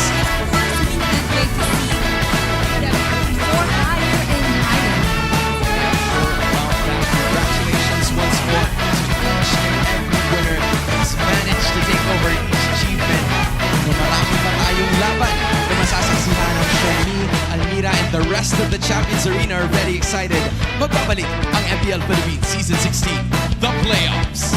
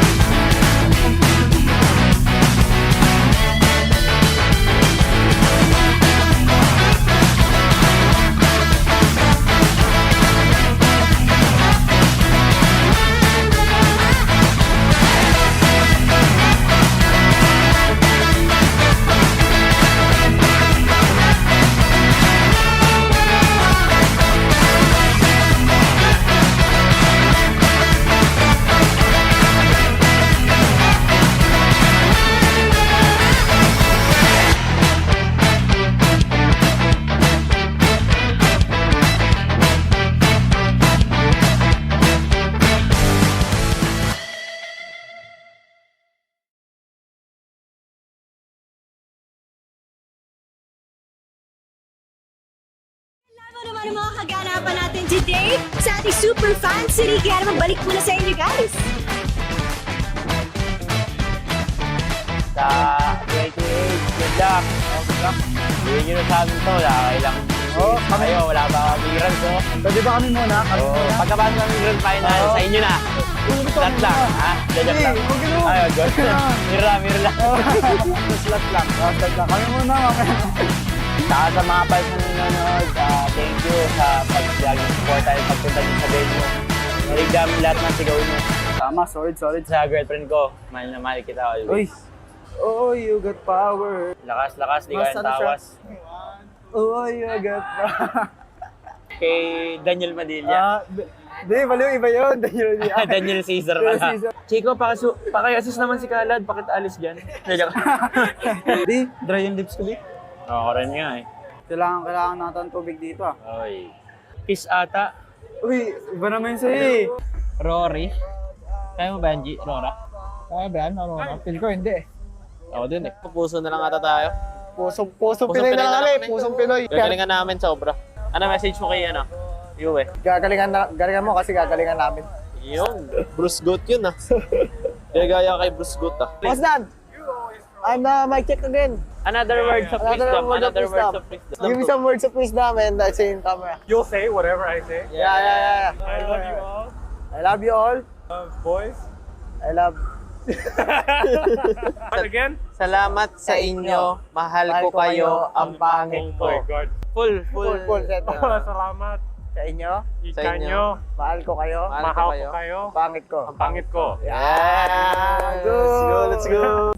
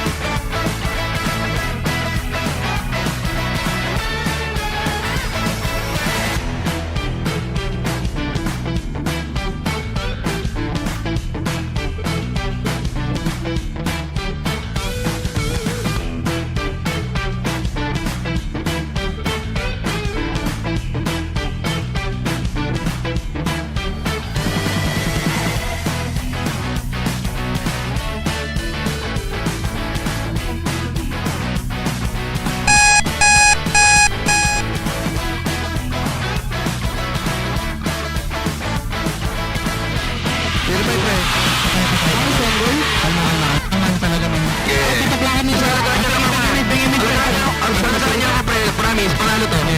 Nasa mark siya. Ano po gamitin ng hero to, te? Ito mark siya, ito mark siya. Kalma.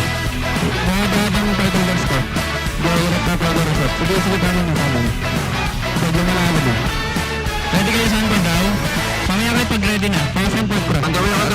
Ready dito. Ang gawin ko lang ako.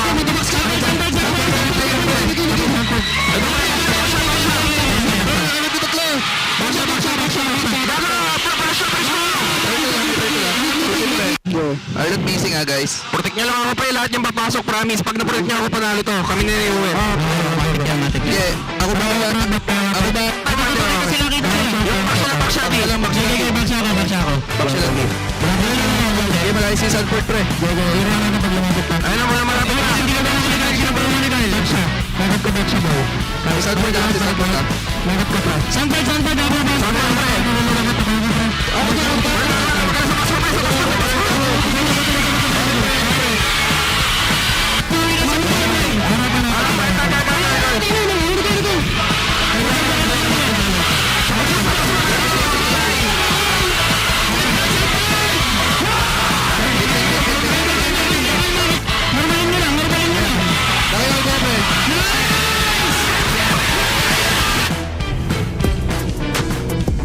Ladies and gentlemen, confirmed we have our first grand finalist in the MPL Philippines Season 16 playoffs and our first M7 representative. That is Aurora Gaming. I conserve my name is Leo, here with Brigida to bring you the next best of 5 in today's broadcast.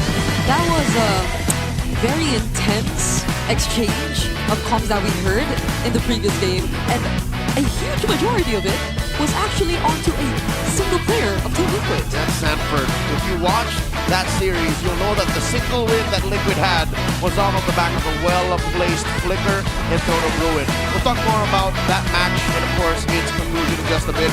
We'd like to thank SIP Purified Water. It's filtered through volcanic rocks for a crisp, clean taste that quenches like no other. Awis Uhaw, SIP na! Yesterday, Nisu said that. Yep. And Hans and I couldn't believe he actually did say that, but you know what? If you have no funds to shell out for air conditioning units that you will only use once, worry not, because now you have Arctic Aircon Rental, and they have a wide range of packages that will surely fit your budget. Be it an indoor function, an outdoor affair, Arctic Aircon Rental is here to make your events cool and fuss-free while keeping your guests comfy. Arctic Aircon Rental keeps the MPL Philippines Arena cool and comfy. Let's go to Go Hotels. Let's hashtag Go Explore. I think we're all excited after the end of a very long day to head over to Go Hotels and Rest, and we thank them very much for accommodating us for the playoffs. It's such a nice thing to have, especially since our games and our days and very, very late. That's right. Given how intense our first matchup was, again, the upper bracket finals, Aurora takes it 3-1 over Liquid. Could have sworn it was going to go one more, but as soon as they locked into that Ixia, again, a combo you've seen on social media, alongside that Eve, the writing was on the wall. And it wasn't the exact combo I expected, or probably a lot of us expected. It was a bit different, but it worked. And I think that's what's great about Aurora. Because even when you think you know them enough, they just keep coming up with more. And that's also while having a very low hero pool compared to all the other teams, but they always find a way to make things work. That's right. They are now in the grand finals, given how tight and fundamentally clean their play was in the regular season and how they're redefining their game in the playoffs. They've made it this far. A single best of 7 set between them and the Immortal Cup and their fallen opponents. Liquid drops to the lower bracket. Their opponent tomorrow night, waiting. It's going to be Onyx or TNC. I can't believe just yesterday we thought that there was a possibility we'll be seeing Onyx versus Aurora instead of TNC, because that's how well TNC actually played against Aurora last night. And I think a lot of us are looking forward to how they're going to carry that over into this match against Onyx, who I feel a lot have been quite surprised with how they were actually able to play against Team Liquid. Count me as one of those surprised. My jaw dropped yesterday when they got swept by Liquid. I'll tell you now, that is not the super fan we all know. Not from the regular season, not in any time in the recent history. These are not the same players that played at the Mid-Season Cup, not at the M6 World Championships. What is going on? That's right. You did mention yesterday, Onyx, the surprises usually come from everywhere. But none of it showed up yesterday, and I think we do need to dive deep on how and what's going on. To do just that, we have our panel host and our analyst, Midnight and Athena, to break it all down. Thank you so much, Leo and Brigida, for breaking down what happened onto our match number 1. Once again, Athena and Minute with being here onto the English panel desk. And so far for our first match, that was a heart-stopping match. But it doesn't stop there, because there's going to be a heartbreaking match for our second match of the day. It's Onyx Philippines versus TNC Pro Team. That's why I'm pulling out the Edward post. I'm trying to compose myself because, as you said, this is going to be a heartbreaking match for these two teams, because for only one will proceed to fight against TLPH and potentially fight for the M7 glory and also the chase to the Immortal Cup, chase to immortality. And this match is going to be heavy because there's a lot of stories behind these two teams. For one, Jack Mamba will have the chance to poison Onyx run towards M7. But aside from that, before we head on to our second match, there were numerous players awarded for our Alamat Awards. And one of them is actually the King of the Jungle versus the King of the Junglers. We have King Kong and Zaida. This is an interesting matchup. It's a story that's been written for like 6 seasons now, but it wasn't highlighted as much as like the other big names. But Zaida has made a big name for himself this season, being named as one of the best players in Season 16. And that was actually right on cue. Before, or yesterday actually, Brigida and Hans already debated about who is the best player amongst all TNC.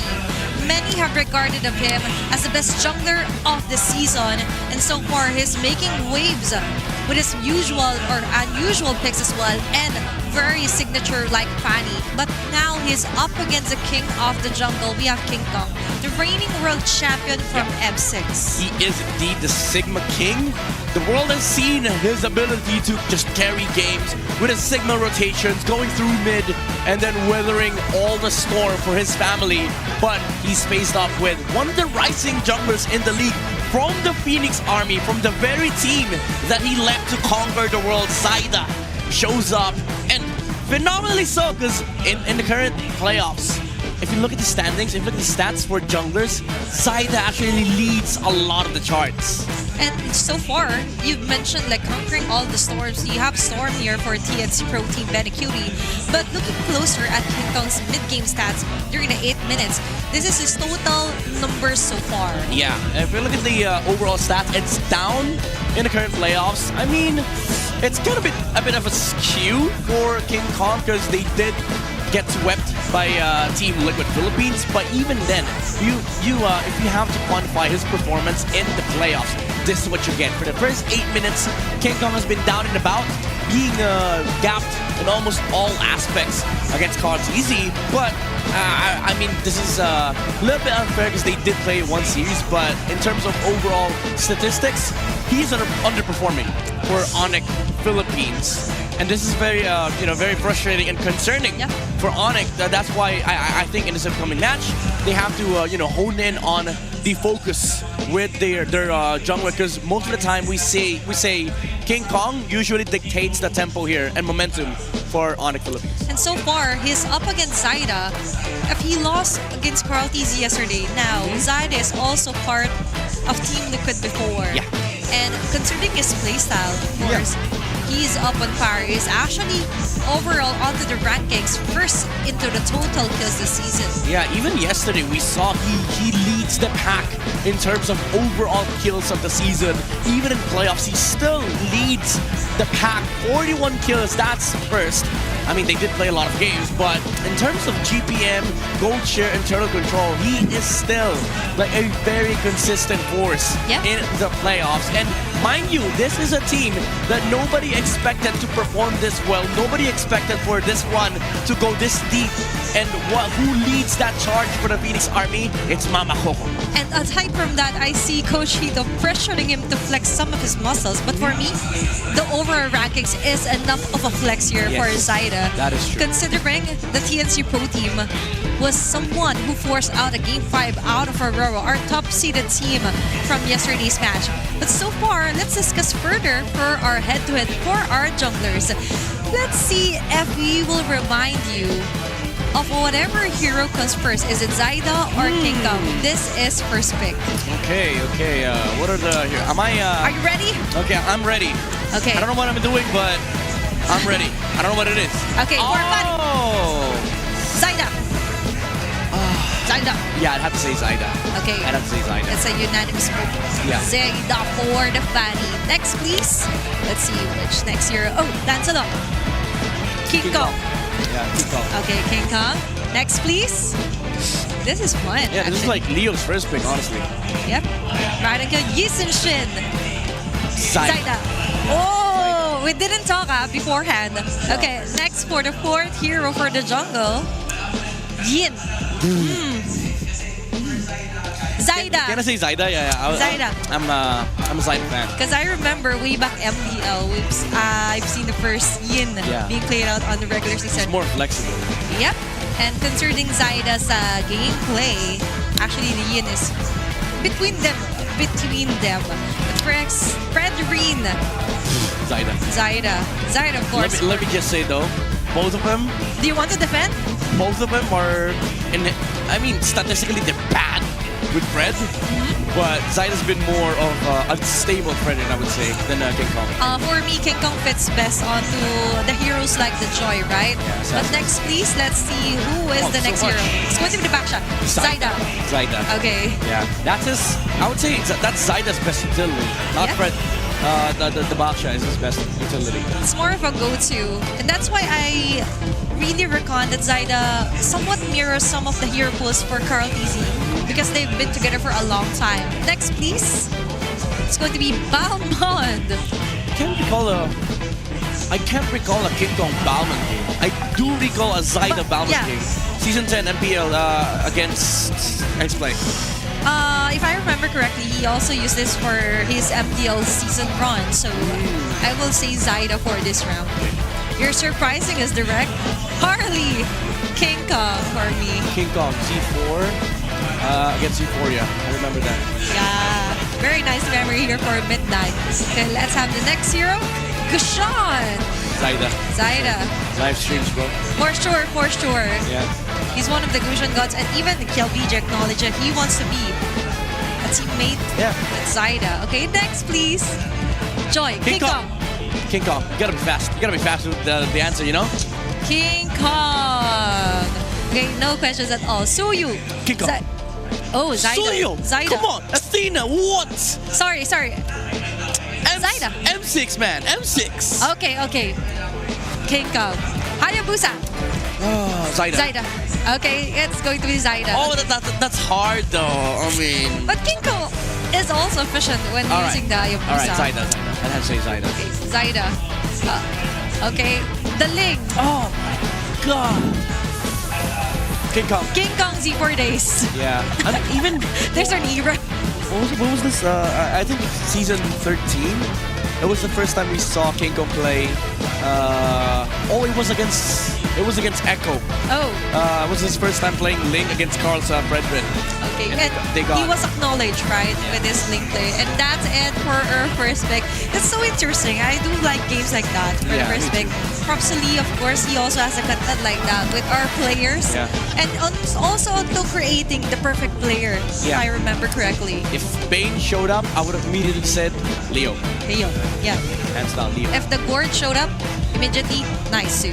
And with that, we conclude our first pick, and let's check out our parade from earlier from the community of the Sonics. So many bubbles indeed.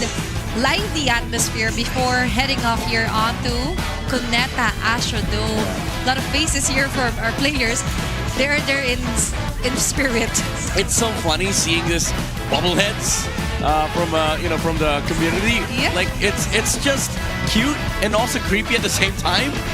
But yeah, it does give you the fighting spirits for the fans to support their teams, and I love the energy that they bring.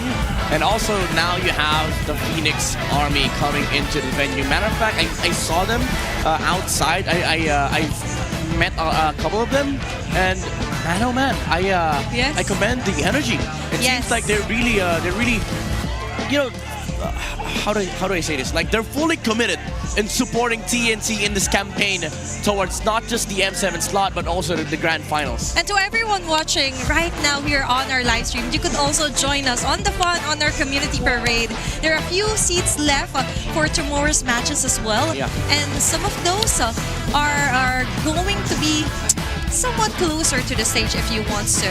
And for our match today, let's focus on to the heartbreaking part, Midnight. We've mentioned that these two teams are currently crowd favorites, of course. We see some Sonics and even the Phoenix Army going here on to Pineda Astrodome, but the reality is only one can move forward and face Team Liquid Philippines. I hope a day comes when the M Series invites 3 PH teams. It's gonna be unfair though for the other regions, but just to prevent this kind of heartbreak. But to each his own, if you win, you do deserve it. But even if you lose, you still kind of deserve it because again, you come from the toughest region of MLBB. By the way, huge shout outs to Sean from the Filipino Sean, desk. the rookie of the season. He ran away from us, by the way. Yeah. That's heartbreaking too. He was like, Argentina, I could speak English so well. Yeah. He called me ate and then he was like, no, I'm done. Yeah, and I was like, you wanna do a panel for English? And it was like, yeah, but I gotta go home. Look at what home is. MPL is home. MPL is home. That's a good line. Okay. MPL Philippines is home. And it's okay. He's a rookie of the season. That's true. Oh, for yeah, season 16. yeah. Congratulations, Sean. And for our All-Star Team 1 and Team 2, and a regular season MVP live. Yeah, amazing players, amazing achievements for a lot of these young fellas, and I'm really excited for more. I'm really excited to see more from these players as we progress with MPL Philippines. And also interested on what we can pick onto what the players could actually help them win this round. Let's head on over onto our Infinix Keys to Victory onto the Howl with Wolf.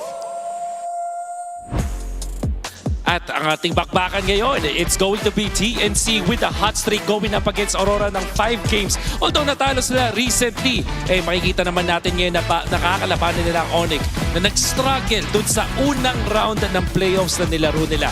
Nung pag-uusapan ng dalawang teams na to, ano nga ba ang kailangan nilang gawin? Ito yung mga keys to victory na kailangan nilang sundin para sa Onyx Philippines. Una na dyan, protektahan ang farm ni King Kong. Hindi nila ito nagawa dun sa TLPH. And it's clear na kapag hindi na po protektahan ng farm ni King Kong, hindi nakakakilos ang Onyx Philippines. Hindi natin nakikita yung malakas na early game para sa kanila. Yung aggression, wala doon kapag hindi nakapag-farm si King Kong. Now, kailangan lang din nilang i-limit test yung TNC sa mga mid-lane na heroes.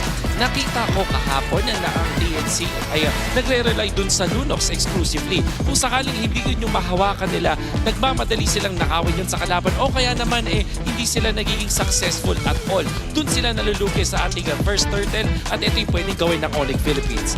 Now, for TNC, magaling silang mag-draft and I'm very impressed dun sa nakita kong draft pattern mula kay Etomax at kay Hito dun sa mga games sila just recently. Ang kailangan lang nilang gawin ngayon ay dun sa execution na.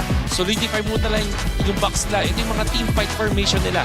There was that unboxing na napanood natin kahapon mula sa Aurora nung game number 5 versus TNC. Kaya naman nagulo yung neutral objectives na laban para sa TNC. Nagugulo sila. Hiwa-hiwalay. Zaitais all over the map. And then nauuna si Trimar. Hindi nakakapag-connect. Kapag nangyayari yung mga gantong bagay, natatalo ang TNC. But if they solidify their box against Onyx Philippines, they will have a much better chance. And also, yung strong lane na side lanes, yan ang magiging susi. So, hindi lang ito dun sa mga fighter or double fighter setup na makikita natin sa TNC.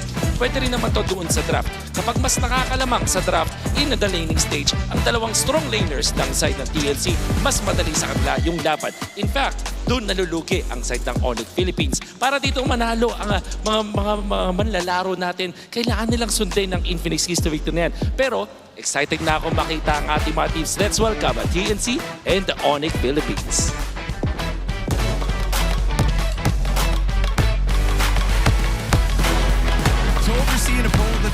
integrity. Guiding us through this match are our Mark Sons, Joshua G, JJ, Patrick, and Yaku Jeff. It is now time for the king of the jungle to take the stage. It is a do or die here at the Champions Arena. Introducing Kirk, King Kong, Super Prince, Brusco, and Galera. Give it up for Onyx Philippines!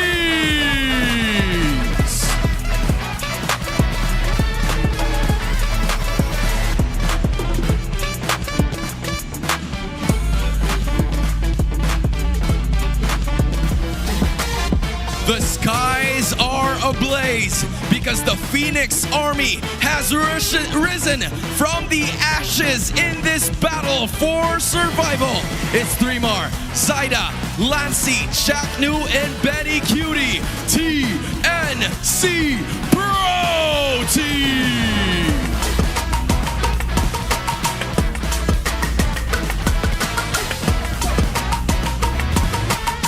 The two teams will also be joined by their respective coaches. It's Coach Wynot for Onyx PH and Coach Etomax for TNC. Sonics, Phoenix Army, make some noise!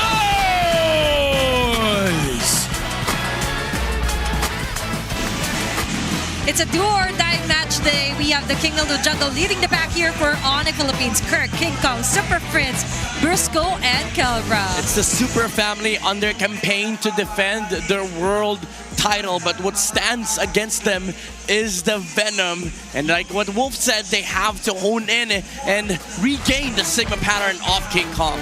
And for the side of TNC Pro Team, still have three more: Zaida, Lancy, Chaknu, and Benny Cutie. A very strong contender and able to inject their venom from yesterday's matches. Yeah, they're now in this, their deep run. It's their deepest run since Season 9.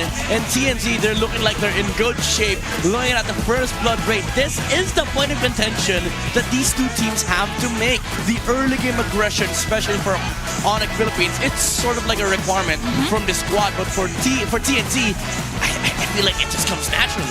And we could definitely see that slowly reflect and slowly integrated onto their draft and patterns as well. And later on, we would see more if there will be surprise picks as well. Will Benny Cutie stick to the Fighter Gold Lane meta, or will we see something new from TNC Pro Team? You know what? Maybe even Kelra goes for the Fighter Gold Lane. Maybe we see fighter to fighter. It's a little tongue twister. It's a fighter and fighter Gold Lane bout between Benny and Kelra. Or maybe we just go down to the traditional marksman. I don't know. Maybe. Or the Masha Gold coming back here for the do or die. I just had to say it. I'm so sorry. But ensure the quality and the comps of our players. Let's check out on what they have to say on to our Smart 5G ping test. Sana wag mo sanang masamain. Nabaliw. I'm a flirt. Oy, ano? Cool. Check yung sharap. Ano yung plano ko? I'm a bird side. Sa akin si Curse One. Chorus at first. Nakamakita ka ba? Ang masabi ko sa preparation namin ngayon is we are born ready.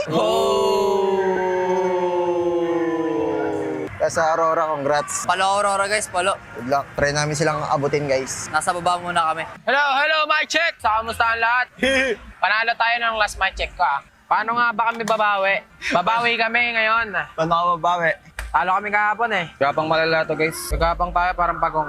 Babagal lang pero buhay ay di karera tol. Congrats sa Aurora Gaming guys. Lalo na kay Dom. Nakaka-proud ka Dom. Love you. Message ko sa message ko na guys yun. Siyempre, sobrang nakaka-proud. Kasi nakalaban namin sila kahapon. Ngayon, nasa M7 na sila. Let's go. May sinasabi si Bonok guys. Shout sa mga trapahan ko dyan na dadalo sa laban na ito. Anong lugar sa shoutout mo?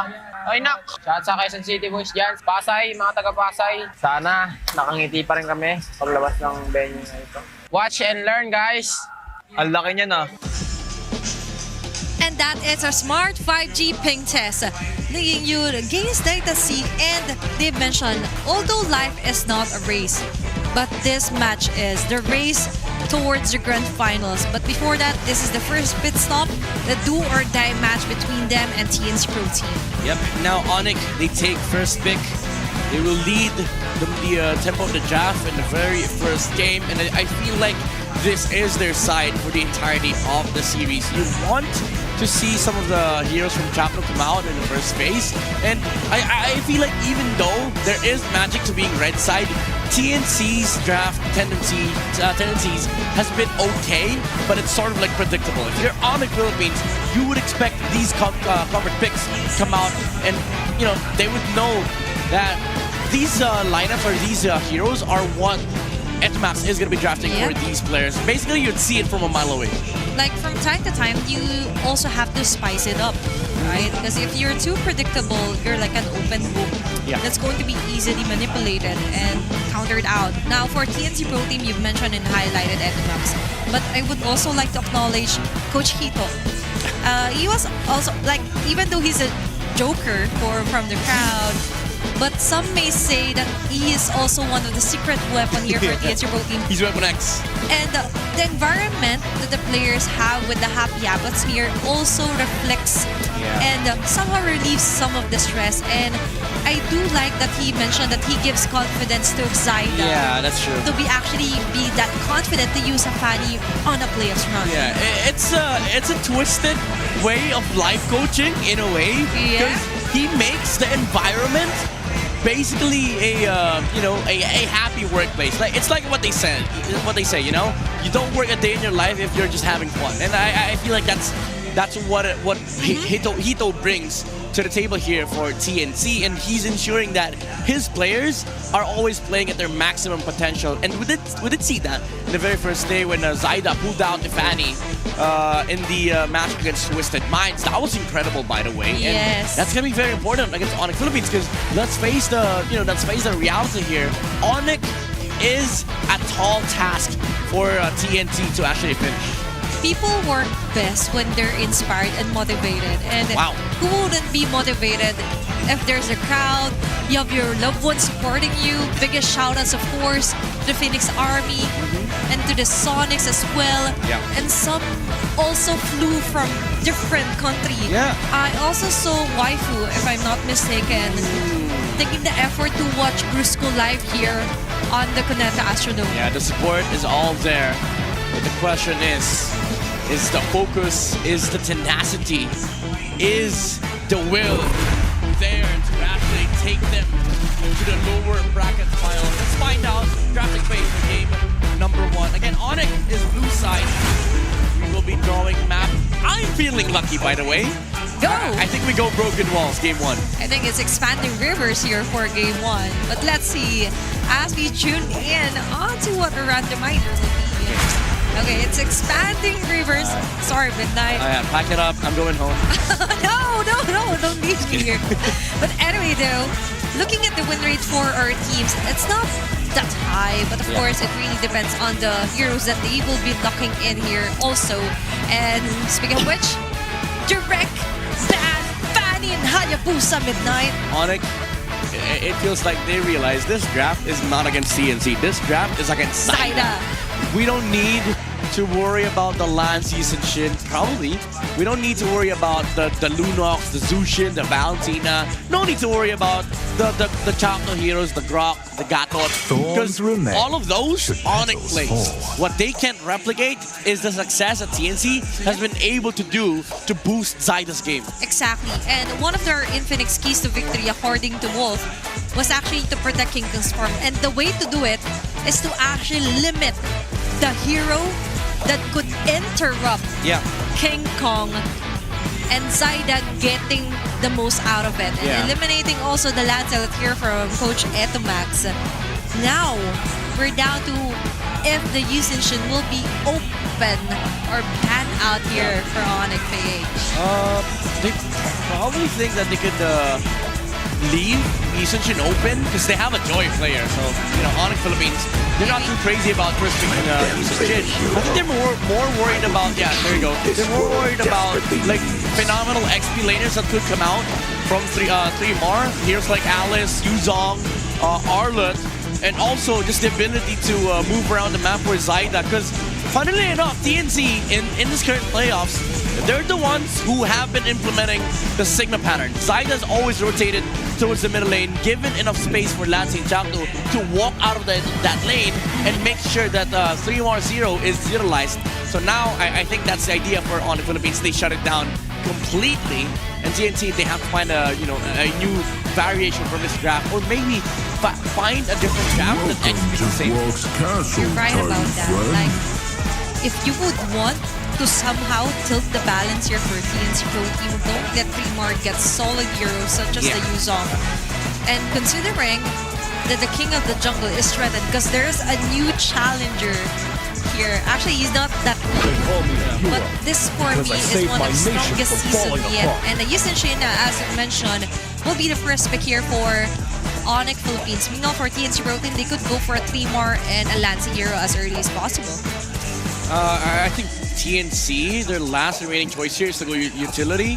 I don't think you go Joy on Zyda. Or maybe even the box shot. I mean, you know what? You can actually consider the utility jungler route here for TNT, similar to what Aurora did against TLPH.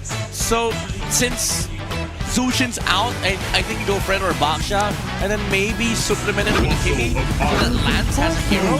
So they go for the Gatot. It's Chakno's best hero in the playoffs. And they go for okay, I thought they went with a Zed yet. Or a Lunox. Okay, Lunox. Yeah. That's alright. I see a very stable performance so far for Lancy with his Lunox. But so far, and partnered up with the Chakno hero, you mentioned you need a very signature-like setup here for Chakno. Now for Onyx Philippines, it's up to them to somehow get a hero that could escape and could also be solid onto the mid lane for Super Prince. Options like Amy, Arlo, CC, yeah, these are the options. I think these are great options for Onyx. Maybe you go mid here. Tail's been itching for a real fight. Oh, they bring it back. Brusco Kalea on blue side. It's funny. You know what? Where was the Kalea for the past games? Where were you? Against Yisun Shin. Actually, it wasn't even banned out. Just wasn't. Exactly. There were so many like Yisun Shin games without any Kaleas in them. It was the counter back in the regular season, but maybe it's because of the fact that the Gato was just overly prioritized by a lot of these teams. But now TNT's gotten themselves Gato to go back to the Kalea route for Onyx, and it is a signature pick for Brusco. Yeah, and you would want instant pick-up hero here if you are Onyx Philippines, but they pick Joy with the in-game sounds and basing. They picked Joy, I think, for TNC. This is Zyda's. I can't remember when was the last time he played Joy, but I'm pretty sure it wasn't that great because it does need a lot of time, and TNC usually loses steam in the mid game if they don't have that mid game down with their comp. So this is a little bit worrying, even though late game comes, this lineup is a monster against a YSS. His secondary problem is that he's playing Joy into a Kalea, so that's another layer of issue that they have to solve in the late game. But isn't it ironic to use the Joy and then use the Onyx Championship skin if you're Zyda? Some of the baton also, like, I could also do that, or he can do better, but let's see. Because he's a strong challenger, as I mentioned here, a threat to the king of the jungle. But now Alice has been banned out, even if we'll be here for Coach Max. And for the side of Onyx Philippines, they could also try and limit an XP hero here for 3-mar. I think 3-mar has been one of the most consistent when it comes to TNC, alongside with what Zyda is doing. Yeah. It was all made possible by 3-mar and Chaknu. Yeah, and now, again, Onyx is just honing on this, these heroes that gives 3-mar the ability to change the tides of the game. They remove the Alice. I also like the fact that TNC removed the Farsa. It is annoying, even though they have a Gatot and Joy. It's annoying for the Lunox. So if the Lunox can't play, then the Joy and the Gatot will just fall victim to the CC and the Kalea. So this does open up the route again for the Joy and the Gatot to be able to play this game. But I still think this Kimi is a big problem for TNC. If they ever manage to get the Kimi on the hands of the Super Prince, yes, you have damage, you have frontline. But what Onyx PH have is early game. I don't think that Onyx Philippines could also go for the equal if ever. Just so when Brusco catches someone, it's already inside the RWM. But Ruby is a very good ban here for Onyx Philippines. But there's going to be a Lapu prior here for a 3-mar. I thought it was gonna be Arlet, honestly. It's either Arlet or Expert. You either deal with the CC early game and then provide team fight for mid game, or you go full greed. Like late game heroes for the side of TNC, Expert would have worked against Kalea and the CC. But now Onyx Philippines, if they want, if they want a gold lane fighter, Esmeralda is the way to go. Even though there's a Lunox on the other side, Esme is just overall good against Lapu and Joy. Or maybe just go for the traditional route here. Because considering they also already have the CC, but basing on the perks they use they might pick a new hero as well and give the CC to Kelra, Selena for Super Prince. Hey, Arlet against the Lapu and then CC gold lane. I still think Export works here for TNC. You go greedy around. There's no harm.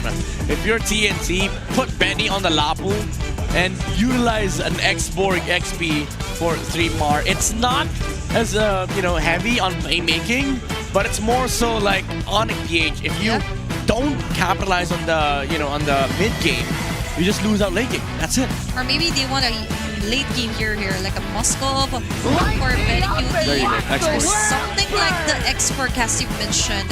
And they will be picking it off onto their last pick here for first drafting phase. Now, with the stage set and the hero set midnight, for TNC Pro Team, they kind of got the gist of what Onyx Philippines is trying to do by getting the Selena for Super Friends and even the Kalea. But looking at the index now, it's more of a late game spike here for TNC Pro Team. Yeah, I mean, again, it's as we mentioned earlier, Onyx, they do have mid game. They have the capacity to snowball, but if they don't get King Kong enough, if they don't give King Kong enough farm and space, they're just gonna naturally lose to this lineup of TNC. Let's see, because it's going to be a do or die match for our second match of the day. Only one can survive. Let's head on over to the Land of Dawn to get to know more onto this game. Casters, it's your time.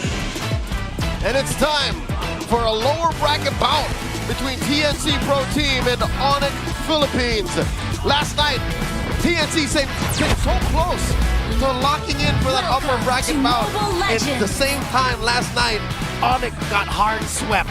This time though, it's elimination that's on the line for Onyx and TNC. And that's what they're fighting for, to get into the top 3 and to stay in this tournament. And possibly even redemption, especially if you're talking about Onyx Philippines. Looking at the lineup that TNC brought in, we've known them to have this very specific brand of MLDB. Post-Project Next, they have played so much fighter gold lane. Medicutie, the Storm, we know that he does it often, but here he's rocking an Export. Yesterday, we saw Kelra hovering over an Export, but in the post-match interview, he confirmed that it was always going to be a Moskov. Yeah, that's something Onyx hasn't fully committed to trying again, because it's not like they didn't try using fighter gold lanes at all. In the regular season, we did see them try Explore, but this was the first one. This was the first one, and then we saw another hero, I believe it was along the lines of a Ruby, but it wasn't as successful of a campaign from Onyx. But maybe after what happened against Team Liquid, they realized a few things that maybe they have to find a way to make it work. This first game will definitely set the tone for what has elapsed and what transpired in the Onyx Boot Camp to try and reset after yesterday's tragedy. Again, a sweeping loss against the Cavalry. This is their recovery. It starts now. Turtle about to spawn in the lower quarter of the map. Chakno gets knocked up here. TNC members are very low. I'm not so sure how they're going to be positioning themselves for this first tournament. I'm surprised he's not actually trying to reset prior the objective. This is expanding rivers either way, but Chakno's still staying here. And now they're not able to do anything. Nothing, Bree. Nothing. 10 seconds after it spawned. Again, same question, like, what was the play? Usually when teams concede a turtle, there's always something else that they're looking at. Here, TNC seem to be going at half speed. Yep, and it's not what I'd expect for a team who's always been so committed to fighter lineups and have shown us such brawly games the previous day. This feels like TNC when they entered Game 5 last night. It's a much more careful, conservative approach to playing the game when in fact, this is not what worked for them at all. Yep, they've always been more successful in their element when they're constantly fighting. With a lineup like this, I don't exactly see how they can pull off a Phoenix Flash. That's the random fights that come out of nowhere that end up in a beneficial trade or totally free kills for TNC. That is their MO. That's what's been successful for them in playoffs. And at least for Onyx, I'm liking how good they're holding the mid lane. And now speaking of mid lane, Chagnu might actually fall here. He's trying to sustain everything, and he will with the revitalized Super Frizz. Fortunately has a flicker. Oh, but that's the Tsunami Slap from Brusco. Still not able to pick up a kill though, even if Kellera, or even though Kellera did join the fight. You see that? Both teams had their own fair share of doubts. Ult's thrown over here. Revitalize is popped over there. Flickers even from Super Frizz. Yet no one fell. I'm even surprised that Chagnu still lives. Because those are 3 members of Onyx who poured out so much of their skills in an attempt to take him down. Maybe not the Tsunami Slap, but it's not like they needed it for that kill, supposedly, towards Chagnu. That's veteran Wiles, the wisdom that comes with playing for so many years in the MPL. He debuted in Season 4. He's been playing since 2019. That's 6 years that Chagnu has been doing this for a living, and he knows that as a Kachak, he would not die. Benny Cutie gets his Pyrock armor pop. Yep, and that's 9 playoffs appearances too. But then Lancey going in, Super Frizz has nowhere to run to. First blood for Lancey on this Lunox once more, but the Tsunami Slap gets committed onto the right target. Saida's nowhere to be found. And there's another kill that goes into the hands of King Kong. Oh my god, Kurt going from target to target, Kellera dealing damage as well. All enough time for King Kong to take the turtle. That was such a quick decision from Onyx Philippines. Even though the fight was still on, King Kong did not decide to join at all. No. He just had to focus on his priorities, and being a Yisun Shin, this is such a great start. And that puts them almost 2,000 gold ahead. 5 minutes in, 2 turtles in the back pocket. This is the Onyx we've been looking for. Penny again gets his Pyraga armor pop. A trap triggered. It's not a good game to be an export. It's not a Farsa mid lane you're seeing in Super Prince, but the way he keeps bursting the Pyraga armor essentially feels the same. The rotations towards the top lane have been so frequent, and this is the first time we're seeing Benny on the export, but we're not able to see much from him just yet. Nope, we've always seen him get his Pyraga armor pop. No last insanities that actually mean anything. So TNC have to find a way to recover elsewhere. And it looks like the EXP lane ain't gonna be it. Folks, in case you just joined us recently and are not aware of how things work, there are gold lane fighters now. So this is not a mistake. You're seeing an Arlen versus a Lapu-Lapu in the EXP lane and a CC and an export in the gold lane. Do not be confused about which is the EXP lane, because it's still the Arlot Lapu. It's just that we're currently at a point where even the gold lane mostly revolves around fighters now. Yep. And maybe it's also because of, oh, hold on. Tsunami Slam! Now that's an XP lane pickoff. We were just talking about it, and 3-bar gets taken down. Boris James Paro has had it. Since yesterday, he's been struggling to get his team to a good position, and now he's like, put it into his own hands, literally. Serving up kills. 3-2 now. Still keeping that 2,000 gold lead, and King Kong farming. I think he's had it with this question of, so really, who's the king of the jungle? It's him! Individually, he knows it's him! Right, it's like individually they woke up. Brusco now deciding to pick the Kalea. Oh, he's more, he is a bit more decisive in terms of the pickoffs. Hold on though, there's the Pyraga armor, he's intact. The last insanity we finally see inside actually gets the objective this time. Will Lancey survive though? He gets to walk away. The flicker flicker, knock up from Brusco. Lancey does not survive, and that's the last insanity just to escape. Kirk making things work as well. But so far, it's just TNC who lose a member. Oh my God! And it's no longer just one. The Monster Mage shows up. A flicker and a kill on the betting. Okay, I know we mentioned things about waking up. Now even Prince does, but Kirk gets taken by Zyda. So that's at least one trade TNC got. But in the past few teamfights we saw, King Kong, Brusco, Prince, they've all had their individual highlights already. This was what was lacking from them yesterday. That's right. And now TNC are looking for a way to get into a dominant position. They need to get some offense in there.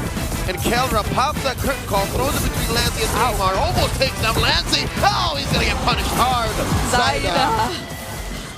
He finds him there. Could have been really close for Lancey though.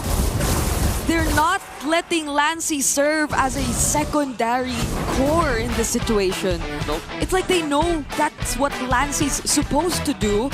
So maybe that's also why they put so much emphasis towards the mid lane. A lot of fans online, armchair analysts, and everyone who has an opinion thinks Lancey needs to step his game up.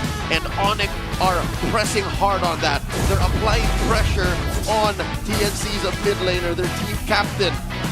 And I'm telling you now, I get it. This is the right thing to do. If Lancey gets in the position where his damage is real, and he can start acting as a threat magnet as well to Selena, so that, oh my God, oh my!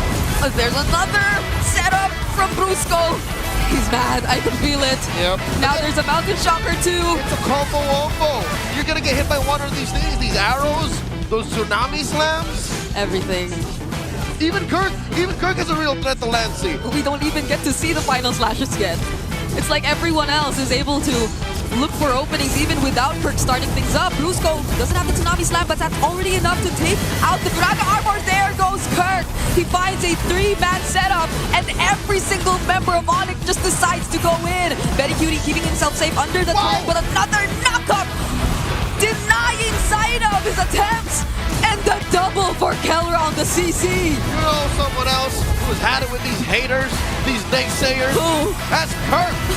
Kirk has had a rough season 16, and on this Arlen, he is earning all of the trust that was once there from the online community. Lord for Onyx, now they're up 4K. Wow, that's even a Rose Gold Meteor pickup by Kirk. I could feel how aggressive he wants to play this Arlot. And even just now, that was a really aggressive one. He was already under the turret, and I'm surprised he still survived. And he's third in farm. Super Prince ain't even that close. Super Prince is like 1,000 gold away, so you understand why Kirk is farming this way, why Kirk is building up this item kit that allows him to do just that. Again, Oracle, that casual Fury Hammer. Even 3-Mark can think twice how the economy is going for the Phoenix Army. Yeah. We can't see 3-Mar confidently jumping in with the bravest fighter at all. And maybe at this point, Onyx might even consider him as a target, as a viable target for whatever setups they want to go for, just because of how much damage they could already throw out. But what they'll be prioritizing for now are the turrets. That's right. In a fighter gold versus fighter gold type of lineup and matchup, the map is your #1 enemy because you don't have a marksman, pushing isn't as easy. Lancey catches an arrow, does not pull the trigger just yet. No Purify, no Brilliance. And look at the free damage that Onyx has laid down on him. Oh no! Oh, you just said it. You cannot feel at ease when you're against this lineup of Onyx. It was this close to a fight actually breaking out. Super Prince's consistency on the Abyssal Arrow is out of this world. 42% over 11.5 minutes of competition. Yeah. This guy's been, I don't think Prince slept last night. I think he just practiced Selena. All these skill shots are landing on every single member of TNC. And again, if maybe Chaku did still have his AOG there, they might have considered fighting back, but it was a no, so they couldn't afford to risk anything. Not when Onyx was that close to their base turrets, to potentially doing a siege that they'll forever regret. And look at how close supposedly things were. Not until you look at the map. Yep, no, big picture, it's more than just this 2,000 gold gap between King Kong and Zaida. And it's not like Zaida looks like a chump, all right? Zaida somehow finds a way to always get what's left on the map. And it makes sense because he is technically the funnel. It's not an easy lineup, yes, but he's doing the same thing. Farm into me. Let me get the burst damage I need so that some way, somehow, Chaku set up their bait plays with 3-mar will make sense. If anything, I feel bad for Ben. It's Ben who can't catch a break. And imagine this guy, just yesterday, was using heroes like the Cho. So he could do and find openings all by himself. He could even try and go for pickoffs all by himself. But now it's different. He's an export. And since they're playing from behind, they might need him a bit more for defense. But is that really the way Benny wants to play? The truth is much closer to a high-tech Pinata. That's exactly what he is. Onyx gonna throw stuff at him, he's gonna break, and then he throws more stuff at him again. And it's rare that he finds them with his Firaga armor intact, is what I'm trying to say. 7,000 now, as Onyx secures their second Lord. Item game is looking so much worse. TNC are getting depraved, even these small camps. You see here, Super Prince and Brusco are checking this purple.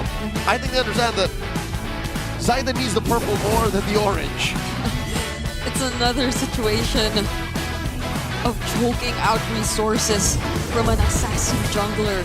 And arguably, maybe that's why we're seeing a lot more less joys come into play, because again, the joy feels as if it needs a bit more time, it needs more farm. Yep. And now Onyx know exactly how to prevent Zaida from getting to that point where he could just fight head on. Oh my goodness, the brilliance was already used. And it was quite a point-blank arrow. It's just, you can never tell when Super Prince decides to flicker in and jump you. Approaching a 9,000 gold lead Onyx has, and it's miserable. The purple does finally spawn, but King Kong's gonna take it away like their lunch money. Joy is in this category of junglers like Hayabusa, like Needed. Final slash on 3! Now they're looking for action. Zaida trying to go from behind, but the Tsunami Slam was ready to deny him of another trade. They actually get to take down 3-mar with that setup by Kirk. And that 3-mar, that's a Lapu Lapu.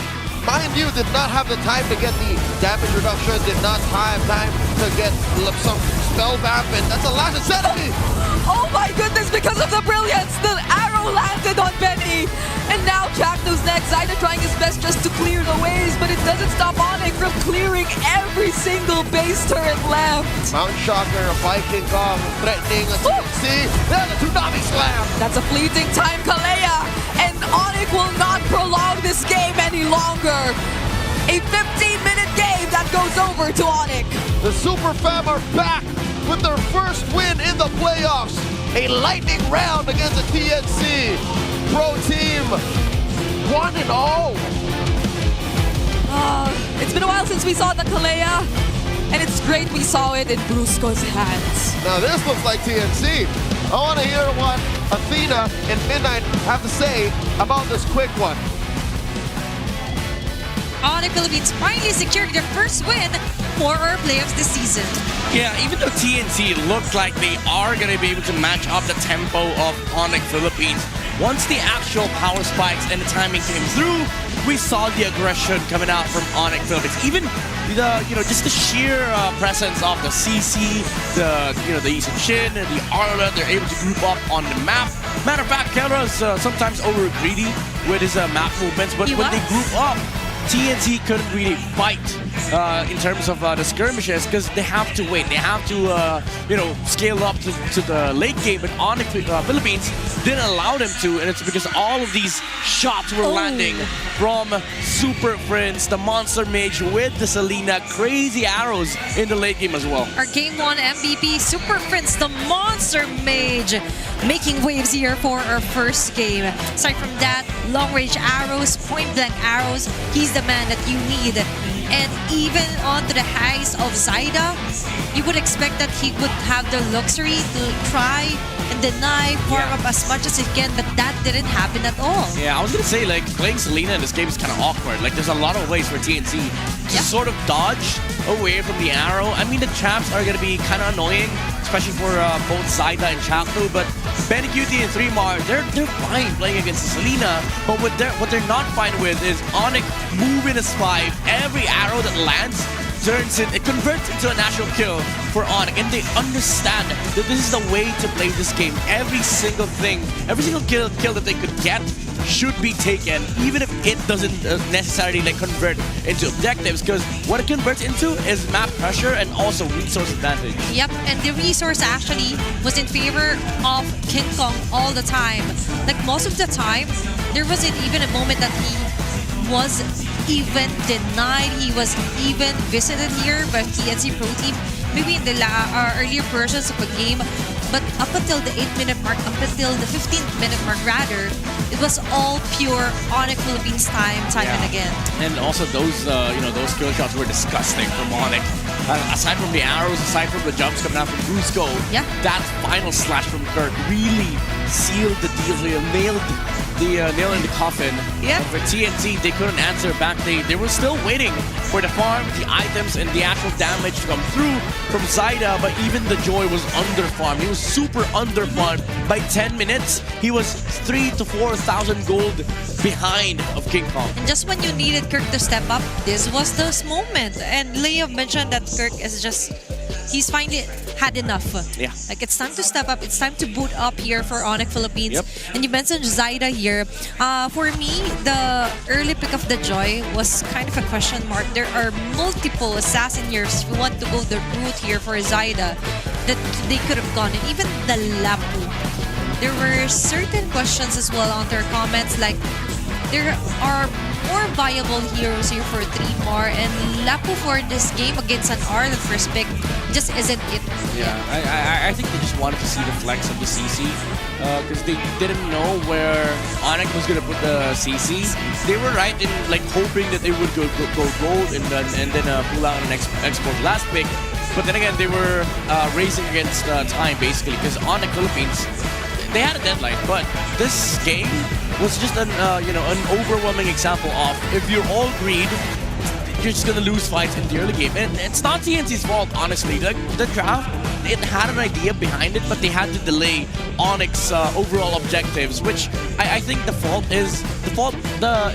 lies when TNC actually tried contesting the objectives of Onyx Philippines instead of forcing trades. That's the way to go if you want to play to late game. But Onyx Philippines, they were more than happy to take these kills that TNT's presenting them, because every hero that shows up and in fights, nobody could actually handle Onyx. Like what is a Gato gonna do against a CC, a Yi Sun-Shin, and also an R that could just displace him, which prevented the Gato from actually being a proper tank. Yes, he did tank so much damage, but there was no actual conversion for TNT. Yeah, there was just too much to handle here, and most of that came from Super Prince here, the carry for this round, and our BPI rich guy, King Kong.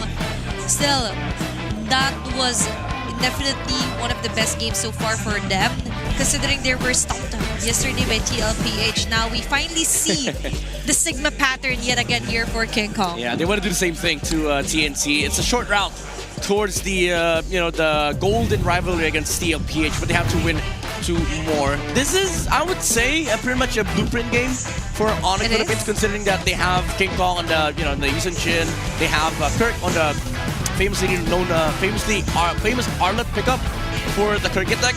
Even though Kelra is on a CC, it actually helped in terms of ramping up the the timings, power spike for Onyx Philippines. So it is a worry for TNC that Kelra is able to do this in front of Benny. So I think for TNC, maybe not banning Lance on it is the way to go, because slotting in a Lance ban just forces you to go, Joy against Yi Sun-Shin, which prevented Zaida from actually playing the typically known TNC game where they play aggressive from minute 1 up until they just win the game. And for minute 8 here onto our head-to-head, The Yusin versus Joy here for King Kong and Zaira really reflects on what you mentioned, that it kind of backfired that they banned out the Lancelot. So it was kind of like Zaira was forced onto this Joy, not like they were really planning out this one. It just meant that for TNC Pro Team, they have to really think about their next steps closely here, as there is no more lower bracket for them after this match. I'd have to say this is more of a draft problem for TNC. Not that they had a bad draft, but they were forced into the situation where they had to deal with the heroes by the individual lanes, and it allowed Onyx to just not worry about existing counters, because sure, you have Joy, it's a late game hero. There's also Kalea, so if you want late game, Onyx just has a lot of farm by that point. Even when Zaira hit the 9k gold mark, King Kong was sitting at like 13k.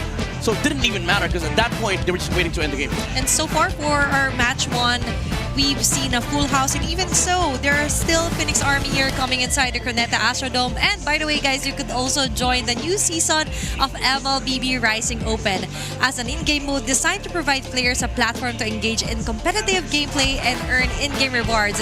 Gather your squad and jump into action. Yep, a lot of things that you can actually join in MLBB. And speaking about in MLBB, there's also new skins that you want to check out. It's the Aspirants new skins that are now available. Participate in the Aspirants Unite theme draw event. The first 10 times draw using diamonds is 50% off.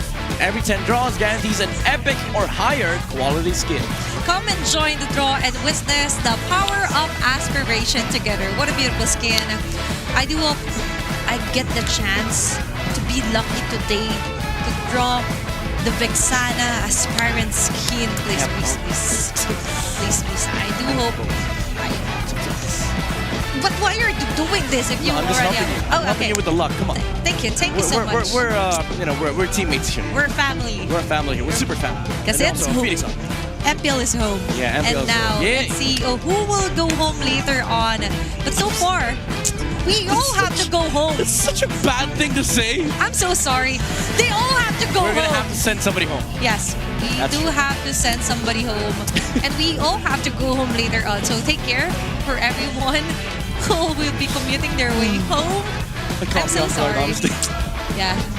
Don't clip that, please, to everyone watching the English stream. Please, this is our secret now. You are part of the inner circle. But for that circle, there was a pearl circle mode here. Like, I was like, oh, picking a Joy against against a player who has his own skin. Yeah. And then how ironic it is, like, was it a trigger to, like, actually, you know what, guys? Spam them. Yeah. Yeah. And too violent. I'm so sorry. Yeah, you're sending somebody home, and you're also being violent on a player. But don't do that. Don't worry, King Kong denied all of that. He was like, "You're not Sigma." But so far for our matches today, there will be so much surprises. But let's head over on to Odin with our merch giveaway. What time is it? It's Onyx time! 1-0 now for Onyx Philippines against TNC Pro Team. This is your very own Odin on the side with Ate Aliana. Napakaganda mo naman, Ate. Ay, thank you so much. Ate Aliana, gaano ka na ba katagal na fan ng MPL Philippines? Simula nung nag-start yung kapatid sa X. Okay, Season 7 pa. At sa mga hindi po nakaka-alarm, siya po ay ate ni... Kelra. Ate ni Kelra. And etong jersey mo ngayon is one of the jerseys na meron tayo sa ibang seasons pa. Kailan pa ba tong jersey mo? Nung start siya na lumipat sa Okay, so nung nag-start mag-Onyx Philippines, meron ng jersey si ate. And ano ba ang mensahe mo ngayon kay Kelra? Ngayon na, do or die na kasi tong match nila eh. Ayun, sanay na sanay ka naman dyan sa ganyan. Pero yun nga, natutuwa ko kasi hindi sila lahat nawawala ng pag-asa. Message ko lang, consistent lang, tsaka ayun lang. Naniniwala si ate sa kakayahan mo na gumapang at ipakita ang iyong lakas hanggang sa dulo. At dahil matagal ka ng super fan ni Kelra, since birth ni Kelra, meron kaming hinanda na merch para sa'yo. So this is nice to meet you. Dahil 9 years na ang MLBB, i-unbox mo na, i-unwrap mo na kung ano nga bang meron sa loob ng ating tote bag. Ay, ang cute, di ba? Ate, bagay yan sa'yo. This is bucket hat with BB. Meron ka pang sticker. Ayan, meron ka pang... O, di ba ang ganda? Gusto mo ba yan, ate? Ipakita natin. Ang parang blanket na banner. O, hawakan natin pareho. O, di ba? This is limited edition at hindi siya nabibili dahil pinamimigay lang siya sa mga super fans ng MLBB. At kanina lang din, nagkaroon tayo ng mga palaro off-broadcast dito sa MPL Arena at namigay din tayo ng ganitong merch, tote bag, sa ating lucky super fan. And Ate Aliana, I would like to ask you to do the honors na ipa-cheer naman ang Sonics dahil kailangan nyo na manalo this match. Guys, what time is it? Diba? Grabe ang energy ng mga Sonics. Ate Aliana, invite mo rin ang mga MPL fans na manood dito. Punta na kayo dito sa Connecta Sudong Pasay. Iba yung feeling pag nanonood. Maraming salamat, Ate Aliana. And once again, thank you so much sa ating lahat ng super fans na sumusuporta sa MLBB. At ibalik na muna natin sa aksyon kasama ang ating mga panel. Salamat. Thank you, Odin, together with their super fan, the sister of Kelra.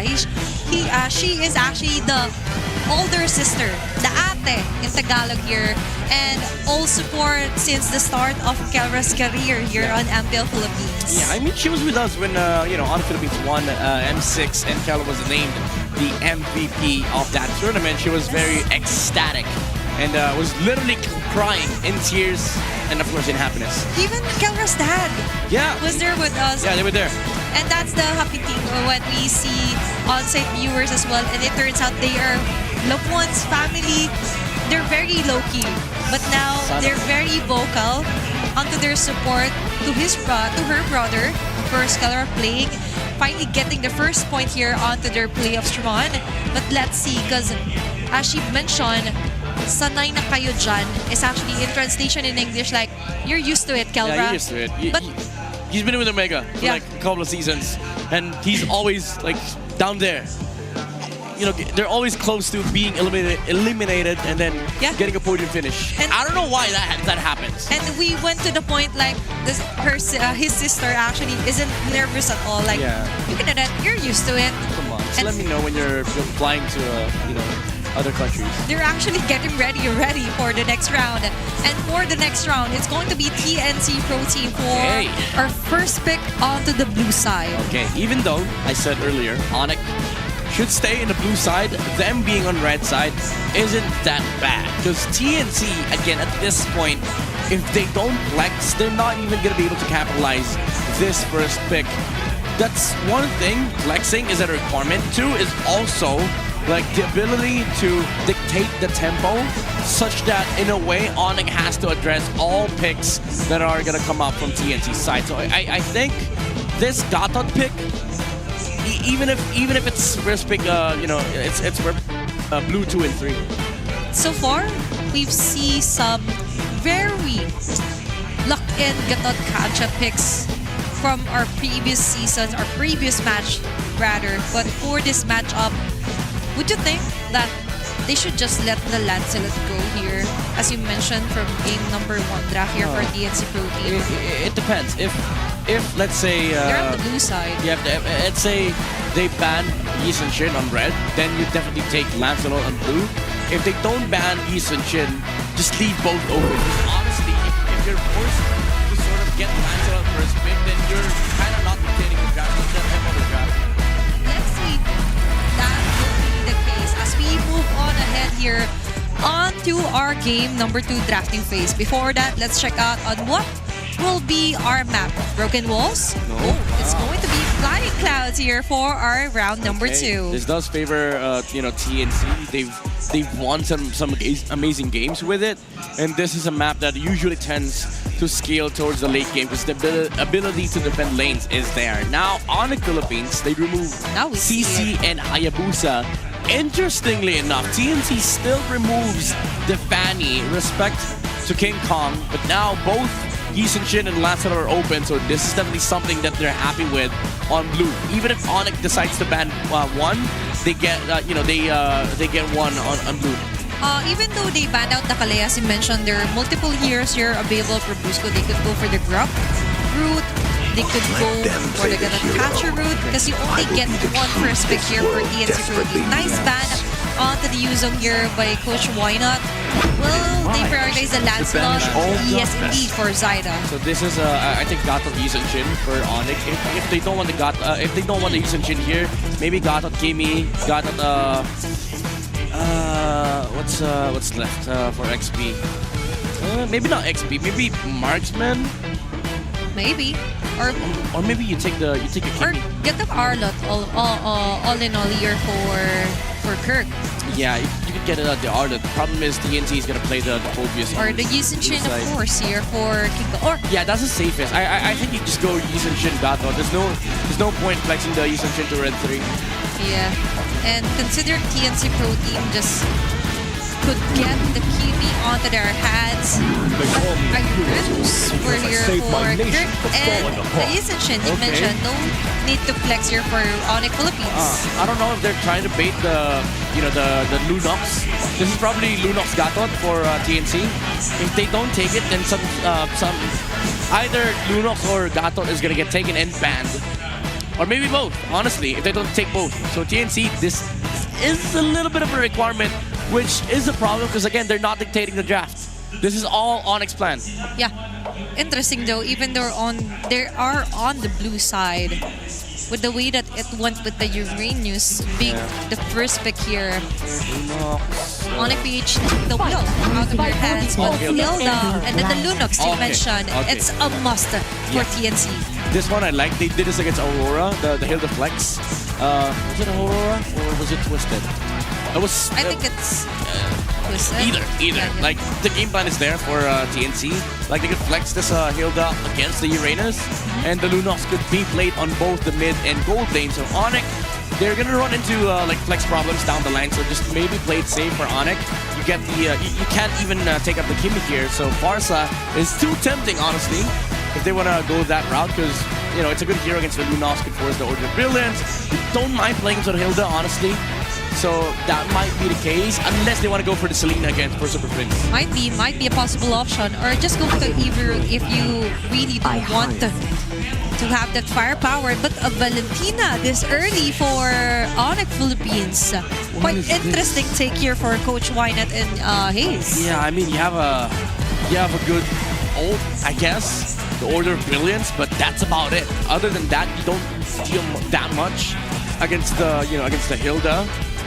They can also run into problems later on if TNC just decides to go for the Khalid Roam instead of the Grok. I think they're banking on the idea that this Valentina pick is gonna block the Grok, and then they can get the Grok red 4. They're just giving that option, of course, with the catch also. Still open here for TNC Pro Team, considering that 3 more so far is the main user of the Hilda here for TNC Pro Team, and Alice ban for Onyx PH, not really overlooking the flex part of Hilda as well. Full respect. For TNC, I think you just ban the Grok. No point in risking giving Onyx Philippines the Grok here. Even though Grok is too tempting to have on TNC, just accept the Khalid and Gato trade, honestly.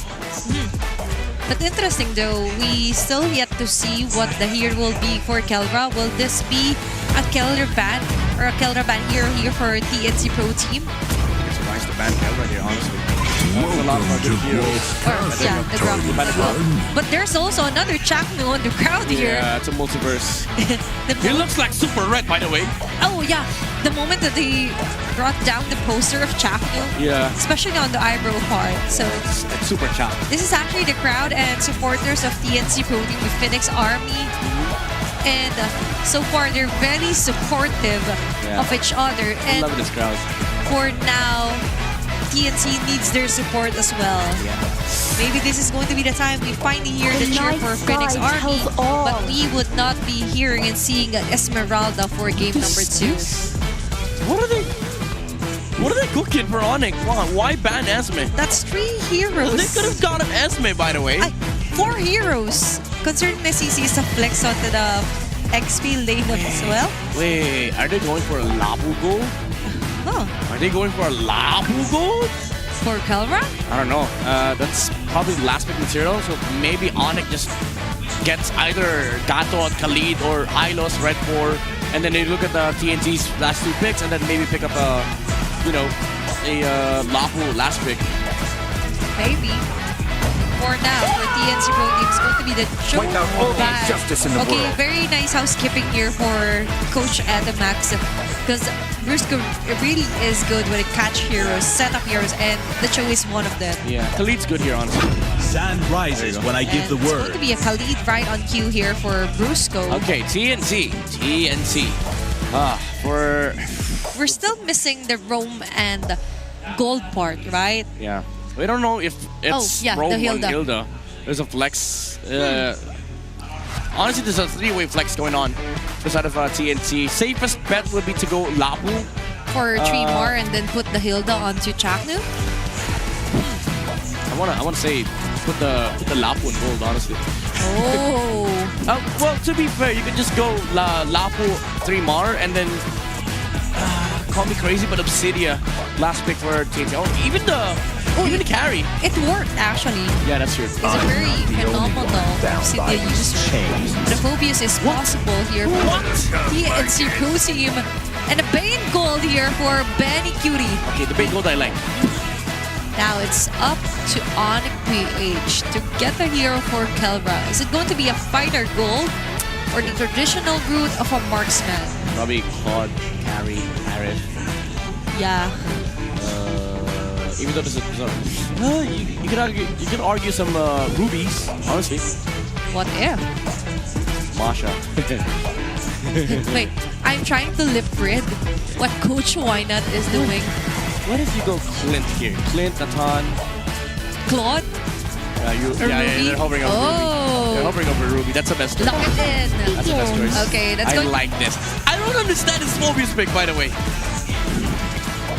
Maybe more on the comfort. Here for 3 more, they just don't want to use the Lapu yet again. Considering he's up against the Uranus here for Kirk. I don't know. I mean, even if I try justifying it, I still don't see. I mean, there's a lot of like sustain on the Mobius, I guess.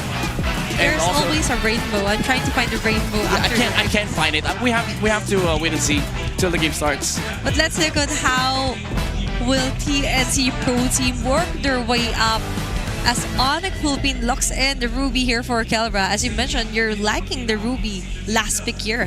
Yeah. It seems like a great team fight comp, honestly, for Onyx Philippines. But let's see if it will reflect on the way that they play this game as we move on forward onto the Land of Dawn, onto this do-or-die match, game number 2 between TNC and Onyx. Casters, it's your time.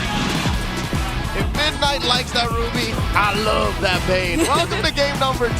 It's Leo and Bring It Up, bringing you the chance for TNC to maybe get back on the board as they're down 0-1 against Onyx Philippines. Welcome to Mobile Legends. Taking game 2s or maybe alternate games isn't something new to TNC, and they were able to accomplish that even against the top team of the regular season just yesterday. That's Aurora.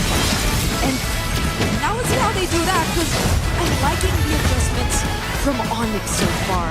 There's so much respect towards TNC's key heroes, but this time they get the Lancelot too. I think that's another surprise, because they've been making sure Zaida doesn't get a hold of any in game number 1. Yep, so you see our TNC just put their foot on the gas and say, yeah, just get Zaida on something. That joy was a little too much in game number 1. A lot of action in mid here. Almost getting taken down is Lancey, but he's caught up. King Kong on that using shit. Oh no, Chaknu! Wait, this is a Hilda! But at least she got to flicker in the bush. Trigger that passive, get a little bit of shields on healing.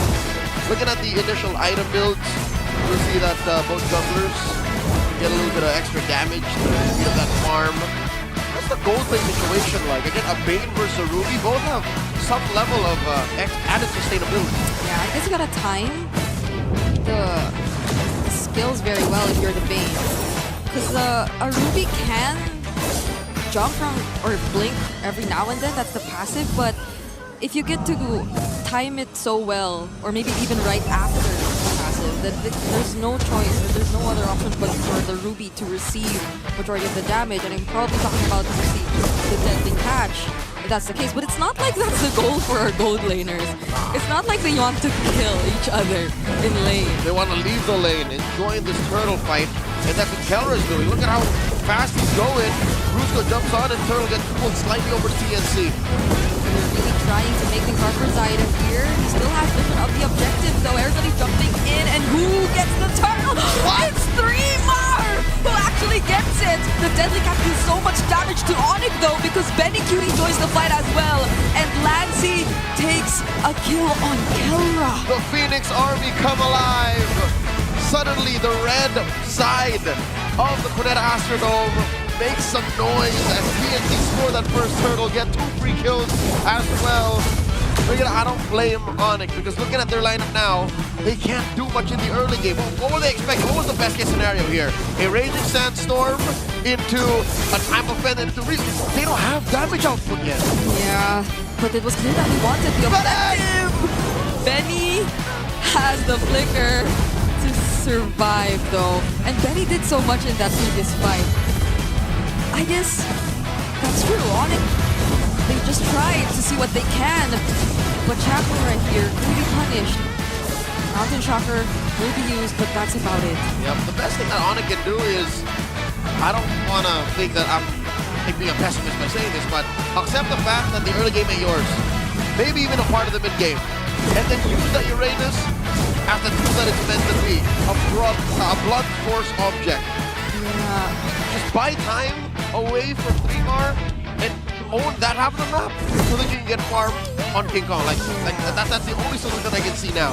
I guess even despite that though, it's clear that they're trying to keep themselves in the game. Maybe through, let's say, Brusco and how he keeps trying to invade. Or maybe disrupt Zaida. Pay attention to how his farming patterns are, because I guess the Khalid's just that capable of doing that. He's been trying to scout Zaida for a huge majority of the past 4 minutes, but now it's TNC who just keeps grouping up and applying pressure to Onyx and their farm. Yep, and what that'll do is you'll end up with a dead Khalid. You don't want that. You can't afford that. You can't give more gold over to TNC. They're up 1,000 gold now, and they're owning this turtle pit. Mount Shocker by King Kong. 3mar jumps on Kelra. You know, he's liking how his passive is almost always active because of the blink skills. But now Jaknu going in gets punished instead. There's the Infernal Pursuits from 3mar though, but he gets dragged all the way in between their 2 turrets. Kurt fighting back. It's a double kill for him already. Lancy though using his ultimate. Will he get to buy the trade? What? The damage from Benny Cutie! He spit on that thing as if a deadly catch wasn't enough.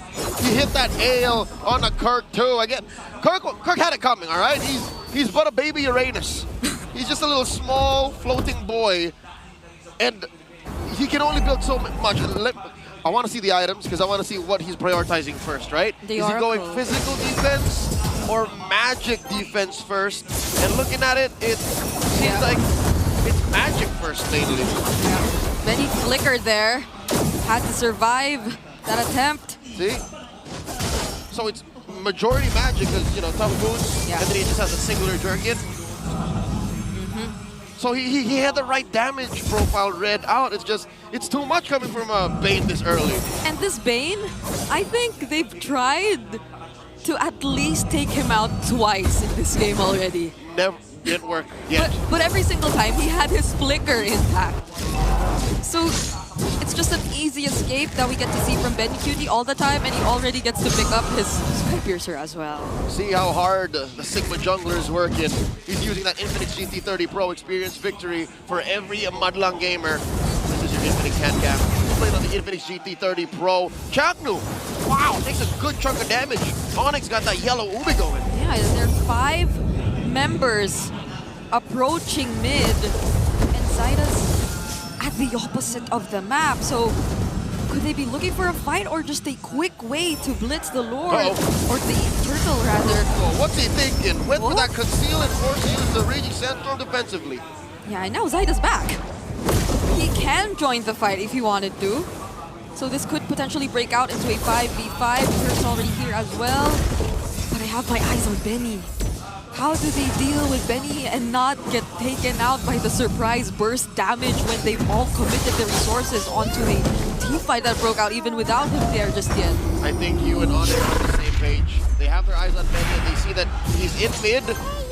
So any time that he just sidesteps, he could be part of the Turtle. So they'd rather pay attention to what Side is doing first. And if some way, somehow, TNC walk away with both the Turtle and the turret, that's all losses for Onyx. So they're just mitigating the damage, covering up what holes need to be covered up so the sync doesn't completely ship. Looking at the items, oh my god. Benny already has a Sky Piercer and a Holy Crystal. He's fully breeding out, Bree. I do not want to stay close to that kind of Bane at this point. Not when I'm in this spot, not if I'm Onyx and I have a bit of catching up to do. And even if you have so many potential crowd control sources, if you put yourself up close, then that's not going to be a good thing either. Super Prince already using... Oh, what? How was Lancey caught there? A sudden response from Onyx. I'll tell you how, Bree. I'm offended. He went in too close. I think there was a window between that move, that dash in, and him clicking the Brilliance, and Kelra clicking that I'm offended. Brusco and the gang are on Shaku's tail. I'll tell you now, it's a small window of time, but Onyx found it. I guess you can't really assume that Onyx gets tunnel visioned when they want to chase after a target, because it's so easy for them to just switch on the spot. And I guess that's also probably what happened to Lancey earlier. Maybe he thought they were actually trying to just go for the chase, but then they saw Lancey and in the blink of an eye, they just suddenly shifted targets. Yep, that's the secret in Onyx success, especially in their height in the M6 World Championships. It's so scary because they're so good at macro, but also mechanically speaking, any and all of them are always so on point. That's what's keeping this gold lead on a manageable scale. What is that now? About 3,000 gold between Onyx and TNC, despite everything that TNC has walked away with. And a good chunk of that gold is still on King Kong. So between him and Zyda, there still is a chance that if Onyx can find a good position, they could steal this Lord. Because now TNC are the ones holding it, so maybe stealing the objective will be the way to go. Super Prince, though, already forcing the Brilliance out of Lancey. But Kelra, look at the amount of crowd control they're able to use onto 3mar. That's going to be a kill over to Onyx. Deadly catch and the retribution from TNC to take that objective. TNC just had too much distance. A lot of space they're working with. Chagno with a conceal, thinking if they're going to go for the counter-attack. He jumps King Kong. Superfam ain't having none of this. They know that they've already lost. Turtle, Lord, everything belongs to Zyda. So Yumar was the sacrifice. And they had to put 3 bodies over there just to deal with him. And no one else could have went near TNC. Nope. It's worth it, I'll tell you now. I think it's a good trade. But look at this. Kelra on his old teammate Chakno. It's interesting how Chakno's using this Hilda. Is it just their lineup, or how Chakno seems to have unlocked a new way to play Hilda? Is he some sort of like bait for majority of the game? Yeah, he's... Usually you see Hilda like want to try to whack dudes out, but this is like man-to-man defense, Hilda. He's just the guy who shows up first. Like a shadow. And then he gets poked down really low, like what's happening now. Runs away. Runs away. But then TNC, it still seems as if they're in the perfect condition to fight if Onyx chooses to. There's just too much going on for Onyx to deal with. And they've been trying, they've been holding on. Again, putting farm on King Kong, being on point for Kelra's I'm Offended on the turnaround. But TNC have been able to flourish under that, approaching the 4K gold lead. Maybe it's really that one fight to enable King Kong that they're looking at, that they're waiting for. A team fight where Benny isn't as free and where Lancey feels a bit awkward to go in. 'Cause clearly you should feel awkward. There's a Khalid, there's a Ruby, there's a Terrify threat from Super Friends. But no purple buffs yet again. Oh, King Kong gets denied his purple. Grant the purple right in your face. What you gonna do about it, King?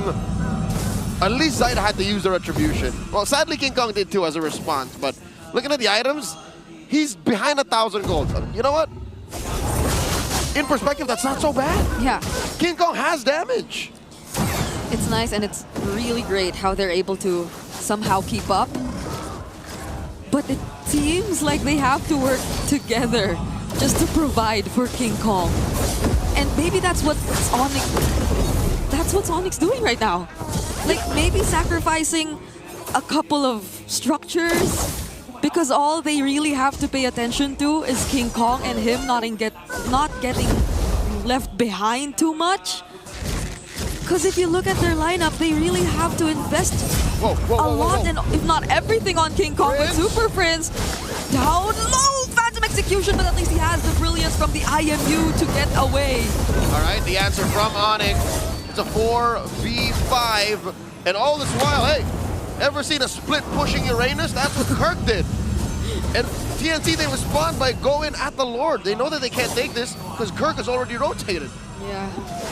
He can catch up anytime and come from behind, but I'm pretty sure TNC already know that. They have vision. Lancey already sees Kirk. Chaknu, though, already half HP. What's the plan for TNC here? The plan is to just keep disrupting and zoning as Zaida takes the objective, but it's not just zoning that they do. They take out King Kong and Brusco too. I can imagine the communications. Let him hit the Traceless, let him in! And TNC punished now. 3-mark, chasing down Kirk. Kirk's trying to run away. It's a Uranus, he can! What? Off camera, Fringe gets popped! By Zaida and Benny. Zaida is a monster! No, rather. They got a Lord coming through bot. Mid lane's gonna go down. There's very little things that can stop a Bane from taking your structures. They're at 7k up now. 3-mar actually went in there. Zaida's going to provide the follow-up. 3-mar gets traded out, and they finally take the base turret. But Lancey will have to say goodbye as well. Onyx defend as much as they can. King Kong still alive. Does TNC still force this? All right, Prince looking for a target. Can't exactly use IMU while you're in the air. Gets that deadly catch, takes care of that Lord. But they lose their last inhibitor up top. Okay, they just force the base turrets at least. Magic Sentry revealing Chaknu, but there's the conceal play still. Onyx might want to look for something, and it's Benny Cutie that they're trying to go after. But they spot Zaida, and they have to back away. Here's the real dilemma. How do you stop Zaida purely? Like, how do you take him down? Because Frizz doesn't have exactly the best crowd control. Brusco has just one big one. Kelra, it's temporary. You know, you displace him, but yeah. Phantom Execution, Thorn Rose, Puncture Puncher, I'm good. I think that's a huge dilemma here that Onyx has. And ideally, in those brief moments, you should have enough burst damage to deal with the Lancelot, but it seems like they don't! Phantom Execution gets held for a bit, but still, Zaida making his way, dealing enough damage, forcing Super Frizz to walk back to the base. See, it's even in those small openings that you don't get to see the damage coming from Onyx just yet. And that's when he was already serving himself up on a silver platter. You see how he punctured into the rest of Onyx, and none of them could stop him. That is the real issue here. Zaida has gone unfettered. He is running through Onyx side of the jungle and through their lineup with impunity. 7-6, a bare base. Onyx haven't even broken through the tier 2s. I mean, I'd like to see them come back to that tier 2 up top. I'd like to see somehow maybe Kirk set it up, because that seemed to work. And he's had a looking at the stats, Brigida, he's had the best game out of all the Super Fam right now at 3-2-1. Yeah, that's true. But Zaida and the rest of TNC might not let Onyx do that anymore. They've been paying attention to the top lane even. especially now that we are about to see the next Lord spawn.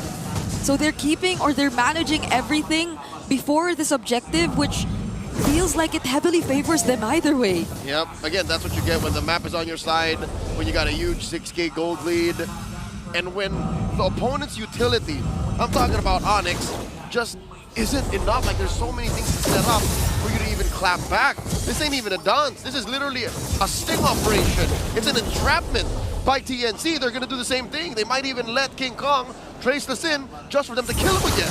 Yep. But look at how Prince and Brusco are holding this rush. Oh no, the Flicker Raging Sandstorm doesn't connect, and Keller actually gets targeted by Zaida over here. King Kong is looking to be next. Another Thorned Rose successfully takes him down, and Chaknu's blocking everybody. They use Benny as bait, and Zaida gets a triple. He's on Brusco. A failed attempt now turned to this. A flicker from Benny, and they're not letting him go back home. With Kirk left on the map, there's no way this Uranus defends. Godlike for Zaida as he gets a hold of the Lancelot. TNC are not letting us have a sweep. 1-1. TNC snatch back the momentum as they take game number 2. Could you hear that? I could hear the Phoenix Army. They're alive. Very affectionately called the Phoenix Boys by Chakno. Let's hear from Midnight and Athena. You like?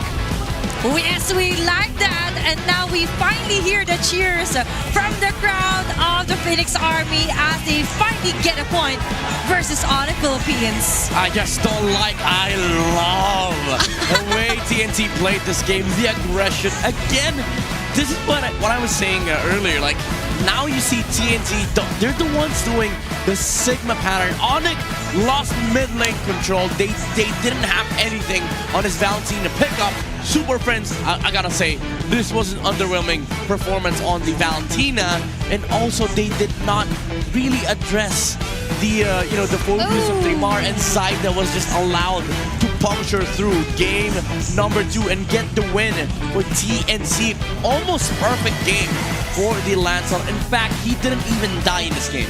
Our crowned MVP for that game. So far, that is how you jungle. Strong contender indeed up against the king of the jungle with this Lancelot cryo pick. Yep. Now we are talking. Now we see that you finally get a hero that really complements Zaida the way that he plays. Yeah, we did say, if they leave both open, stay the Lancelot. And Zaida took that. They've gotten themselves a very comfortable draft. This is very TNC-esque, especially with the hill deflects. That was very wonderful coming out from TNC. I still think any other XP laner would have performed better, but you gotta commend the player. Trimar, he performed fantastic. He played a fantastic Phoebus game. Dark waves, the constant catch onto the backside. Also, Chapno shutting down Super Prince and Brusco, even though Onyx Philippines had a better team fight comp. The fact of the matter is these team fights are awkward. It's all scattered. Every every position has to be accounted for Onyx Philippines for them to actually engage. But that's what made the game for TNT so good, because Jackno was just constantly breaking these positions and these orders from Onyx, and this is what I love about TNT. They bring in the chaotic gameplay. And that's how you do it. The Chapno way, of course, we have to acknowledge that Super Prince wasn't able to maximize the IMU because all the time he had to copy the order brilliance for that just so he could survive once Chapno pounces on him. But now for TNC Pro Team, this is the way that we saw them get guide games out of Aurora. And not only that, we finally see Lancy as well on why he really locks in this Lunox. Yeah. We see him shine. Yes, for game number 1, there was a struggle. But for this game number 2, perfect play for his Lunox. That's why I was worried when they, Onyx Philippines took the Uranus. It's more like, yeah, sure, we could beat the Lunox, but didn't you watch their game against Aurora? That man has played 5 Lunox games, even though it's, some of his plays are questionable. The thing is, TNT made Aurora work. and now you force them to play this lineup, and this is what you get. You know, they got the Sigma treatment in the middle lane. They got Landseed on the Uranus, and the late game it was basically just Zaida. Even though Benecuti, it was a phenomenal Bane game. He was unstoppable, honestly. Nobody could actually catch this guy, because even if they tried, the deadly catch is going to come out, which begs the question, where was the deadly catch on the Valentina? We only saw it twice. And you did point out that, you know, Chaklu being always in the face of Super Prince, the Valentina was essentially forced to always copy the Order of Brilliance, which again brings me back to the question, why was the Valentina picked up in the first place? If you're going to have a hard time, just pick a hero that would suffice Super Prince with his mobility, right? For TNT Pro Team, acknowledging Benecuti as well, you mentioned. And for the latter portion of the game, he was like, Zaida, no more Maniac. I would just love to finish off this round. And just went for the deadly catch and actually finish off this round before the 18-minute mark. Now, looking at the bigger picture onto the stats, this is why I'm mentioning that Zaida really plays so well to be able to do this against King Kong. He's actually using one of his comfort picks here for the season. 3 straight turtles, then 2 Nords here for game number 2. And not only that, he actually was able to deny the jungle against the Sigma jungler. It's very poetic. It's like you match these two. They came from the same team. King Kong left TNC, got the championship with Onyx Philippines, but now TNT, Zaida sending a different message. I don't need to leave my team. Let me carry my team, and Zaida did just that. Phenomenal gameplay all across the board for the boys, the Phoenix boys, and TNT, as Chaplos rightfully claimed so. But Onyx Philippines, again, there's a lot of problems on their draft, in their execution as well.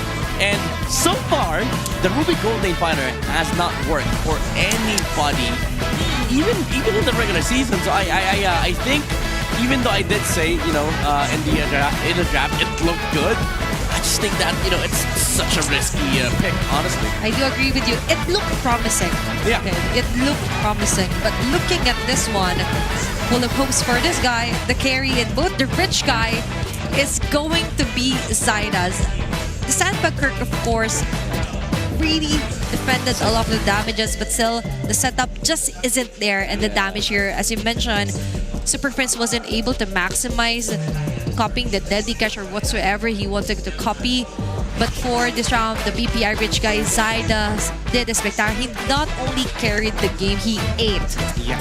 Arguably one of the best players in Season 16, honestly. Like, this guy just continues to impress so many people. Again, commended by so many, prominent names in the MLBB scene. Oh My Venus, even Kel VJ yesterday. And now, he's actually out jungling the Sigma jungler. Now, I want to call him Sir Zaida. Sir Zaida? Yes, because he used the Lancelot. He's a knight. Sir Lancelot. The knight in shining armor here is going to be Zaida here for TNC Pro Team. You mentioned numerous KOLs, pro players, even analysts as yourself.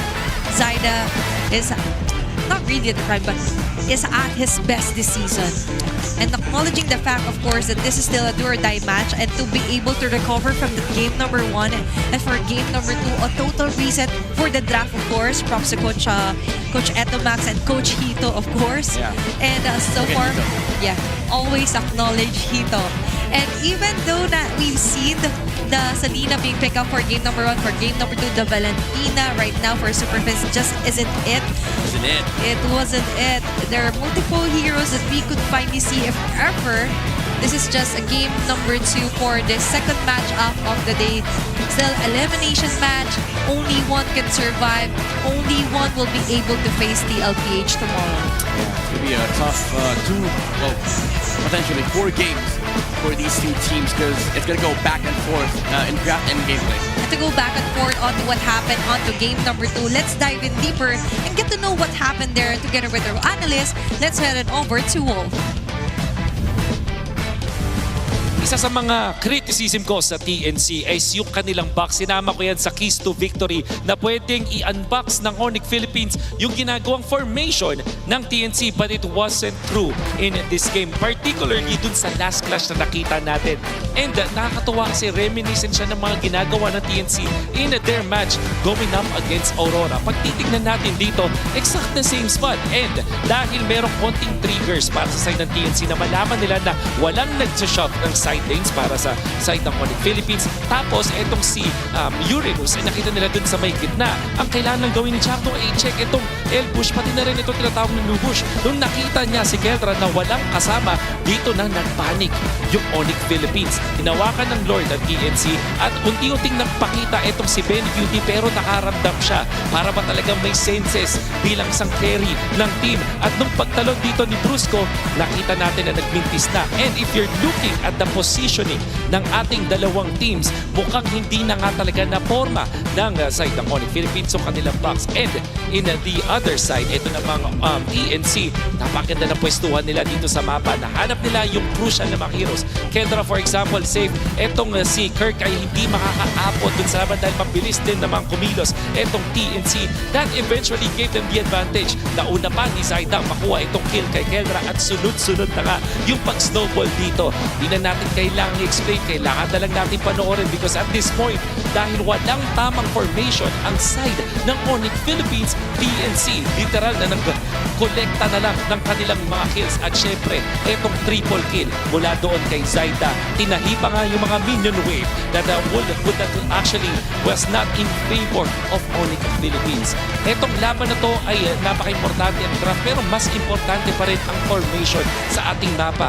In this Lord Dance, na alam nating lugi ang Onyx Philippines, mas lalo pa nilang pinalugi yung sarili nila by isolating Keldra at pinunish siya ni Chakto. Hindi pwede yan kay Chakto. The improvements from TNC are great at nandito na nga tayo papunta sa game number 3. Back to the panel. Thank you so much, Wolf, for dissecting onto what happened for game number 2, specifically pointing out key moments here for TNC Pro Team, eliminating the box, the circle, or whatever shape it is that Onyx was trying to form for game number 2. But you could also form and be featured as the next MPL Philippines Super Fan of the Month. All you have to do is join the MPL Philippines official group, engage with the community, and just go keep those interactions positive. Share any MPL-related news and updates in the group for your chance to be named as the MPL Philippines Super Fan of the Month. And so far, we featured numerous super fans here on our MPL Philippines official group. And you could also get to know the players and interactions with our audience analysts there on our official groups. And you could also showcase your esports skills and passion for gaming by organizing your own local tournaments through eProject Esports for Everyone. Participants in this program will be provided with special access to tournament modes, in-game items, styles, and many more. Visit the MPL Philippines website for more information and, of course, how to apply. And that's also a start if you want to grind. You have the tournament access. Yep. You want a community of your own. If you're actually willing to make an effort and create your own tournaments, this is a big help. The esports project for everyone. And for all the communities out there, we have interesting booths here on our MPL Super Fan CTR MPL Festival. You could also see your favorite players. MPL teams, of course, are visiting here, and the merchants from different teams across MPL Philippines. Yeah, there's a lot of things to look at here, so I think we have a surprise for these guys. We will be able to see what's happening on our MPL Festival, so let's all watch this. Magandang gabi and welcome back to Super Fan City. This is your very own Odin in another episode of Adding Merchandise to My Collection. And we are here at TNC Pro Team's booth with Miss Sophia. Ano po ba ang mga bestseller natin dito? Actually, ang bestseller namin is jacket at season 16 jersey. Napakaganda talaga nitong jersey na to. Ano ba yung kakaiba dito sa booth nyo? Meron kami ditong light stick. Parang gusto ko yan mga ganyan kumikinang. Maraming salamat! Next up, the Minds booth with Kuya Jerome. Ano bang meron dito sa booth nyo? Yung mga merch po natin na may jacket po, tsaka jersey. And then yung cap po. Parang bagay sa akin to, Kuya. Bagay ba sa akin to?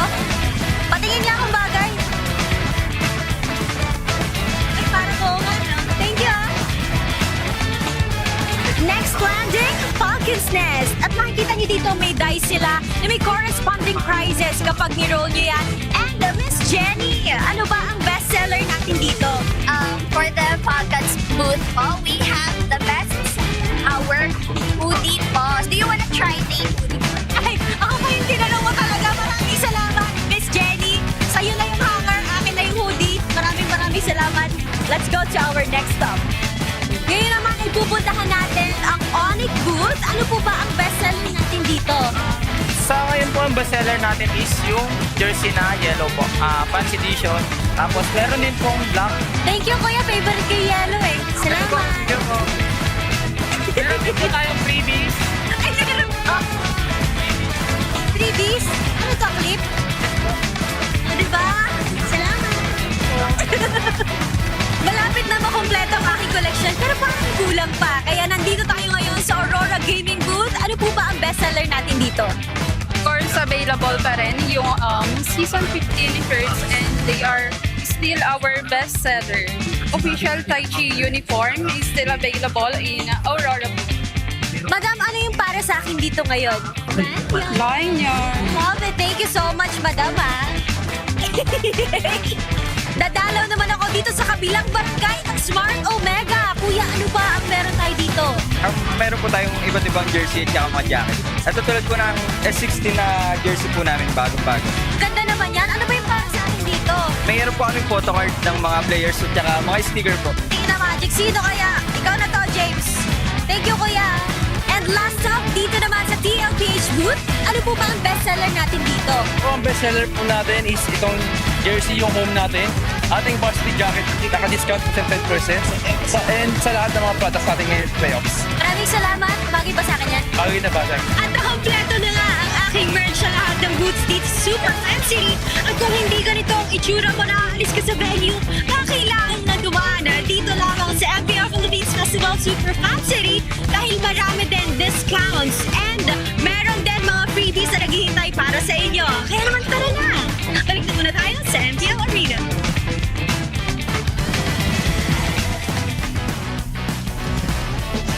What a refreshing sight to see with our very own Odin touring us around on our MPL Super Fan City. Yep. Featuring different boots of our team, and I'm already eyeing out some jerseys from our team right there. Yeah, that actually made me want to count how much money I have.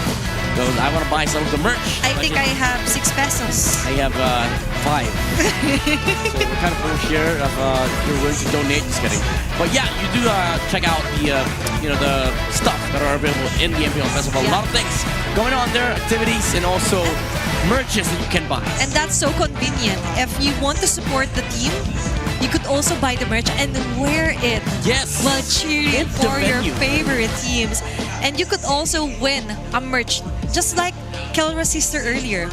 Just because she was also wearing the merch of Onyx Philippines, like a lucky super fan. So be on the lookout. Maybe tomorrow you would be the next super fan who will be able to get the 9th anniversary MLBB tote bag with featuring blanket, bucket hat, sticker, and everything else. So far for game number 3, let's head on over and check out on what will be the heroes the PNC and Onyx Philippines will be using. But before that, walls. Give me walls. Grass. Give me walls. Okay, grass. Give me walls. Cloud. Now they give us cloud. Yeah, we're unlucky now. Looking at the win rates on a 50 and 57 here for TNC and on the Philippines. Not bad. Not bad. For the sides, I think it's going to be on the Philippines onto the blue side and red side here for TNC Pro Team. Ban out Lancelot and even Yusin Shin Hayabusa Fanny. Oh no. Okay, wait. Onyx? There's a chance. They trapped themselves. Now? What do you put Kenko on? Joy? And then TNC just straight up picks utility junglers. Or, yeah, the utility Fredrin Baksha. Will we be able to see that? Okay. And Jushin, by the way, is open here for both of our teams. Is this first pick Yuzong for Kirk? Oh yeah, the Yuzong. So far, Yeah, got left behind. So wait, Onyx? Or the back. I'm seeing a backshot on the mouth of Coach Why Not. Yeah. Is this CC first pick? Or yeah. For Onyx? Flexible. Gonna catch up? Or maybe the CC. Just get the CC overall. Just get the CC, honestly, because it flex on both XP and gold. So now TNT. It's time to just get the Yuzong here, honestly. I think they shouldn't let go of the Gatot Kasha, in my opinion. Yeah, maybe Gatot Yuzong. They don't have to pick up the jungler here. They have Fred and Baksha. Or even a Gatot good Jushin, as I've seen the combos numerous times. It's not that hard to execute, but might be an overkill. That's if you're convinced that Kirk doesn't play the Yuzong. Maybe. What? But wait!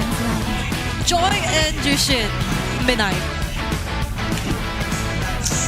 I don't know, man. There's something when they're on the red side here. Yeah, I think TNT is convinced that okay, let's just take away the Joy because it's still one of the still one of King Kong's signature picks. Just give him utility jump.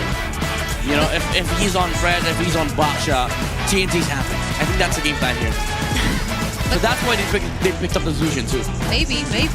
So is it enough of a reason here for King Kong to be threatened? Because remember, you could just go for a debut like a Suyu here. Mentioned that. It's hard to get Zushin and Joy though. But let's see, is the King of the Jungle. The Kenyan gonna catch here for Onyx instead of Yuzong for TNT Pro Team. Matter of fact, add Hilda to the mix here complete for TNT. Hilda or Ilus, last phase.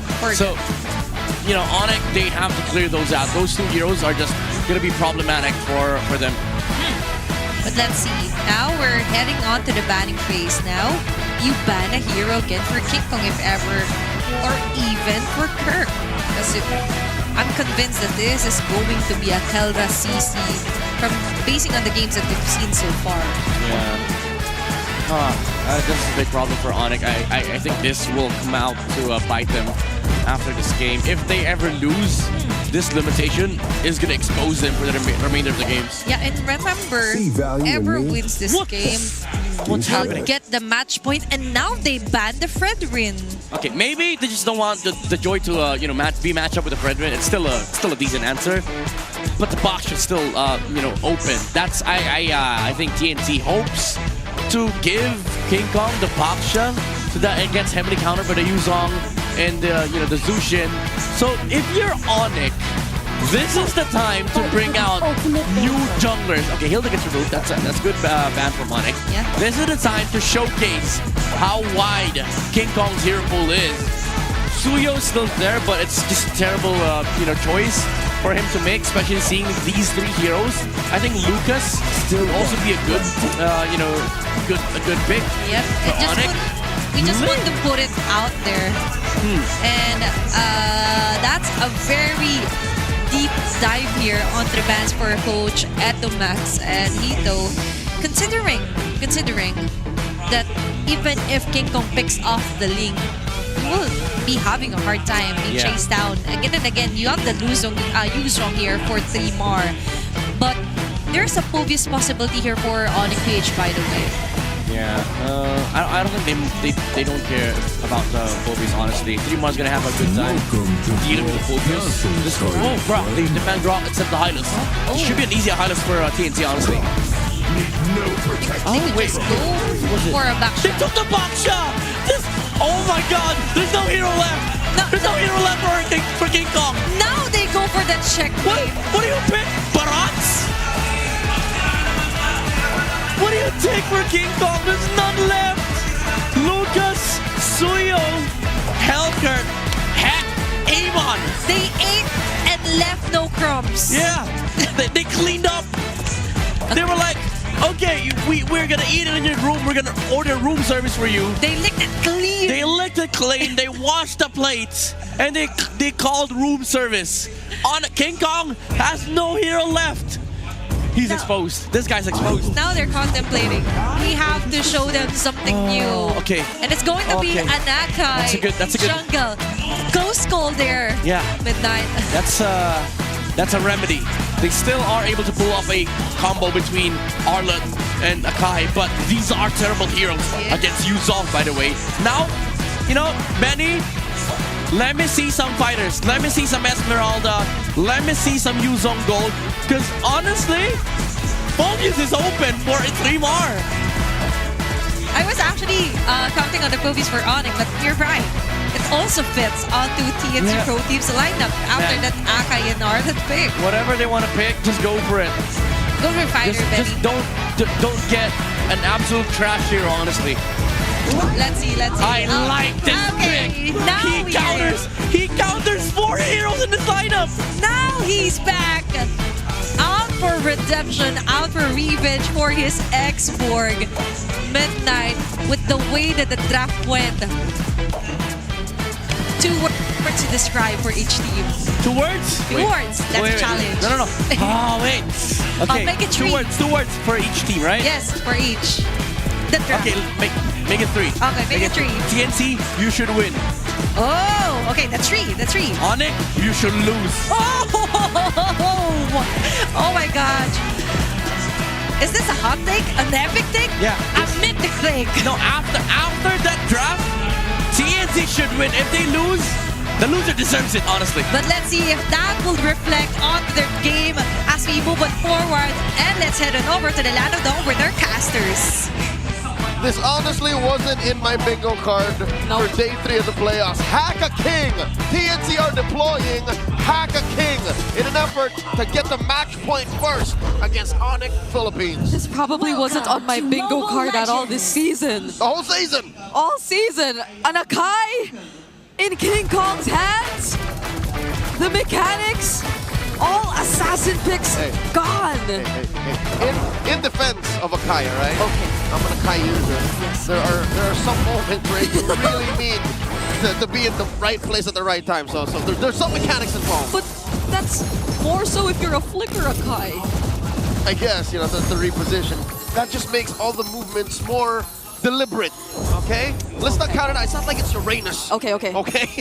Go. Still a debut pick though. Yeah, for the first time, possibly in forever, we need to go back as far as older seasons of the MPL to check if King Kong has played the Akai. But overall, this is a return to form, not just for Onyx PH, but even TNC, because look, 3mar picks up the Yuzhong, Chaknu picks up the Baksha again, a Baksha in the roam for God knows how long, and then Benny Cutie. He started the series with this X-Board. Yeah. Now he's going to give it the old Phoenix Army try once more. I feel it's a lot better for the X-Borg now, though, compared to Game 1. Oh, hold on. Kirk against 3mar! Oh my God! The Shah! The Shah takes him down! I do not want to go 1v1 against an Yuzhong ever again. Zaida nearly got a kill there. It's a 0-2 for this Joy, but so far it's looking good. Okay, Brigida, tell us exactly why that X-Board was good going in an Onyx lineup again. Because you don't get to see any form of burst damage from Onyx lineup. That's right. And it feels like if he was struggling to always have his Viraga armor in the beginning of a team fight in game number 1, that might not be a problem at all now that we're in game 3. Black Dragon form coming in. Spots Brusco, pushes away King Kong. Ooh. No dice, TNC get it for free. This is looking like a really good start if you're TNC. You can hear the Phoenix Army really hyped up. Earlier, Onyx have successfully choked out a lot of Zaida's resources as the Joy. But look at where Zaida's farming now.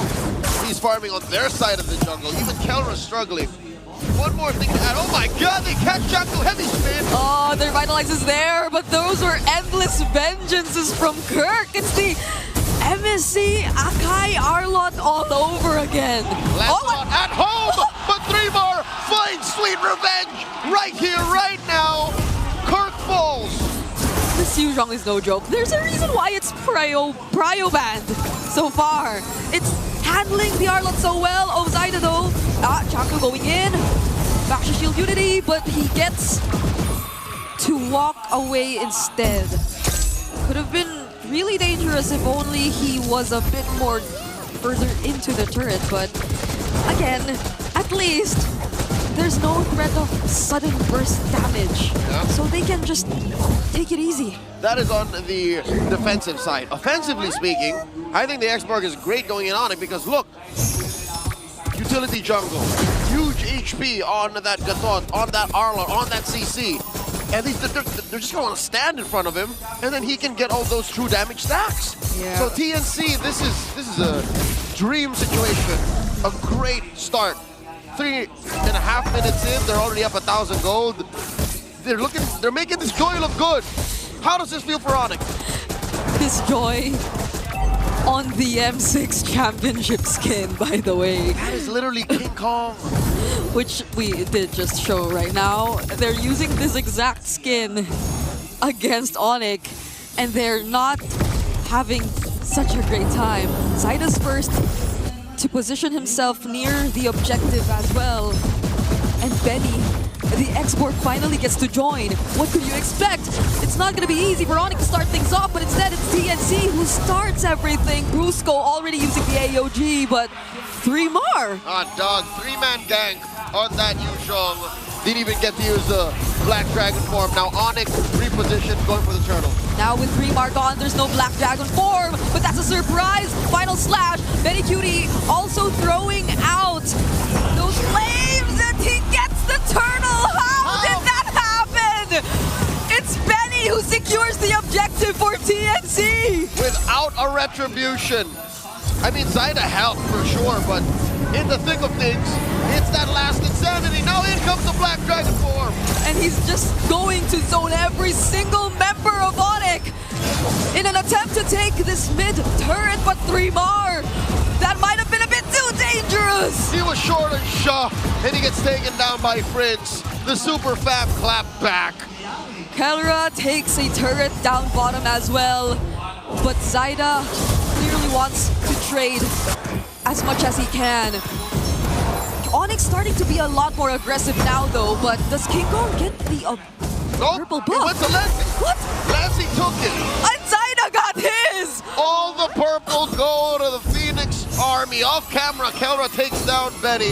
That's just to the right of the current camera angle we have now. This is pandemonium. This is mayhem. Game 3. This is a long shot from what MPL Philippines looks like on the daily. Still a bit more closer than we thought though. Oh, Crimson Beacon. It's less than 1,000 gold lead, but Brusco, Lantern Flare stacks coming in. The Revitalize was already used. And that's just because of Lancy and 3mar in mid. Could have been lethal if 3mar stayed a little closer to Brusco with another big choke slam. Could have been it for the Bruiser. All right, Onyx able to recover just a little bit. Truth be told, they're doing so much better than we expected, given that they've taken down 3mar. And I'd like to think that it's not over just yet. Just because King Kong did not get a favorable hero doesn't mean the rest of the team can't pivot. We just don't see Onyx choosing to fight and sync up just yet. They haven't, the kind of lineup that they have doesn't need to sync up. Like, it's a fighter lineup. So everything has to happen all together. Black Dragon form starts it up, turns out a quarter of his health. But I guess it can't be too messy either. But Benny Cutie, oh no, Zaida really takes this objective. Everybody's just pulled back in. Benny Cutie takes down Brusco, last insanity already committed. And the heavy spin was used just to escape. So now they don't really get to sync up anything. See, that's what I'm saying, Bree. Onyx, they don't need to sync up, but they all have to be there. It's a front line heavy lineup. TNT, they love that. Benny Cutie welcomes that all day, any day. Specifically today, on Friday, he might actually get the match point against Onyx first. They're up now 2K. But it's not like they could choose not to just walk up front. I guess maybe for Kirk, he could try and come in from weird angles, and maybe you could see the same from Kelra, but King Kong, based on how great of a map control we're seeing in TNC's hands right now, I don't think they can actually take the Phoenix Army by surprise as much as they want. No, it has to be an honest approach or a clean pickoff, like one or the other. And I think it's the latter that's more possible. A passive push up top by TNC. They're slowly building up this lead. If there would be a pick-off for free from Onyx, I think it's off of, as you mentioned, Kirk. He has to feed these skills over to counter, feed these skills over to Prince. But that damage profile, I'm not so sure if Athena or Midnight talked about this, but this is weird. We were so honed in on that Akai pick that we never considered, is Onyx dealing the right kind of damage? And I guess that's why TNC took out all remaining possible junglers who could have dealt much more damage than this. Because right now we're looking at probably just Super Prince as the main source of damage for Onyx. And they're playing around Super Prince clearly. But if Super Prince is out of the picture, then I can't imagine how Onyx deals with everything. And TNC have that foil. They can send 3mar to go Prince hunting and just stop him from firing back. Like, it's that simple, a one-to-one solution. So now Chaknu goes ahead.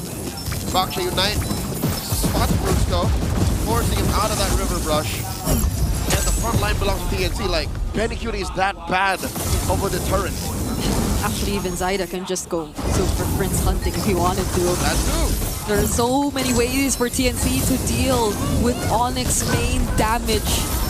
And right now, every single one of them can efficiently zone out Onyx if they want to. Brusco couldn't even come close. Zyda takes the Lord, but they trade Chaknu. Both roamers are down, but could they get more? Because this is Last Insanity from Benny Cutie! Bang!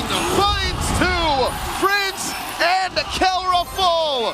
3 for 1, the Mamba for all that, and the Lord! Very much worth it. That's super worth it if you're part of the Phoenix Army. You can even try and take much more. They're definitely gonna go for this tier 1 in mid, and Kirk can only watch. Kirk tried, all right? I think he knows, he understands the way that we see this picture as spectators, that it's on me. I have to somehow stop this forward momentum from the Phoenix Army. And he came from that weird angle. Like, at best, what was he gonna do? Stop Zyda from coming in and blasting the softies from Onyx? Because 3mar's job was done. Again, they'll always have the initiative. They will always be first to say, 3mar, go jump someone, go jump Prince. And as we've mentioned, Onyx are looking to lose a huge majority, or if not all, their outer turrets at this point. I am wondering if the Flying Clouds can actually help them. We did see King Kong use one just now. I think even casters, we've been talking about maybe Flying Clouds favoring those who are on the defense a bit more. Yep, you can kind of catapult your way towards a advantageous angle, but here's the thing, Bree. Your opponents see that coming. Sure, you can't interact with them, but still honest. You see that little head in your mini-map. These are world players we're talking about. These people do it for a living. Some of them have become world champions. So you have to know that, wait, that's not right. we can't let that fly. So I see what King Kong was trying to do. It's just, you won't let that fly by, not by the Phoenix Army. Not if they stay careful. And that's what they're doing right now. It's TNC who played a lot more aggressively in the beginning, and now they're being a lot more calculated. And this is where they're comfortable. Again, in a state of constant conflict, a team like TNC flourish. They are a team-fighting team, and they forced Onyx to draft this way as well. Again, Kelra's on a fighter gold lane, so you have to fight and win from there. You can't just be sneaky. That's why the map will never look blue unless they start winning team fights. But how do they do that? Even this purple buff gets denied from them. Traction Pulse already used though.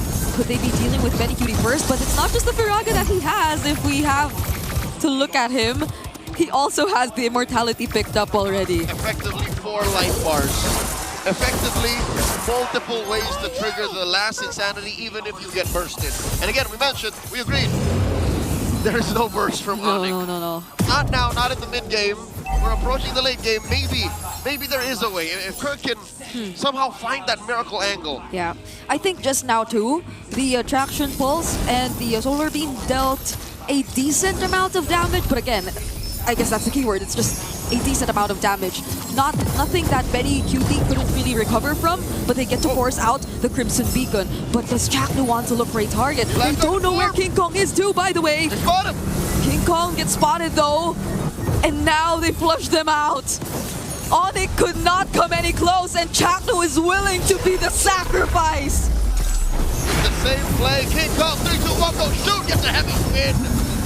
Benny QT still has his immortality. Kirk finding the setup onto 2. The damage might just be enough right now, but 3 more knocks up so many.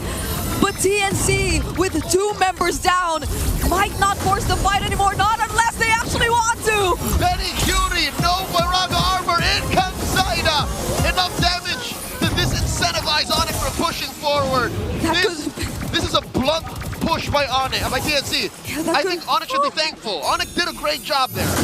King Kong did a great job. He stopped Zaida from using the electrifying beats to potentially go for the cleanup, but Brusco, he doesn't get to stun anyone, even with the flying clouds. But it was enough to force TNC away. Brigida, I see exactly what TNC is doing here. That's why Chaknu sent himself over to Onyx. That's why he said, hey, kill me now. I respawn sooner. I join much faster via flying clouds. But the timing wasn't perfect. I think TNC lost more than they expected they were going to. And that led to that Lord getting neutralized by Onyx in about 0.2 seconds. Yeah. So it sounded like a really good plan, but I think it was a bit too specific for TNC to have been able to pull it off. They did get the objective, they're still in the lead, but it's starting to not feel as significant if Onyx get a bit more confidence to engage in the team fights. It's not impossible, it's still pretty miserable, but there are solutions, as you saw. I think Onyx should thank the Lord for that, because again, that's all that TNC had their eyes on. Possibly, my theory is they tunnel visioned into just the Lord and finishing, assuming that Onyx will take this lying down. It's clear that the M6 World Champions will do no such thing. A minute before the Lord spawns lower quarter, TNC have to be very particular about how they approach the next fight, because Prince has racked up quite a few stacks. I don't know if he died post Skypiercer stack take, but he's starting to hurt. Yeah, and I think it was Prince who actually started that fight. He used the traction pulse, so Lancey had to use his Crimson Beacon. And that's only when Chaknu just kept running towards Onyx. That's when he decided to sacrifice himself because of maybe, again, the flying clouds theory. Yep. On the other hand, Lancey has 0 stacks. So his Skypiercer is about 1,500 golds worth of nothing. King Kong struggling to keep his own purple, and they will. Traction pulse thrown out, TNC scramble. So this is what TNC is doing. They're just keeping Onyx busy, so the map belongs to them up until the Lord spawns. Yep. Onyx, it's so hard for them that they have no choice but to group up and just fight TNC head on. Because there's no right sequence to doing things. I think there is one universal truth for Onyx. Deny Benny QT the last insanity. That was the key to that whole fight post-Lord about 4 minutes ago. Like, that was the only reason why Onyx is still alive, is because they started to whittle down Benny's Pyraga armor first. And they popped his immortality. That's another one. Right now, Benny has no Pyraga armor, so effectively only has 2 life bars, not 4. Yeah. He doesn't have the immortality right now. So Onyx might see this as a small opportunity or something they can risk. There goes the traction pulse already, and now they're definitely trying to take that Pyraga armor out, but he still has it, and his immortality came back just in time. That's right, and Kirk used the final slash, displacing the wrong target. Chaknu happy to be of service as TNC go back to the dance. Time's up. Now those 4 life bars are back for Benny QT. Pretty miserable if you're a fighter lineup, and this is the kind of damage profile you have. Onyx are playing this on hard mode. Yes. There's so much going on. So many heroes from TNC even effectively blocking Onyx from what they want to do. Yep, and Onyx want to take care of the map too. So that's what Zaida is doing. He's overloading the choices that Onyx has to make. And if TNC learn of this decision to send Kirk over there, then all the more it becomes clear. Just go burst the Lord. They can't get us from the back line. No solid amount of CC here. And King Kong shows himself. Yeah, because I think if there's anyone who needs to work together in this, more than the Gatot KB, maybe it does have to be King Kong and Kirk. But they don't seem to find anyone. Not at least Benny Cutie, who we mentioned is the important target. Traction pulse already used. Chaknu rolling around. 3 more holding on to the Black Dragon form. Checks in on that long brush. Chaknu pops that Baksha ult. Puissance. Oh wow, these two are just holding out. Lord at half health. They're fighters. And they keep fighting. No one's going down while Zidon just keeps holding the objective. That's the final slash finally committed onto Benny Cutie, though he still has a bit of Viraga armor, but he will use the last insanity effectively on 3 as 3mar and Lancy just go for the chase and take down Onyx 1 by 1. 2 for 1, and Brusco will not survive 2 kills for Lancy. It's just King Kong and Kelra left. You were looking for the stacks, and now he got 2 kills. TNC, they want to take down the base turrets. We're 19 minutes in, and they might just go straight for the base. They can't do this. It's not enough firepower to defend. Viraga armor's back. Last insanity. Kelra's bursted down. King Kong takes out Chaknu, but he's next. The Phoenix Army are at match point. The fires burn bright on a Friday night as they go to 2-1. The Super Fam are sweating free. Not like this. Oh my goodness, I wonder how the panel's feeling about this. Let's hear from Athena and Midnight. After that match, now it's a solid proof that TNT Pro Team really want to stay. They're on a match point. The Phoenix Army is going wild as they accomplish another great match versus Onyx Philippines. Imagine being able to outdraft them during the draft and even through our execution. What a play here for TNT Pro Team, and now we see Lancy having enough of the runs. Now we finally see the true dragon form from him. Yeah, it's again TNT knowing the draft, playing the draft, and Lancy being the MVP. Lights for the doubters and the haters, and as the Lantern player was able to shut down the Super Family. Now I imagine what our analysts, viewers, and even our casters have to say about this performance. Lancy, 0 deaths, 4 kills, and all throughout the round, very spectacular Lantern flares and drop here on the Onyx Philippines. Yeah, I mean, this lineup from TNT is designed to win, even though there were some couple of lapses in the early to mid-game coming out from both Chaknu, 3mar. But the gist of this game was it came down to the team fighting skills of these two teams. Even though there were a lot of like cheeky plays coming out from Onyx, TNT had full control because they had the better front line, they had the Black Dragon form, they had the Bastion Shield Unity, they also have the Viraga armor coming out from Benny Cutie, and the amazing zoning coming out from Lancy. Matter of fact, late game, they kept giving the Zushin the purple ball. So there were unlimited mana for Lancy, unlimited resources for the Zushin to work with, and they finally found the Onyx, for Onyx mistake. After they tried contesting for the Lord, 3mar found a very good Black Dragon form zone and forced Onyx away, but Zaida was able to chase down some of the members of the Super Family.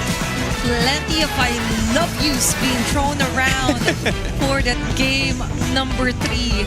And now Midnight, we finally see Lancy rising from the ashes, being the phoenix that he is. And that's how you do it under MVP highlights. Him getting the right stacks for his Sky Purser. Yeah. The casters we're talking about, that's like Lancy needs another stack. He needs numbers.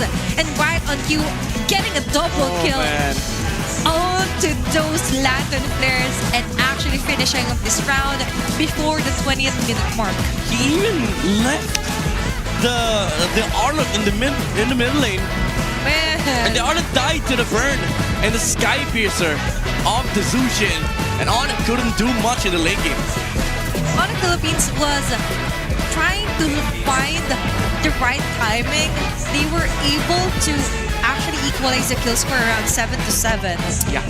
But after that, what's missing is King Kong isn't in his truest form. Just because, yeah, you have the Akai, it's somewhat of a perfect fit versus onto getting a hero he's not really that familiar with. But we have to consider the fact that now TNC found the right hack against Onyx Philippines, and that is to target King Kong's hero pool. It's Hacker King. As Leo has mentioned earlier, King Kong was not able to play this game. Even though, let me say this though, he had a decent game on the Akai. He was able to find good skirmishes for Onyx Philippines, but it's just again the nature of the comp. They couldn't do much against TNC. I'm gonna be honest, Zaida didn't do much on the Joy. They had failed many Lord resets, but it's just the nature of the composition. Sometimes you have to flesh out the player, but the problem was, even if Onyx was performing at their 100%, one Black Dragon form, that is expelled already. Final Slash, as much as you want, Final Slash as much as you want on the Baksha, but the problem is, there's the X-Borg zoning the other members of Onyx, there's no follow-up damage, there's Blade Armors coming off from TNC, even the Kimi couldn't do much damage, Kelra couldn't really latch onto anybody. That's why, at some point, he stopped dealing damage, because who do you use your Yo-Yo Blitz on? Chatu, he has Revitalize, he has also the Tortoise Poisson, which is going to heavily reduce your damage, and then you're going to chase down. You're going to be chased down by the Yuzong. The answer is no one. But the answer to our BPI rich guy, the carry, the sandbag, and the women will be coming from the Phoenix Army, TNC Pro Team, popping up our charts here, and the BPI rich guy, Zaida, as you mentioned. Yeah, I think the key still here for TNC is the ability to flex. Not just flex picks, but also flex counter picks. I like the fact that they stole the Baksha from Onyx Philippines. Very perfect word for that, Midnight. Yeah. Yeah, and considering Zaida for the first game, Joy, didn't really get much of it, but for game number 3, it's the redemption. Yeah.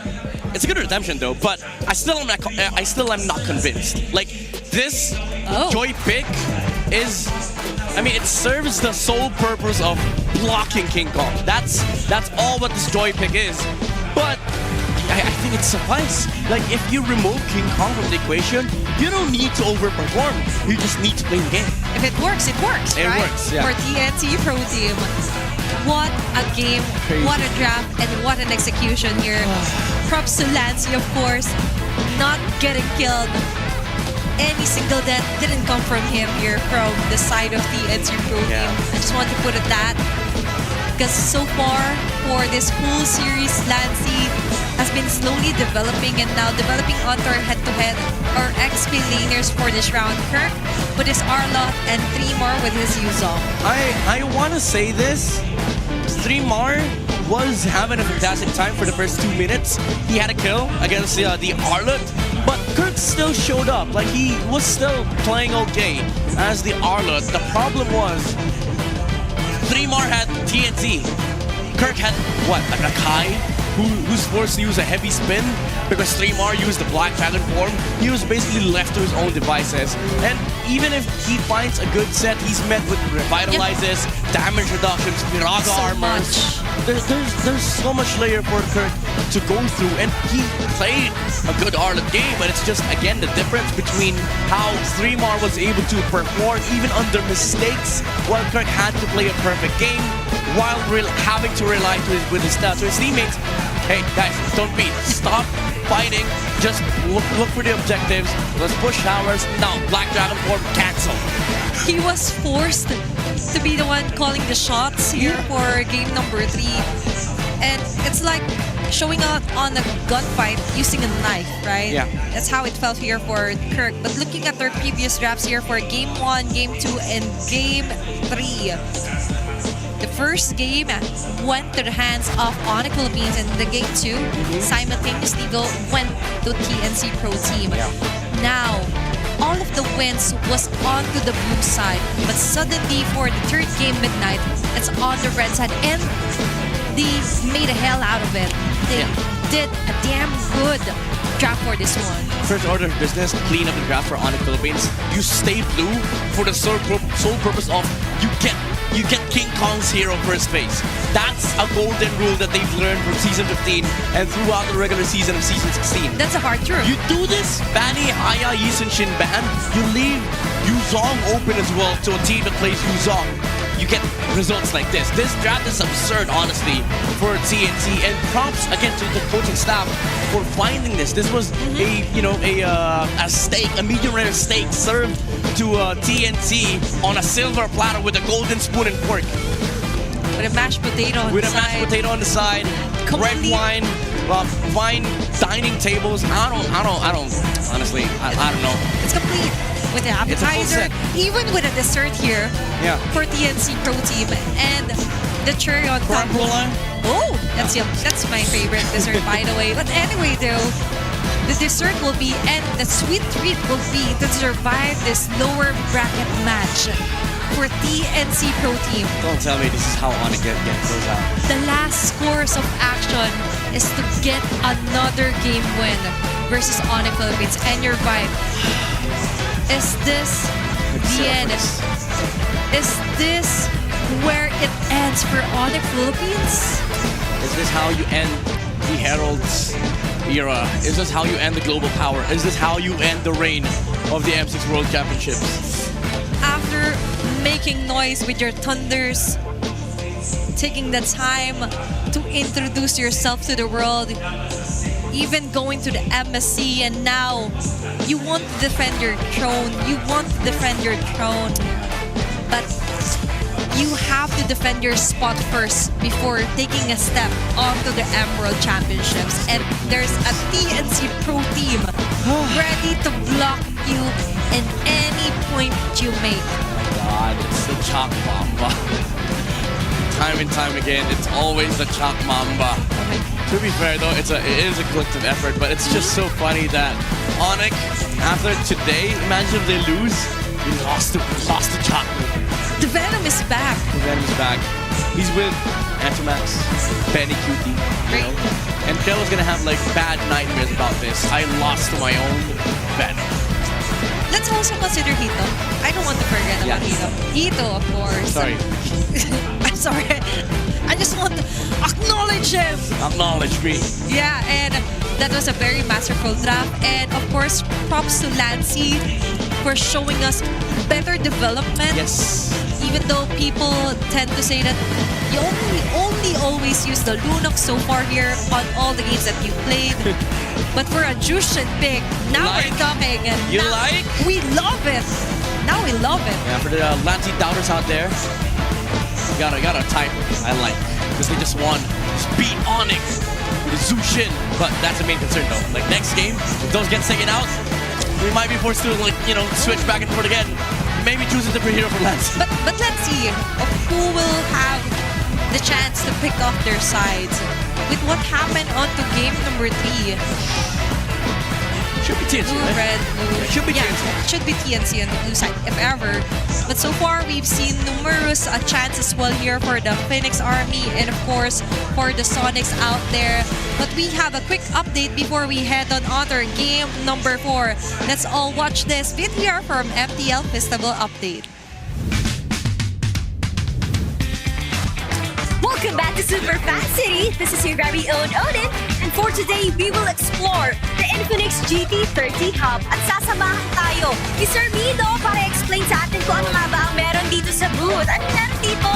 Hi, welcome to the Infinix GT30 Hub. We have a lot of activities stored for you. First and foremost, meron kaming win streak photo booth na kung saan all you have to do is like the Infinix page and also follow the community group.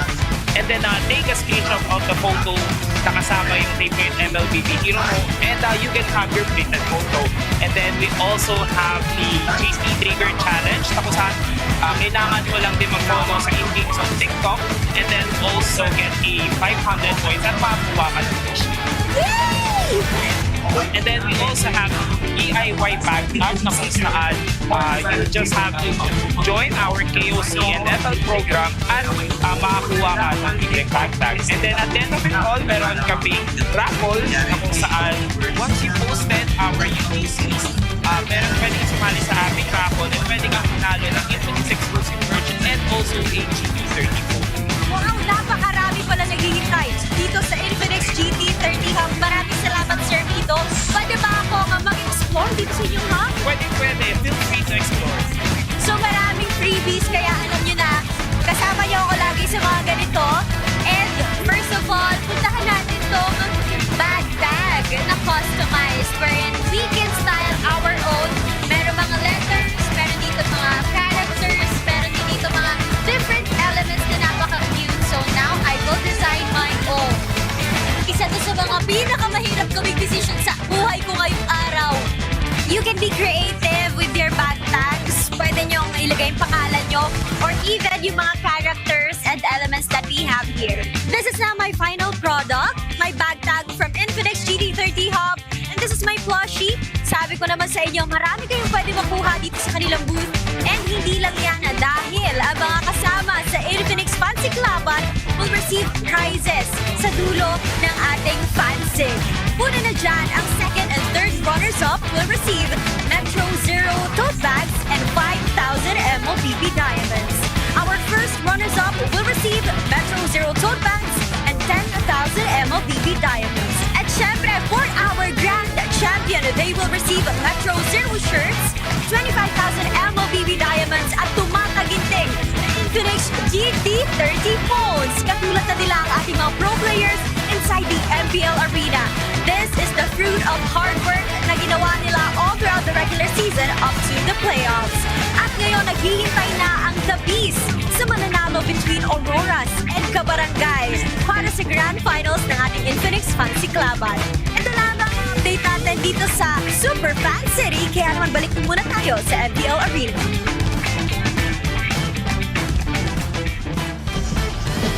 Very exciting prizes and merch awaits you when you visit our MPL Super Fan City. What a great effort and a refreshing sight to see our very own Odin touring us around on what we could do or what you could do if you watch here live at Cuneta Ashodo. Yeah, that's why you get tickets, you go to the venue and enjoy the show, enjoy the festival, and enjoy the amazing MLB games. By the way, we're right. TNT goes first pick. And this is a lot scary for Onyx. Now that we've seen King Kong exposed, I swear to God, if they don't first base King Kong, we might just see our defending champions go out of the tournament. Let's see. Because right now, we're too focused on King Kong that we also have to consider that maybe now they will have the chance to actually let just one hero here for King Kong to pass through with the help of the red side here for Onyx Philippines. If ever. Because they're going to be on the first two picks. We'll see. Let's all check that out as we move on forward and get to know our game. And let's see on what our map will be moving forward here on to our game number 4. Honestly, I don't care about the map anymore. I just don't want to see a higher ban. I don't want to see a higher ban. I don't want to see a Yisenshin Lancelot ban on any side. Broken walls, the most beautiful map, fair fighting ground for both sides, but TNT is first pick, so they do have the power to dictate how this draft will go. Let's see the bans. Okay, oh my God, thank you, Lord. The Lord in the game also help, of course. Yeah, I mean both. Yep. And now, for TNC Pro Team, they're allowing for the YSS and even last at being picked midnight. I'm seeing you. Yeah, you go ban lands. If you're on it, you ban lands. If you're on it, you ban lands. If TNC takes Hayabusa or any other else, you can just go back to Yizenshin, Gacha. What will they ban in this universe? Going to be Hilda. So they're going wild. They're letting the fan they're letting the Yusinjin, the Lanza being opened up, even the Hayabusa, just so they can ensure that King Kong wouldn't be boxed out. I think if you're TNC, you take the Lance. Zaita's been really, really good at the Lance a lot. And Onyx, the sole reason why you remove Hilda is so that you can flex her jungle, and it also removes the flex factor coming out from TNC. So this is good for both sides. TNC, again, Lancelot is very, very good.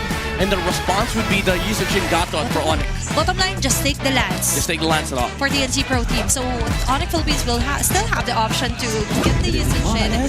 And then they are willing to let go with the Yusinshin. And now even the Arlot here, if ever Kirk will prioritize that. Gatot. There you go. Okay. So if you're TNT, you go Lunox.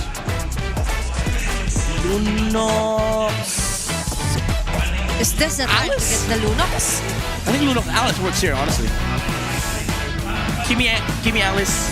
Just give me an Alice, honestly. They shouldn't let go of that, you're right. Yeah. Because there's still a possibility for it to be picked off here for Kirk.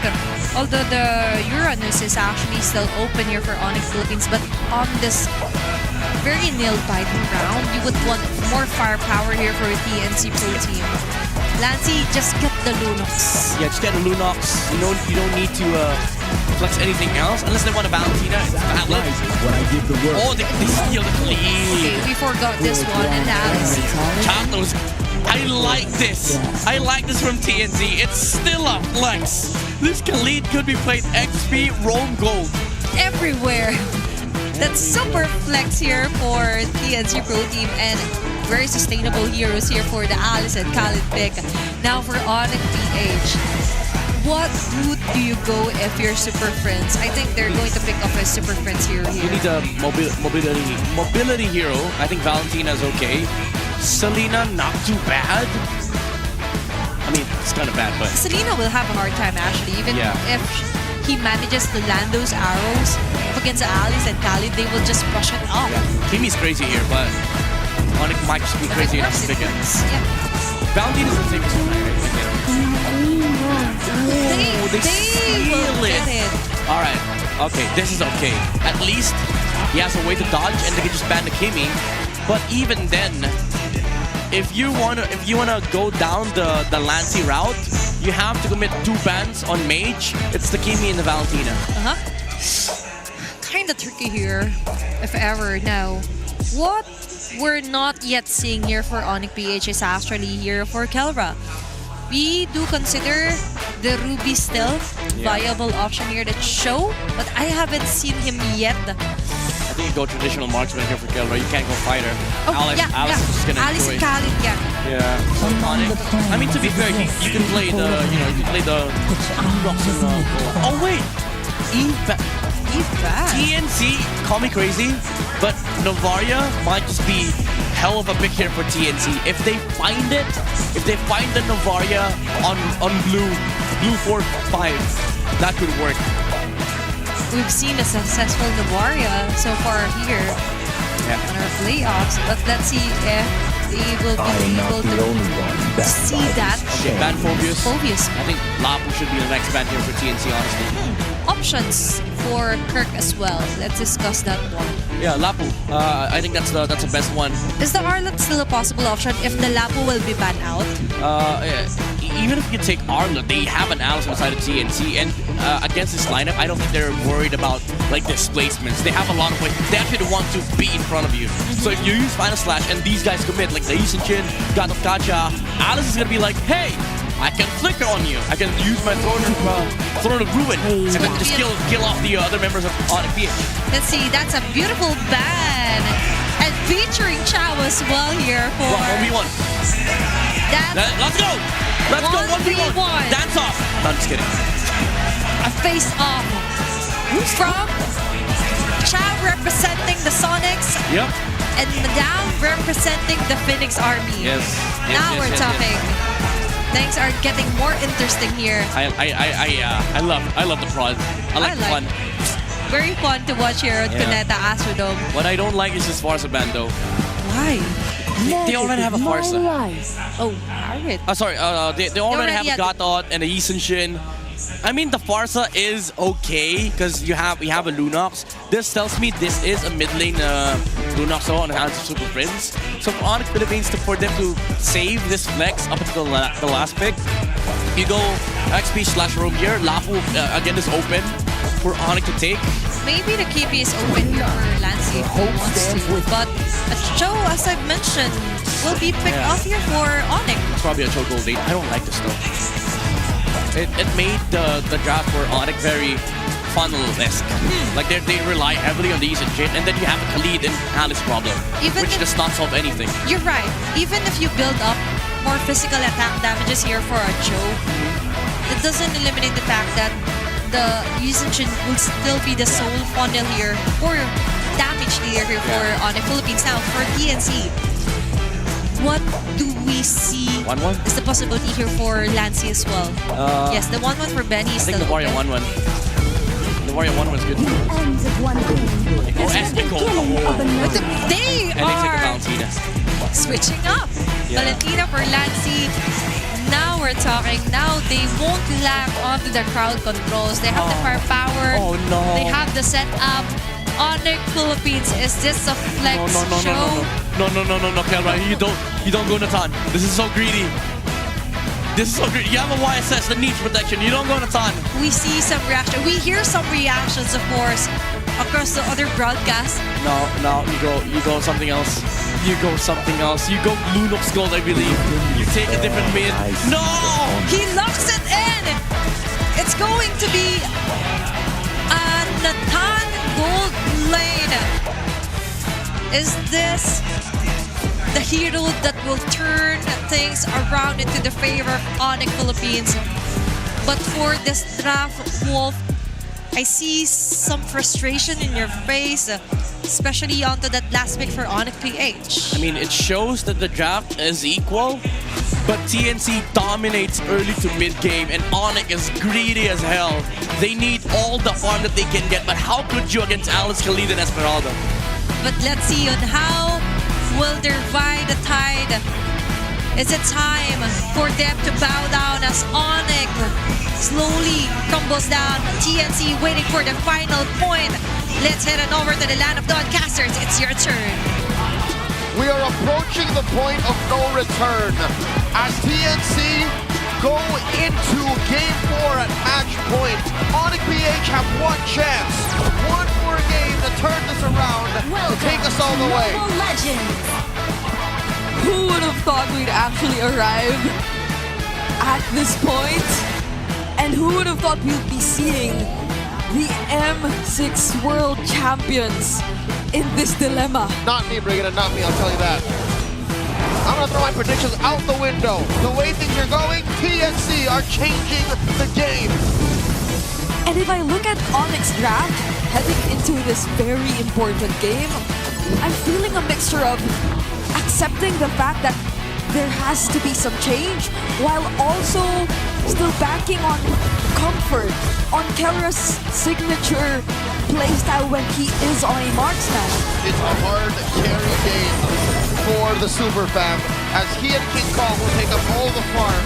And just the same, they put a hero on Brewster that can play things, that can disrupt Shakru's quick safeguard, which again, he's played this already in the playoffs, and we've seen how he can build in full damage. I think TNC have to watch their steps here.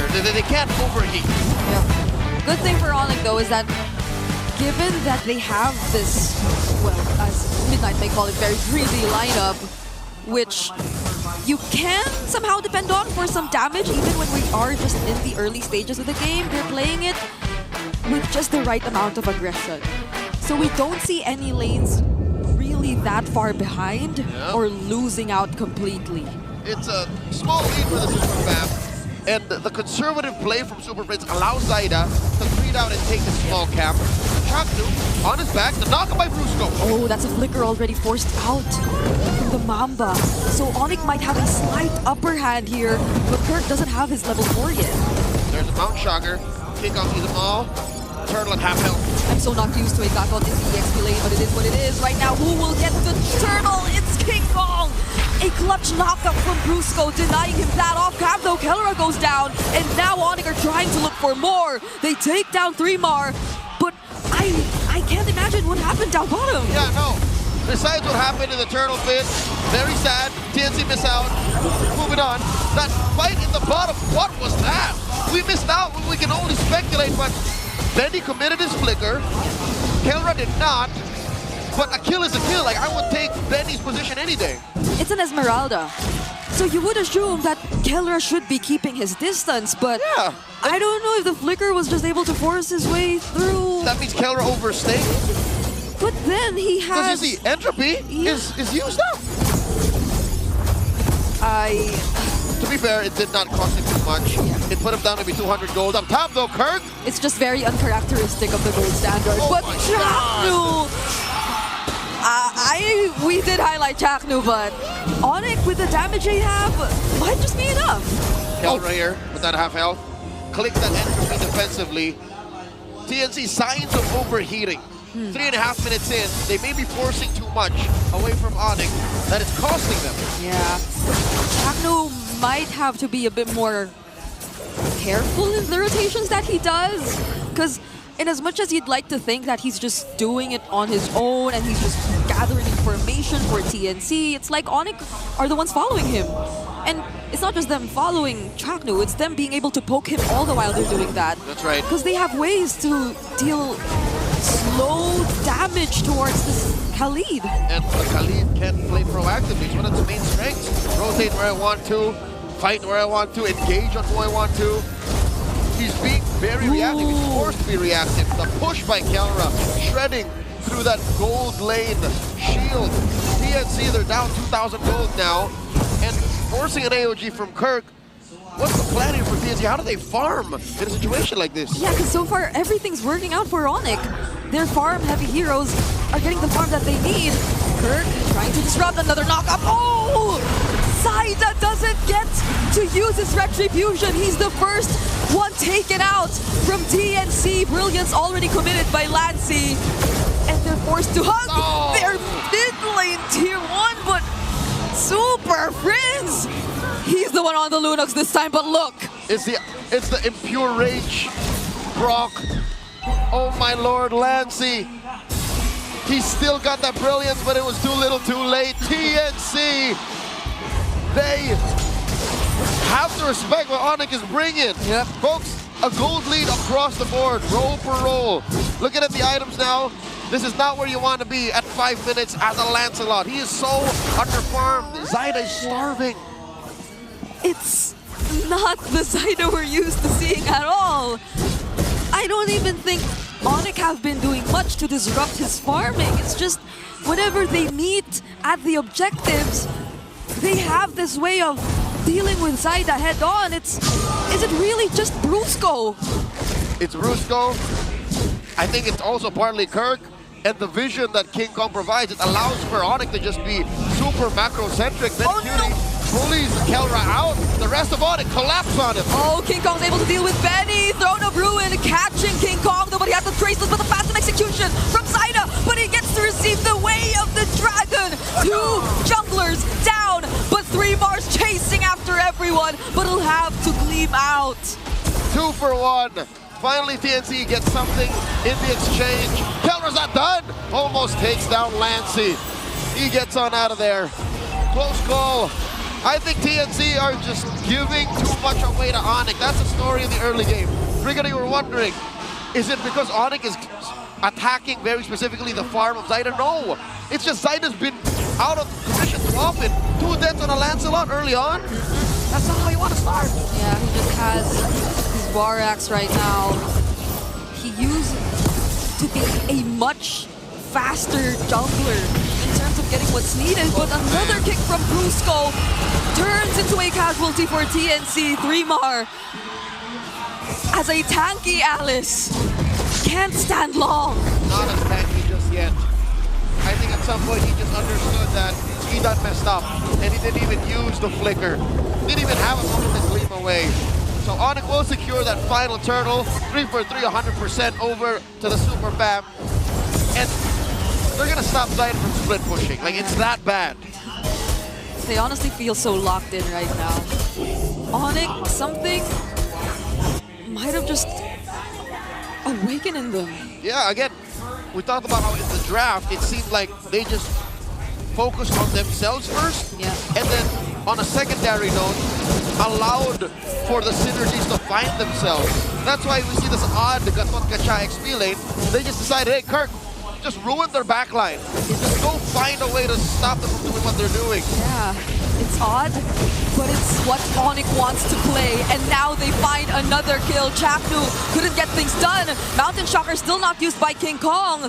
He's waiting for the right opportunity. Brusco goes in, but that's just about it. He doesn't need to do much. He just shows himself there. And it felt like an effortless way for Onyx to win that team fight. Brigida, you know what this reminds me of? What? TNT versus Twisted Minds in the play-ins. In this very same spot, game number 4. It looked like TNT had a great draft. TNT was almost poised to take him down, but they stumbled and 3-Mar comes in.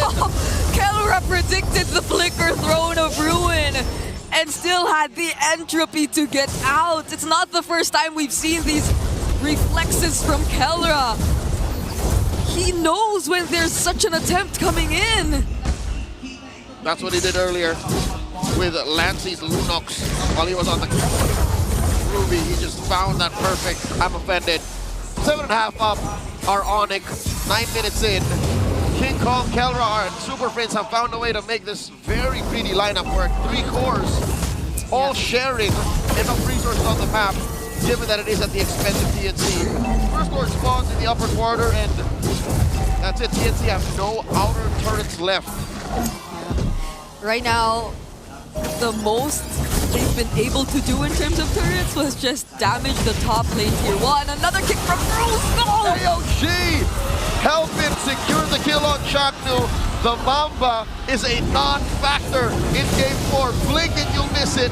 Onyx, take the Lord. This is not favorable. Suddenly, a whole section of the Phoenix army go quiet. Maybe Chaknu should not show himself alone anytime soon again. Brusco, without any hesitation, just goes for him when he sees him. To be fair, it is a delicate balance. As a roamer, as a Khalid to say, I'm not going to show myself, so we have more beneficial jumps.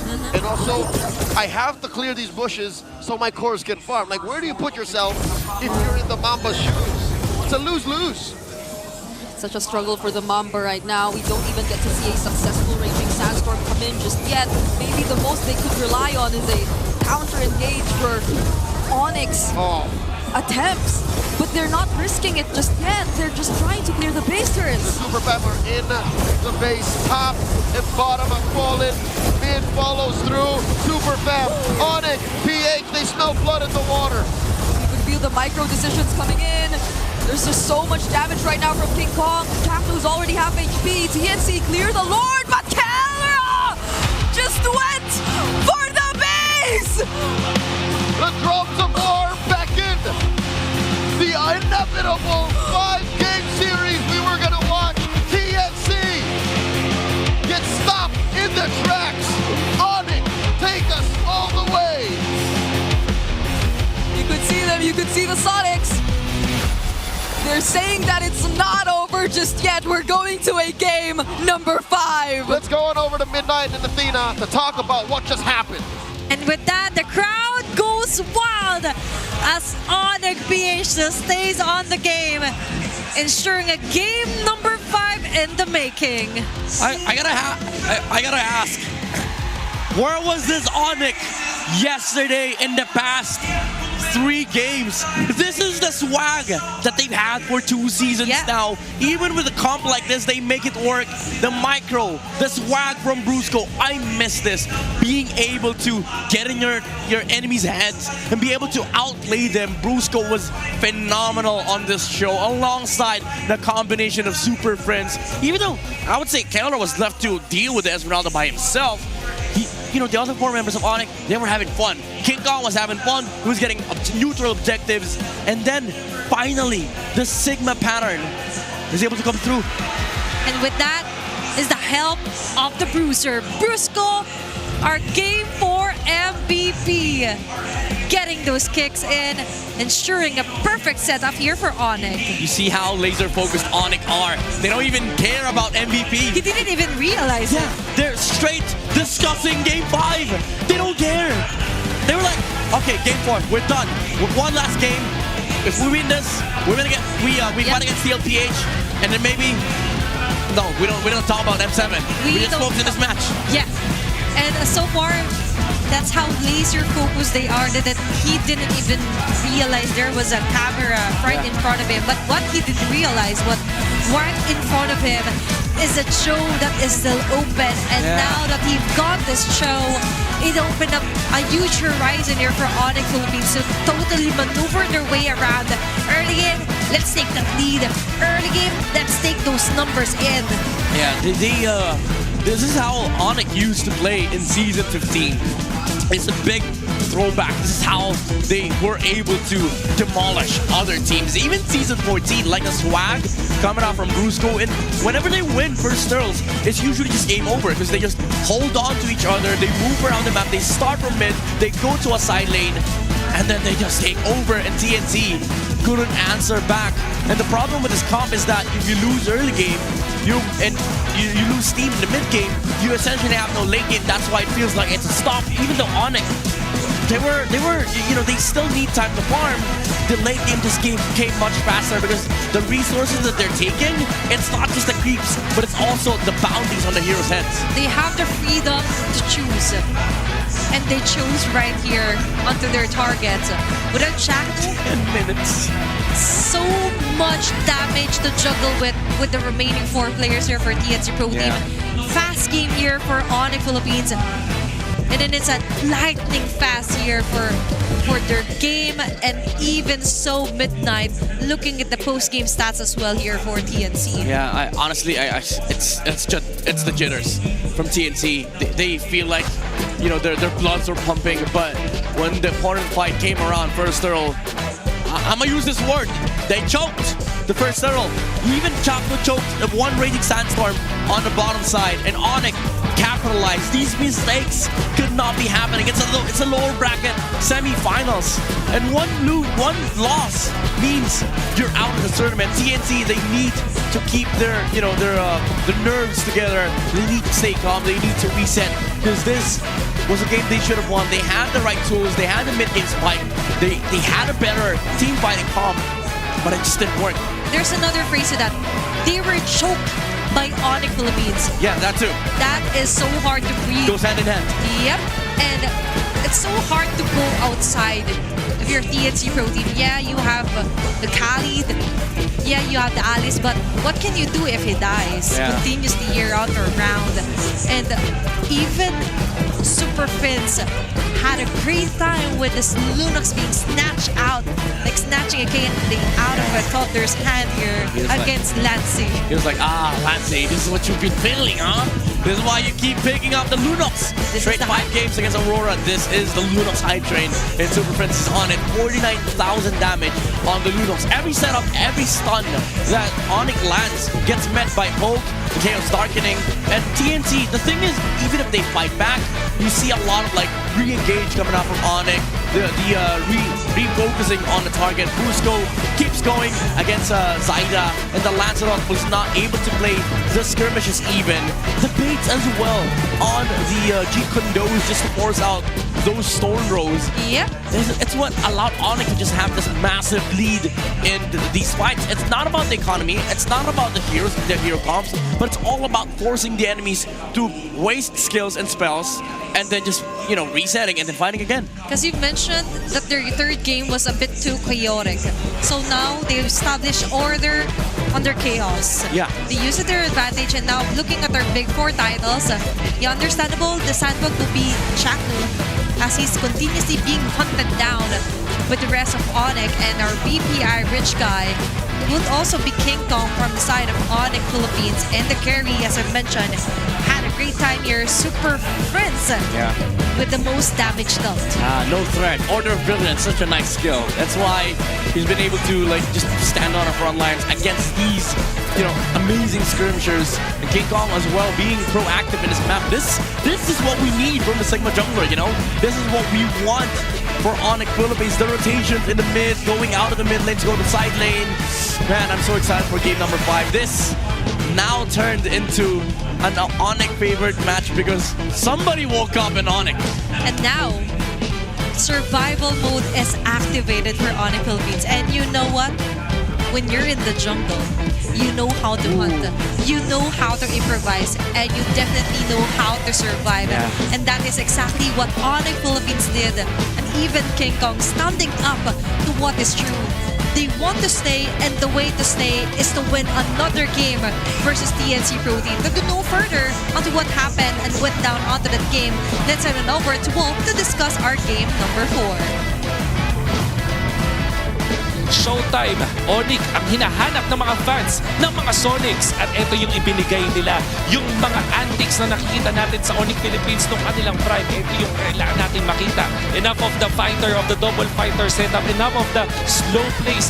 This time, kailangan maging aggressive ng Onyx Philippines at sinimulan yan syempre ni Brusco with this wave the dragon into the flicker play para naman makakuha agad ng advantage, followed up by the next turtle fight. So imagine nyo kung gaano kaaktibo ang mga members dito ng Onyx Philippines. In just a span of a minute, makagawa sila ng back-to-back plays na hindi talaga makakahinga ang TNC. Itatry ng TNC na kumuha ng sneaky na turtle fight, ngunit hindi man lang sila makakabuo ng kanilang box dahil ganito kabilis mag-react ng mga members ng Onyx Philippines. Isama mo na dyan yung sipa mula doon kay Brusco na tinarget yung Lancelot at tuloy-tuloy na sila nakakuha ng kills. Ang pinakahuli pa dito, itong si Super Fritz, abante dito sa laban, nakahanap pa ng kill doon sa kanyang katapat na Valentina. Ganon kabilis. Imagine nyo, mula sa 3 minutes 13, merong isang sipa na may kasamang flicker play doon si Brusco.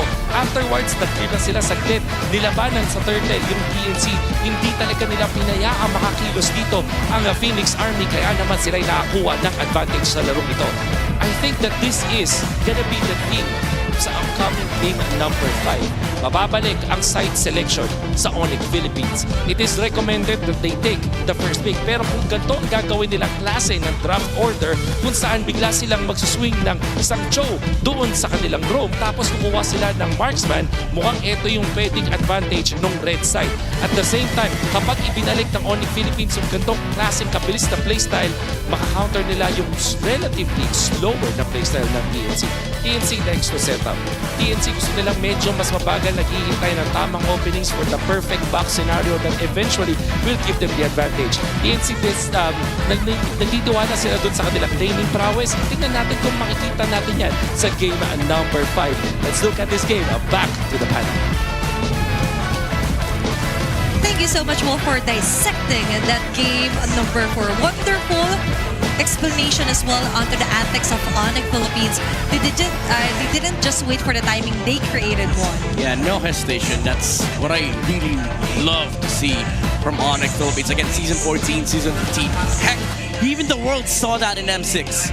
They see a play, they just go for it. And now we finally see their truest form and recap for our previous drafts here. So far, for the first 2 games, blue side wins. For the 3rd and 4th, red side wins. I'm gonna be honest though, there are 3 games that TNT won the draft out of all 4 games. Considering, even counting the last game, I still think TNT won that draft. But now, what was right? Priority goes back to Onyx Philippines, and they should take blue because now they get to dictate the draft. There's no assassin, bans, and no 3 jungle bans. Enough of those. Enough of those. No jungle shenanigans, and also just ban the Yuzong. Don't leave it open. And so far for TNC Pro Team, they also have to somewhat consider nurturing the hero here. I'm finding a more right term here for a hero for Lancy. Protect the Lunox at all costs. Oh, okay. Like, get the Lunox at all costs, and then the rest, might as well just adjust. But looking here onto Alex, Alice Project Next XP years in week number 8, she is actually the highest with a contention rate of 72%. Also, just, governing what an XP laner should be able to do in this patch. Get heals, also deal massive amounts of damage. He's sitting, in a very good spot of just balancing it out alongside Esmeralda, which is also played in gold, which is kind of unfair because, she has the capacity to flex herself into the gold lane. But we're talking about Alice XP. So this is Alice on Project Next. She's busted, honestly. There's a big Alice, but there's also a Mobius. 100% win rate so far. Uranus! And for the Mobius for the previous matches. So we see some few successes, but with this Alice, I do agree with the draft. It went on the side of TNC, but it's all about the execution and the right targeting here for TNC of what went wrong here for game number 4. But it's all alright. I already predicted a game 5 for this last match of the day. We did. So even though it feels like I'm mounting from game number 4, at least we get to witness 5 more games of crazy MLBB. It is indeed crazy. I mean, there's a lot of Indonesian fans out there who are watching us. I know for a fact because America's streaming this, so shout out to you, Rico. This is Gila MLBB. And I hope to see Gila Heroes as well in game number 5. Yeah, no, I'm just kidding. I'm just kidding. I love that you quickly withdrew your statement. No, please no. Keller, no. Yeah, Masha Gold. No. It's time for you to avenge your Masha Gold. If somebody is gonna go out of playoff contention and lose their M7 chance, please make it not a Masha Gold. Or maybe not. I don't want to lose a co-panel here on the English I'm desk. jumping off this desk if I see a Masha Gold. Please no. But we don't worry, definitely see... Oh, it's actually high. Never mind. Don't clip that, please. That's a challenge. But anyway, so for our 5th match or 5th game, the last game for our lower bracket today, we might look like we're having fun and joking around, but there's a certain sad reality that after this game, one team will say goodbye to us and say goodbye to the dream to move forward and eventually go to the grand finals. But there's also another boss waiting for tomorrow. It's going to be Team Liquid Philippines. Yeah, I mean, even after this, job's not finished. So it is a tough road that these two teams have to go through, that they have to take towards that M7 and also grand finals spot. But it is a road that they will undergo. And for game number 5, I do think that all bets are off. Like, at this point, whatever cheese picks they have, just, put it out there. If Lancy somehow has a 5th hero in his arsenal, put it out. I think just stick with the Jushin Lunox if you really want to somehow cement a more stable pick here for Lancy. I'm not saying that he's not able to use other heroes on the mid lane. I'm just saying that if they want a safer bet, a safer option here for TNC Pro Team, just stick on what hero works best for Lancy. But also, they need to readjust onto their playstyle here with Chakno and right on cue. Let's check out Chakno's 9 playoffs history so far. This is indeed the return of the Mamba. Chakno coming out from execration, consistently being placed at a 2nd to 4th place, and even with Omega, 2nd to 3rd place, able to represent the Philippines under Omega's banner twice in MSC. Well, not twice in Omega, but once in Omega, once in execration, twice MSC reps. But after that, he had a downfall. But now he's back with TNT Pro Team after one season. Well, not yet over. In this one season, he might just go back, but this time around, he's forging his path towards the M Series. But Onyx takes 2nd pick. They're going on the red side here, Midnight. Okay. I think planning to replicate Game 4's draft because at this point, TNC, if you see Lance, Gatot, Yi Sun Shin, you go straight for the Alice Lunox. You don't give Run for Super the Fritz hills. Lunox. Oh, I think I thought run for the hills. Yeah, you go run for the hills. Go take that Lunox. Just look it in, man. Might as well take it first pick. I don't care. As a matter of fact, it's an option. Yeah. But it's a final draft here for our last match of the day. Let's head on over and check out what our map will be. Rivers. Give me Rivers. Flying clouds. I want to see 5v5 first turtle. There you go! I am feeling lucky. Now, finally we see the Rivers and a 50-50 for both of them. It's an even match! In terms of win rate. Oh my. Alright. The perfect map to end the game. Okay. I like this. Perfect draft 2. No Tushin, no Kalea, no Fanny, no Yuzong, no CC. Now, Onyx. Banda Hilda, there you go. Remove the flex. TNT. Yushin Shin is open. If you want to take it, you can take it. You can also take the lands. What if? Force the Yushin Shin Gatot. There you go. Yeah. Same set. Just take the Lunox, blue 2, blue 3. Is that the plan here for Onyx Philippines? Now they let it go. Gatot Kacha and Yushin Shin. Alice Lunox. Alice Lunox. Lancy. Game 5. Come on, brother. Come on. Okay. Drop. That's good. That's good. Lunox. Lunox. Because if not, Lunox. All right. The world is celebrating. Highest MMR of Lunox in MPL Philippines Season 16. Red 3 though, Valentina is a good option. By the way, I'm not rooting for any team. I'm just rooting for the Lunox. Yeah, no, we're rooting for Game 5. We're rooting for Cinema. We're rooting for a better gameplay here for Lads, giving us one of his best picks here for this season, for this playoffs. It's like what they say. If you go out with guns blazing. You can take the Lunox out of Lancy. But you cannot take Lancy out of Lunox. Yeah. Oh, Prince, go Valentina. It starts with the L, but right now. Valentina? Where's a pick here for Onyx PH? Okay, it is one of his signature picks though. I would have loved to see a stolen Tectonic Charge though on the side of Onyx, but this Farsa is also sort of an answer against the Lunox. It is going to stop Lancy from playing aggressive in the front lines. Super Friend is like, you're shouting, you're too hyped up onto the Lunox of Lancy. You forget, I also have my signature Farsa here. Now, Alice banned out midnight. Because they went with a Grok, so this is very obvious for Onyx Philippines. Cho ban removing Bruce goes Cho, and also the flex on the Gotcha.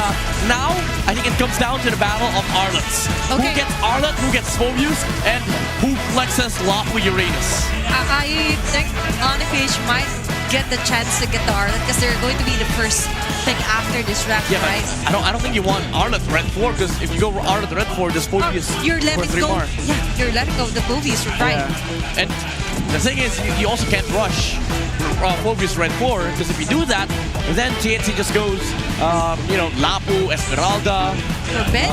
This lab is a whole. Here for Ben here. Okay. Lapu ban. What's remaining here to ban out or eliminate from Kirk? I don't think you limit Kirk, you limit Kelra, honestly. Just remove the Phobius all over. I think you remove Harith, honestly. Harith or Phobius is the best option here. Yeah. If you're a TNC Pro team, but will they have the same thoughts as the same of us here on the panel? I hope so.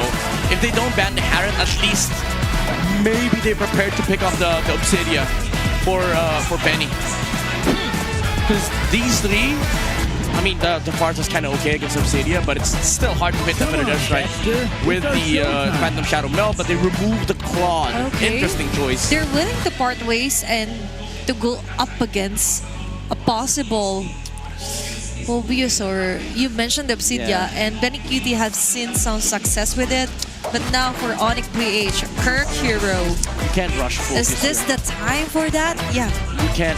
You could be easily countered out, but they are taking that route here. Okay. Hobie is 4th pick here for Onyx PH. Yeah, they know. 3 Mars hearing already. He has a hear in mind. It's a Uranus. I know it! There's a Granger here! Uranus, and they steal the Granger. Harith. You go Harith. Now you go Harith if you're Kelra. You go Harith or you go Bane. Only 2 heroes. Harith! Best draft of the series. Even for both sides. Now we're talking for the final game. Both of them managed to get a very nice draft. We see their coaches hugging out onto the arena and even onto the PH broadcast. I'm hearing some agreement onto this draft midnight. Yeah, they're talking about the same thing. This is how unified the entire stadium is. It comes down to execution. It comes down to who is better at MLBB. And it comes down to this final game on who will survive, who will have the chance to crawl their way up to the grand finals as we move forward onto the last game of TNC and Onyx Philippines.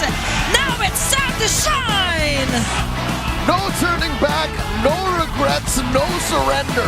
Only one of these teams make it to the lower bracket finals in hopes of being the next M7 representative from the Philippines. It's Onyx PH versus TNC Pro Team for one last time tonight.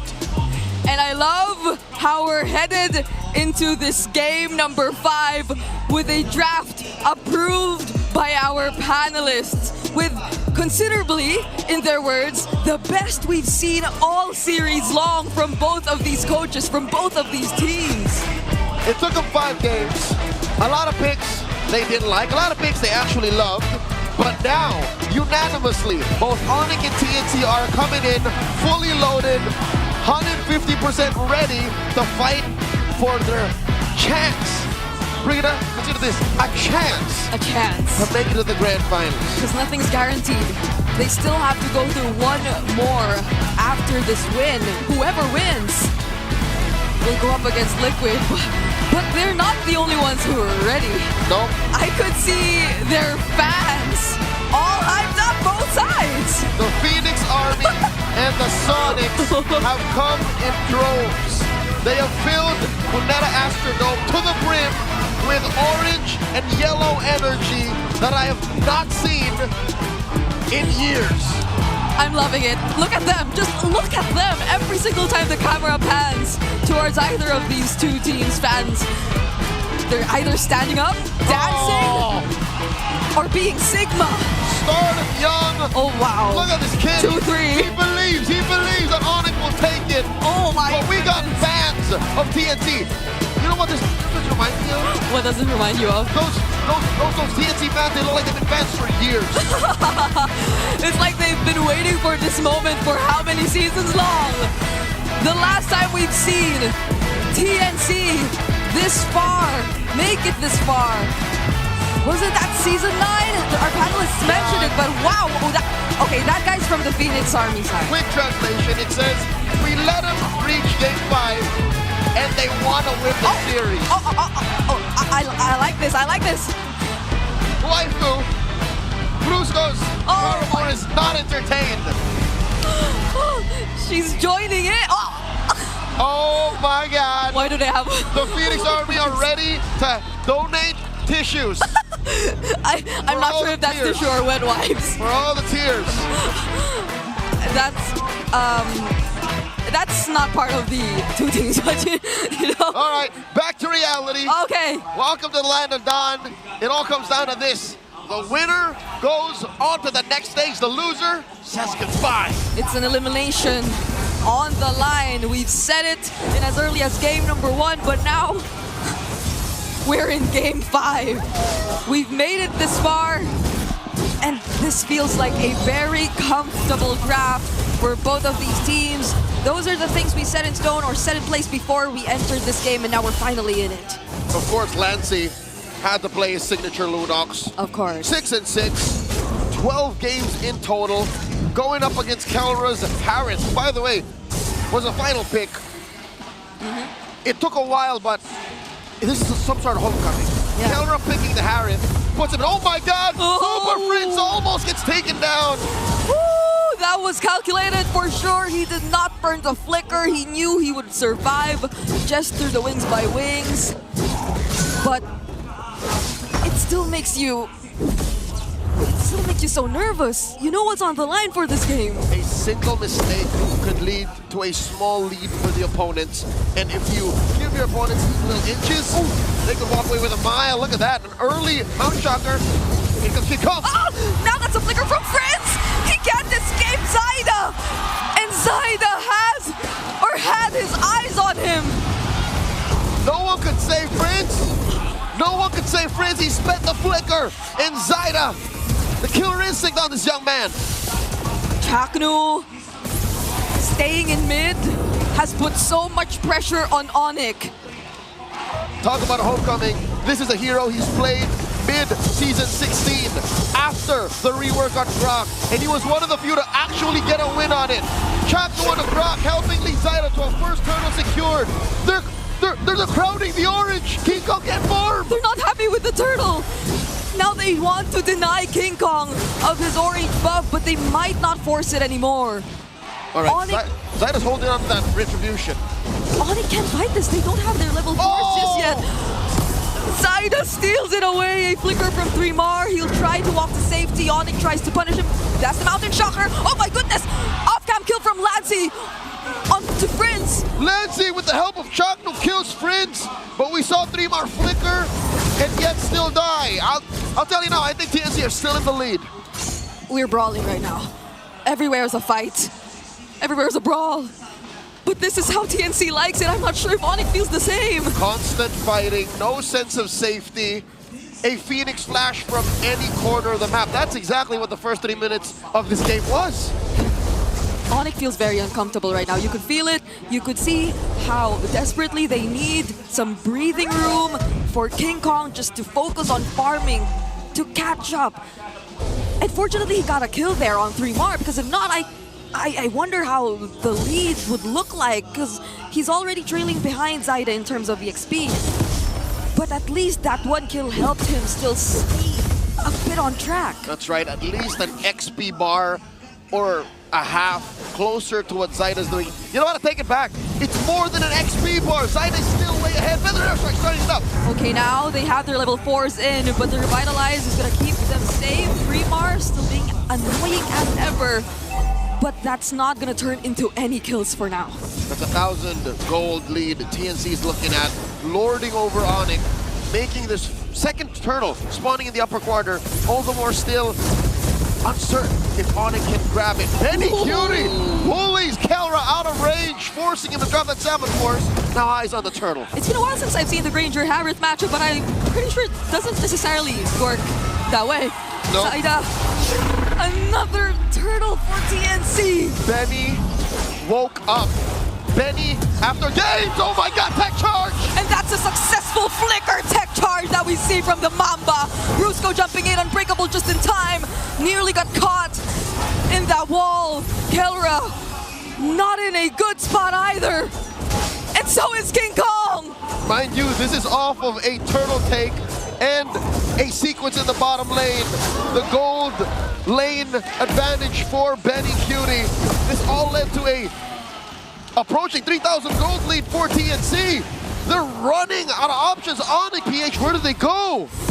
Even Kelra, he's struggling to just get back in lane, clear his minions, and he needs Brusco to be by his side in order for him to do just that. The pressure that TNC is able to provide right now is no joke. Onyx probably did not want this kind of grok from Chaknu, not in this moment, not in this game. Something had to give when you decide to go red. And on blue side, on the play, TNC, ever the proactive aggressor, takes it and now runs away with a 3,000 gold lead. Super Prince considering should he leave the lane. He's holding himself up in this brush. Kelra and Brusco getting trapped by 3mar. Lansy too pushing away. Benny Cutie. Oh, Grok. Chaknu's in the vicinity. Does not have a flicker though. Okay, I'm glad Prince actually recalled from there. It looked like a very dangerous spot for a Farsa who's sitting on a 0-3. He has a lot of catching up to do. Look at Lancey, 2 levels ahead of Super Prince. Oh, God. And if you want to play around Prince in the early game, I don't think that's an option for Onyx anymore because he's been completely shut down by the Phoenix Army. The Super Fam are out of their element. TNC are flushing them out, even their own side of the jungle as early as 6.5 minutes. It's a miracle that King Kong is able to get his own purple. Shaknu has been more than menacing. He is intimidating. He is a walking Terminator. He is Arnold Schwarzenegger, and he's back. Shaknu doesn't land the tech charge, but because of that, King Kong has no way to go. Zaida picking up his 3rd kill of the game, and all Onyx could settle for is a turret down bottom. And that's a trade. It's a losing trade, but something nonetheless for Onyx. They're down 5,000 gold. A push in mid. Lancey's reps on this Lunox are paying off. TNC, the end is nigh. The Phoenix Army knows this. As the Filipino broadcast would say, all the MMR he's accumulated, it's all worth it. Again, I can't remember seeing Prince in this kind of position. Countless scrims, multiple experiments in their training room. And this is what TNC was building up to. Who'd have thought that they would go this deep, that they would take Onyx, the M6 World Champions, the Season 14 champions, one of our MSC reps in the recently concluded EWC, to the limit. There's nothing Onyx could do here. Again, best case scenario. They somehow get farm on Keller. He hasn't died yet. Super Prince, that's a lost cause. Like, he's going to passively get farm after the 8-minute mark. There it is. But really, my money's on Keller. Like, he has to channel his old Omega days, his old Execration days where he was the only carry. We gotta see the gold standard in action to save this game for Onyx. I'll get you one better. We need more than the gold standard now. We need the Filipino Savage. Keller needs to unlock that. But he can't do it alone. They're gonna have to get nothing short of a miracle. I don't think the game is built the same way as it was. Kirk with the flicker! Brusco actually jumped in there, but was it gonna be worth it? Kazaida just dealt with every single member of Onyx trying to attack from a distance. What were they thinking? Were they just buying time? 3 more with the man-to-man defense. Checking on Kelra, keeping tabs on the Harris. This is too devastating. You lose your Holy Shields 8 minutes in the game. You lost your first Holy Shield 8 minutes in the game. 2 Tier 2's down. It's just the mid left standing. Not even a question if Onyx should contest. They are in no shape to do so. Shaknu standing menacingly next to this turret as his minions take care of it. Onyx have put nothing on the board yet, but a push down bottom and a single kill. I feel like they desperately wanted to do something. They knew the Lord was coming up. They wanted to look for at least a kill or a way to get in some farm, but no! Another flicker forced out of Super Prince. This is such an uncomfortable game for the Monster Mage. The Phoenix Army are putting up a wall. They are uniting in their cause to provide the moral support that TNC needed. Bring it up. We're going back in time. The last deep run that TNC had was in 2022. In the midst of the pandemic, they were this close to making it to MSC 2022. And they're just a few moments away, a few kills, turrets, from getting to do that exact same run and achievement, if not more. They are 10,000 gold up, and they're about to break into Onyx PH's base.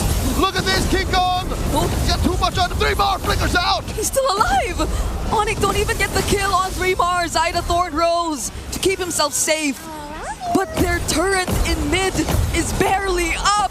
They have a full wave approaching their base, but Onyx get to deal with it for now. Bottom lane inhibitor gonna be up next. King Kong very low, gets taken down by Zaida. King Kong can't survive that. 26 minutes before we see the Sigma jungler back. Could this be it? That's way too long. Onyx need all 5 members to defend. TNC, they have a decision to make. Do we force this now or do we wait for the Lord? TNC slowly but surely circling around their prey. 3mar gets caught up. The minions have spawned. The Zyda want to go in. 3mar tanking a lot of damage. Zyda finally joining the fight. Salmon Force already committed by Kelra. Brilliance by Lancy as well. They flushed them out for now. But Chaknu, he still has a text charge. Do they want to go for a team fight? I think the call for TNC is to take their time, take it slow. Approaching the 12K gold lead. Where exactly is this money? How bad exactly is the economy for Onyx? Because 12K between them, right? 12 minutes in. I'd say that's 2 items between their cores. It's that bad. It's not bad. It's so bad. It's miserable. It's been a while since we've seen Onyx PH put in a position like this. I don't know how the world is reacting to what's happening right now. True enough, 3,000 between Zyda and King Kong alone. 2,000 between Kelra and Benny Cutie. And even Lancy. All the more Lancy. Lancy on the Lunox. Over Friends, who had... I'd say it's an understatement to say that Super Friends had a bad early game. This is a moment Phoenix Army fans have been waiting for years. And here they are at the cusp of ending Game 5. 12,500 up. It's just a matter of time, bring it up. Onyx have to pull out all the stops to defend. Yeah, they have to. That's an enhanced Lord that TNC are able to secure, but Kelra picked up the Holy Crystal just now. What's the play? What's the play? Why is Brusca holding himself here? Is he going to just recall? Or is he going to try to go for the intersect? He might want to try and go. There's a minion behind him. He can't get away with this. Oh no. He hides behind, or he hides in the bush for now. All right, get a recall. All ults, all battle spells online. One final fight. What's the call gonna be? Does Chaknu want to go in? He finally does it! Now sub 3! Benny takes one base down, but all TNC wants is the win! The Phoenix Army rise over Onyx to take top 3! They are headed to the lower bracket finals! The dream of every Filipino MOBB fan rests on the wings of the Phoenix. Just like the summer in 2022, TNC run deep into the playoffs.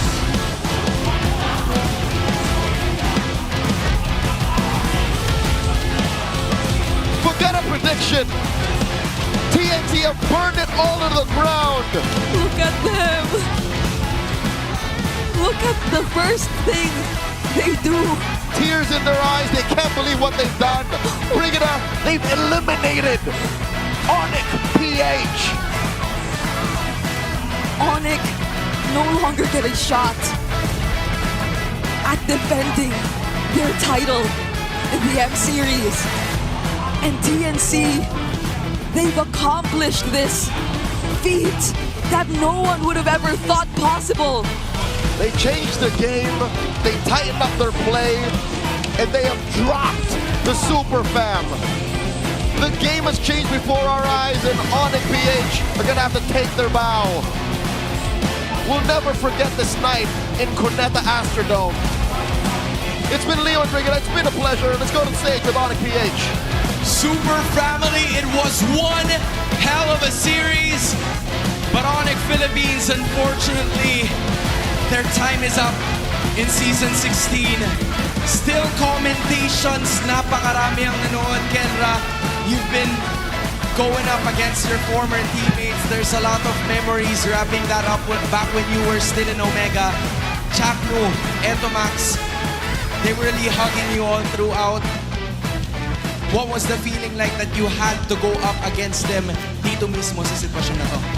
Unang-una malungkot kasi dito pa kami nagkatapat. Since gusto ko rin sila makasama, sana sa international kami magsama nila. Eto Max kasi syempre former teammate ko nga. Kaya panalo na lang nila para sa amin. That is the reminder for Kelra. King Kong, I know this is not the result that you've wanted, pero sigurado ko na manalo o matalo, the Sonics, the super fans, your community is there to back you up. Tama ba? They have confirmed that 100%. And from your heart, what is your message to every single super fan from Onyx Philippines that have supported you from day one? Sa lahat ng Sonics, thank you so much sa walang sawang suporta since day one. Pangako namin sa inyo na babalik kami next season na better versions ng bawat isa namin. Thank you so much. Champions Arena, please give it up once more for Onyx Philippines! You may now make your last walk of the season. It was quite an undeniable effort from the Super family. Struggled, but still persevered. And now, their best finish since Season 9. Phoenix Rising, give it up for your winners, TLC Pro Team! Oh my goodness, what an effort, Zaida. Almira, I cannot process things right now. You go ahead. Zaida, you did a good job. Nasasabihan kang king of junglers ng mga casters. Ano ang masasabi mo? You are king of the junglers. Ng mga casters. Ano ang masasabi mo? Tingin mo, ikaw na ba yun? King of the junglers. Do you accept that?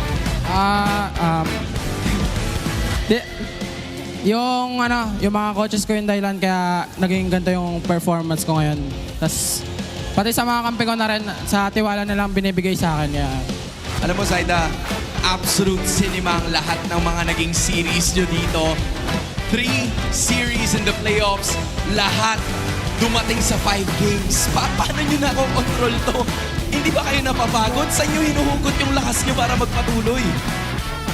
Siguro, Chuck Mamba effect kasi nandito sa amin si Bunak. And I think the Phoenix Army agrees. I'm gonna toss it over to Benny Cutie. Benny, congratulations. Tinanong ko si Kendra kanina, your former teammate. I know you, Chakno, eto Max, there were some times na kayo talaga yung magkakasama, but now you had to go up against them.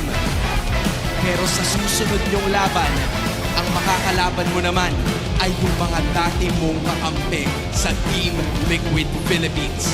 How are you feeling about that? Or are you just happy that you made it here right now? Hello. Syempre super happy na makakatamat ko sila ngayon this time sa playoffs. And even though na hindi ako nakakaisa sa kanila sa regular season, gagawin namin yung best namin para matalo sila. And happy din ako kasi sila yung MSC champion tapos sila rin yung defending champion ng MPL. Mira? For coach naman, tinalo nyo ang defending world champion! So sa tingin nyo ba matatawag kayong contenders for the Immortal Cup? Tingin ko naman sa pusong pinapakita namin sa playoffs, tingin ko, syempre, kakapat-dapat din naman kami kasi hindi rin talaga kami sumusuko tsaka yung effort ng mga players ko sobrang Never give up. From dark horses to now contenders. Coach, eto Max, this organization, TNC, they were waiting for this for such a long time. Napakaraming mga beses na nasa pinakaibaba kayo and you've experienced that. Anong nagbago in this last 2 seasons? Anong meron ng TNC ngayon na check mamahalin ng Phoenix Army? Siguro, para sa akin kasi yung buo-buo ng TNC mula players hanggang staff tapos coaching staff, parang lahat kami talaga parang redemption para sa amin kasi galing kami sa iba't ibang team tapos nagsama-sama ulit kami tapos yun nga, sobrang nakakatuwa na TNC nabigyan namin ng ganito. Sobrang deserving rin talaga nila manalo Grabe rin yung support na binibigyan nila sa amin. Coach Eto Max, maraming salamat. Almira, sisingit ko lang ng konti I think it's time that we give this man some props. Lancy, you deserve to hold the mic this time. There was so much criticism for you all over social media. Umabot sa punto na yung kailangan mong gamitin is Lunox lang. Pero, nag-MVP ka nung game number 3. What does this say about your character as a mid-laner na dapat abangan ng iba sa mga members ngayon? Ano bang meron kay Lancy ngayon? Kasi ang daming kritisismo, ang daming, there's a lot of disrespect on your name. Anong gusto mong patunayan sa kanila heading into your next match? Siguro nagpapalakas lang sa akin yung tiwala ko lang sa sarili ko. Kahit na ang dami na nilang nag-ano sa akin, buo pa lang talaga tiwala ko sa sarili ko eh. Tsaka sa mga katim ko, yun lang. Just all for himself. He wants to prove something to himself, Almira. I think we still have one more person to talk to. Chuck Mamba. Chuck, last time na umabot ka sa finals was season 9. So, paano ka makikisigurado na makakaabot ka sa Grand Finals at to receive your first MPL PH Championship? Ano? Hindi mawawala yun. Siyempre, pogi ka si Chuck, Chuck, yung huling beses na nakarating ka sa finals was season 9.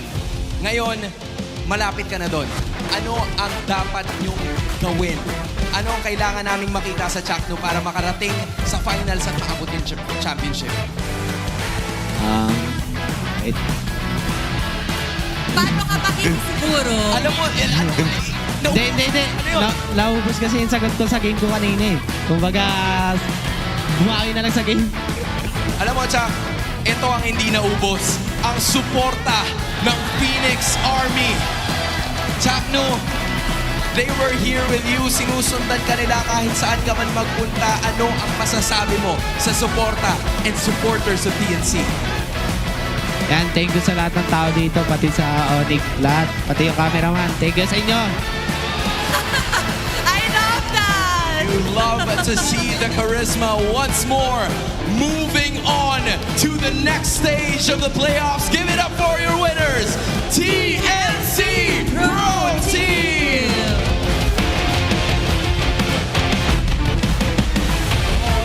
What a day, what a series, and what a time to be alive for MLBB.